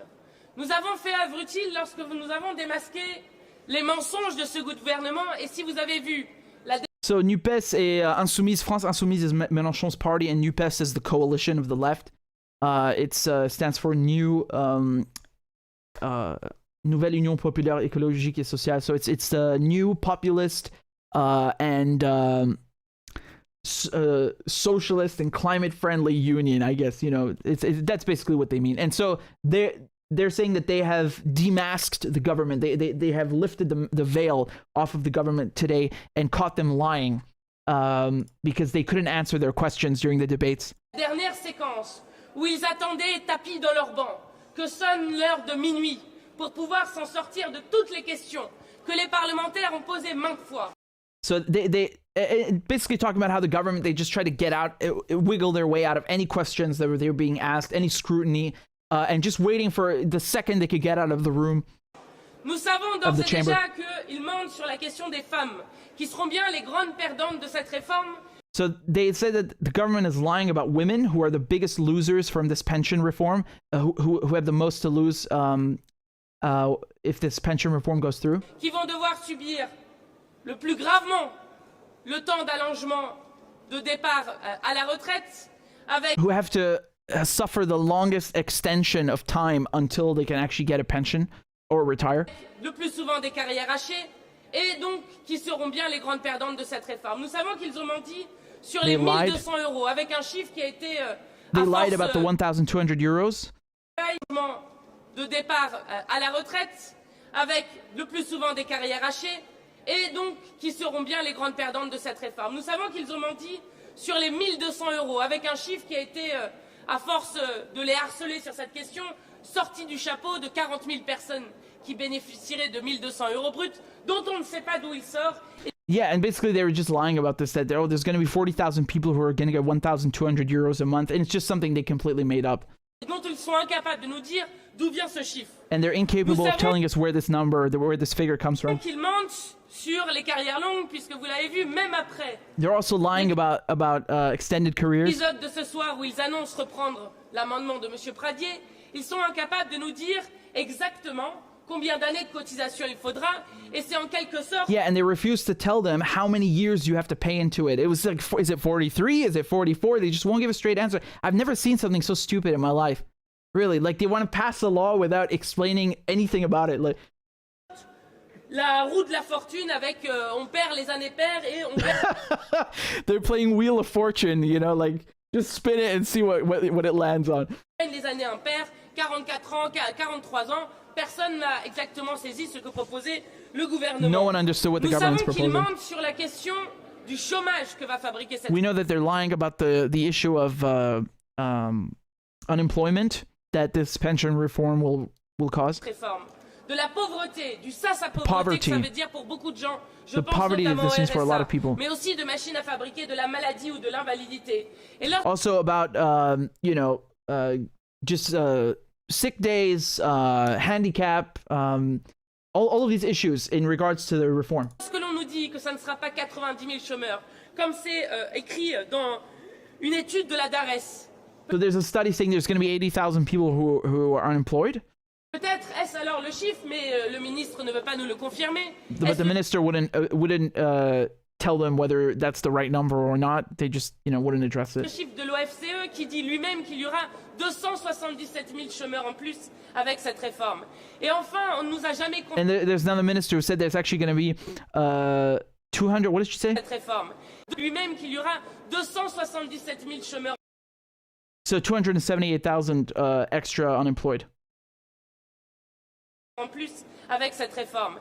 Et enfin, on ne nous a jamais confirmé, là aussi un chiffre de l'OFCE, qui montre qu'avec cette réforme, il y aura d'ici à 10 ans une baisse des salaires de 3%. So with this pension reform, from now until, within the next 10 years, salaries are going to go down by 3%. C'est-à-dire une attaque directe à celles et ceux qui travaillent aujourd'hui. So, which is a direct affront, an attack on people who are working and doing their jobs. Dans notre pays. Oui, nous avons fait œuvre utile et nous avons même pris au sérieux le déficit, soi-disant déficit qui existait dans le système de retraite pour proposer des centaines de manières de financer le système. So they said that we even tried to give the government the benefit of the doubt and accept that, okay, fine, there's a deficit, right, in the budget, in the pension fund. And so we came up with hundreds of ways to fix that deficit, of ways to get money back into the pension fund. De retraite actuelle, mais même pour aller jusqu'à la retraite à 60 ans. Well, again, you get the point. The government, they just want to get this through with as quickly as possible, and they're fighting tooth and nail to avoid answering any questions, to actually agree on anything with the opposition, with the left. It's really childish. I like, they can't even answer how many years you have to pay into it. Like, at least at least be straightforward. But again, we can't expect much of politicians, can we?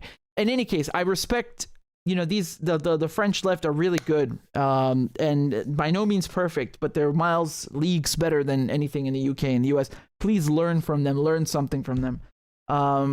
And it's so refreshing. It's so refreshing and invigorating to see people who give a fuck in the government, who are standing in the chamber and actually representing constituents, and not just like blah blah and hot air. Like they have teeth on this movement, right? This teeth has this movement has teeth. It has something to threaten the government with. You know, it has numbers. It's willing to put things into motion and get people onto the streets and have a general strike.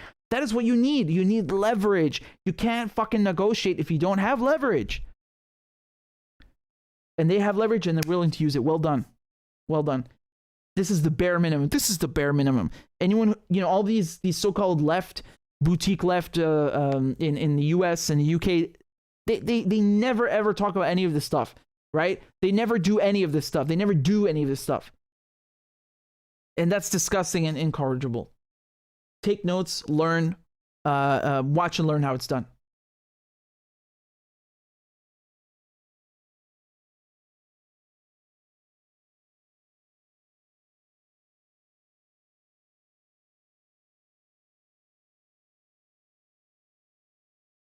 Thank you, Lema, for the donations. Lema says, I have a genius idea of getting aid packs to Syria. Make an aid box, place it on eBay for sale, get someone to buy it, pay them, put address of orphanage or aid place in Syria, and send it as a private package. Well, again, I'm going to check what Tish said with Vanessa Beeley. She posted a GoFundMe site, so I need to double check that. But I'm not sure eBay would even let you. I really don't know. What a lot of people end up doing is going through Lebanon, basically. So I think the best bet would be to get it to Lebanon. But again, you need to have someone that you know is going to receive it in Lebanon and then get it to people in Syria, right? Because that's how most things are done. Because like I was saying before, even if it's just an aid box or like we were saying, clothes and stuff, I really don't know what's going to happen with GoFundMe. They're putting them back online now because of the waiver, I think. I don't know if that's true with PayPal. I don't know what you can do in terms of sending things, so I need to check. But I'm going to post the link to the GoFundMe if I find it, and if I can verify that it's actually serious, I'll put it in the community tab because, you know, I know not everybody knows someone in Lebanon who can get things to people there, so it's difficult. I know. But thank you, Lema, for caring, and I appreciate the support. And just give me a second.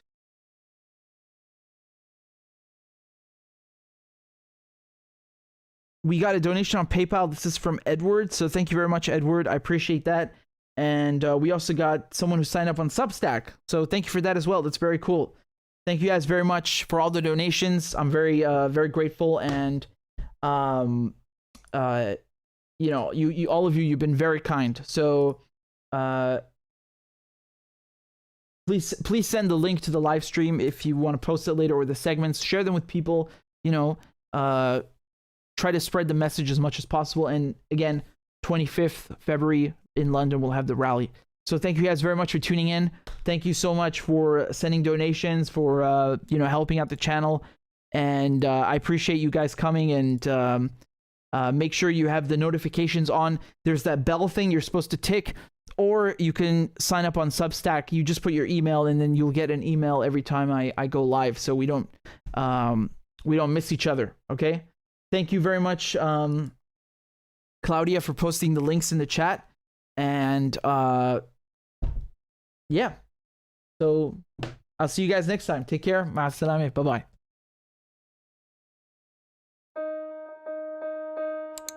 Sweden wanted to join NATO. They broke with their you know, decades-long neutral stance. Turkey was one of the only countries, I think along with Hungary, that was saying, we're not going to let you in, because you need to have consensus, right? You need all the members in NATO to say, okay, you can join. Their bid has kind of been in limbo because Turkey wanted to, you know, extract several concessions. It was very clear that they really want to join NATO in Sweden, and they were doing everything they could to appease the Turks. And then this moron comes in front of the Turkish embassy and burns the Quran. I understand that in their point of view, this is freedom of expression, and you know, you're in Sweden, you can do whatever you like. But you have to remember that if you're trying to get Turkey support, maybe wait until after you've gotten it. I mean, this is just dumb from a diplomatic level. They're doing everything to appease Turkey, and then because of one idiot, they let this go to waste.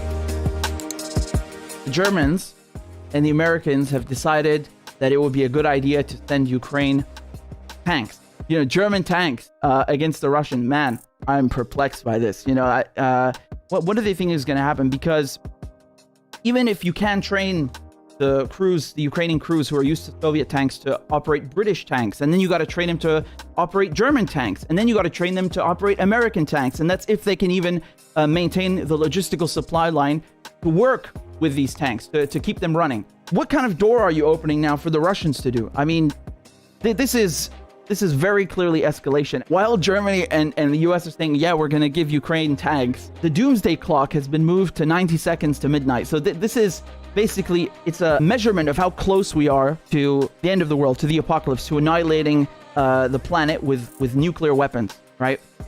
And this is the closest it's ever been to midnight, okay? Midnight representing the end. Ukraine's most senior military commander has said that his forces need about 300 Western tanks. Over the last year, NATO allies in Eastern Europe supplied Ukraine with Soviet-era and Russian-made tanks that have been ground down or destroyed in constant fighting. Soviet-era and Russian-made tanks. Now, Ukraine, having been a Soviet satellite state and part of the Soviet Union, it was part of Russia, you know, all of its military personnel being trained on Russian tanks. What do you think they're going to do with American tanks or German tanks, which they are not trained to operate? The Ukrainians know how to operate Russian tanks. That's all they know how to operate. The Ukrainians only use Soviet stuff, right? Until the last couple of years and until now. You know, this is the first major influx of NATO weapons. And again, NATO has been training Ukrainian forces, but Challenger tanks, this is brand new. If they can't even use the tanks that they're trained to use, what makes you so confident they're going to know how to use a Leopard 2 or an M1A2 or a Challenger 2? Man, people train on those things for fucking months and years. Both of these home secretaries, okay, Suella Braverman and Priti Patel, both their parents came to the United Kingdom, and under their own laws as home secretary, they themselves would not have been able to come to the UK, to be born in the UK, and to have a life there. So, like, the hypocrisy is so disgusting, you know, like, I got what I wanted, I'm okay, I'm secure, I can live in the UK, I'm the home secretary now I'm gonna shut the gates. Now I'm going to screw people that have literally nothing, that are so desperate they're, you know, risking drowning in the Channel or the Mediterranean Sea. People have to resort to risking drowning. They have to resort to, you know, hiding in trucks or swimming across the Channel, if everyone's ever done that, crossing the Channel because of her policies, because she forces people into doing that, right? So you literally have no choice. You have to be in the UK to begin the application. What are people supposed to do? Just teleport, you know, for 5 minutes, write down the form and just get out of the UK? This is ridiculous. She's a liar, just like the one, her predecessor, Priti Patel. Why is Germany reluctant to give the Ukrainians tanks? That's a really tough one. I wonder why.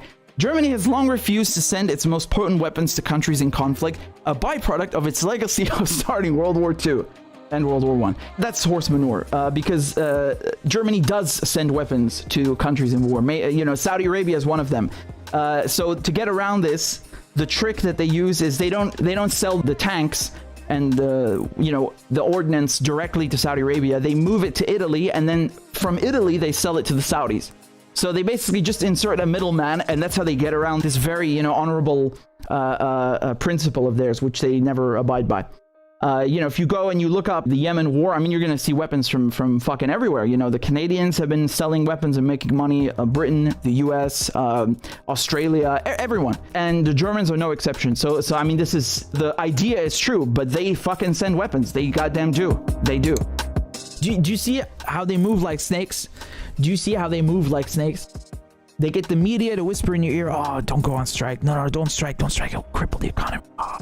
No, it's not, like giving the army $800 billion to fucking bomb, 20 countries. That's okay. That money, we can spare that. But if you go on strike where, oh my God, we're going to lose like $2 billion a day, well, we can't afford that.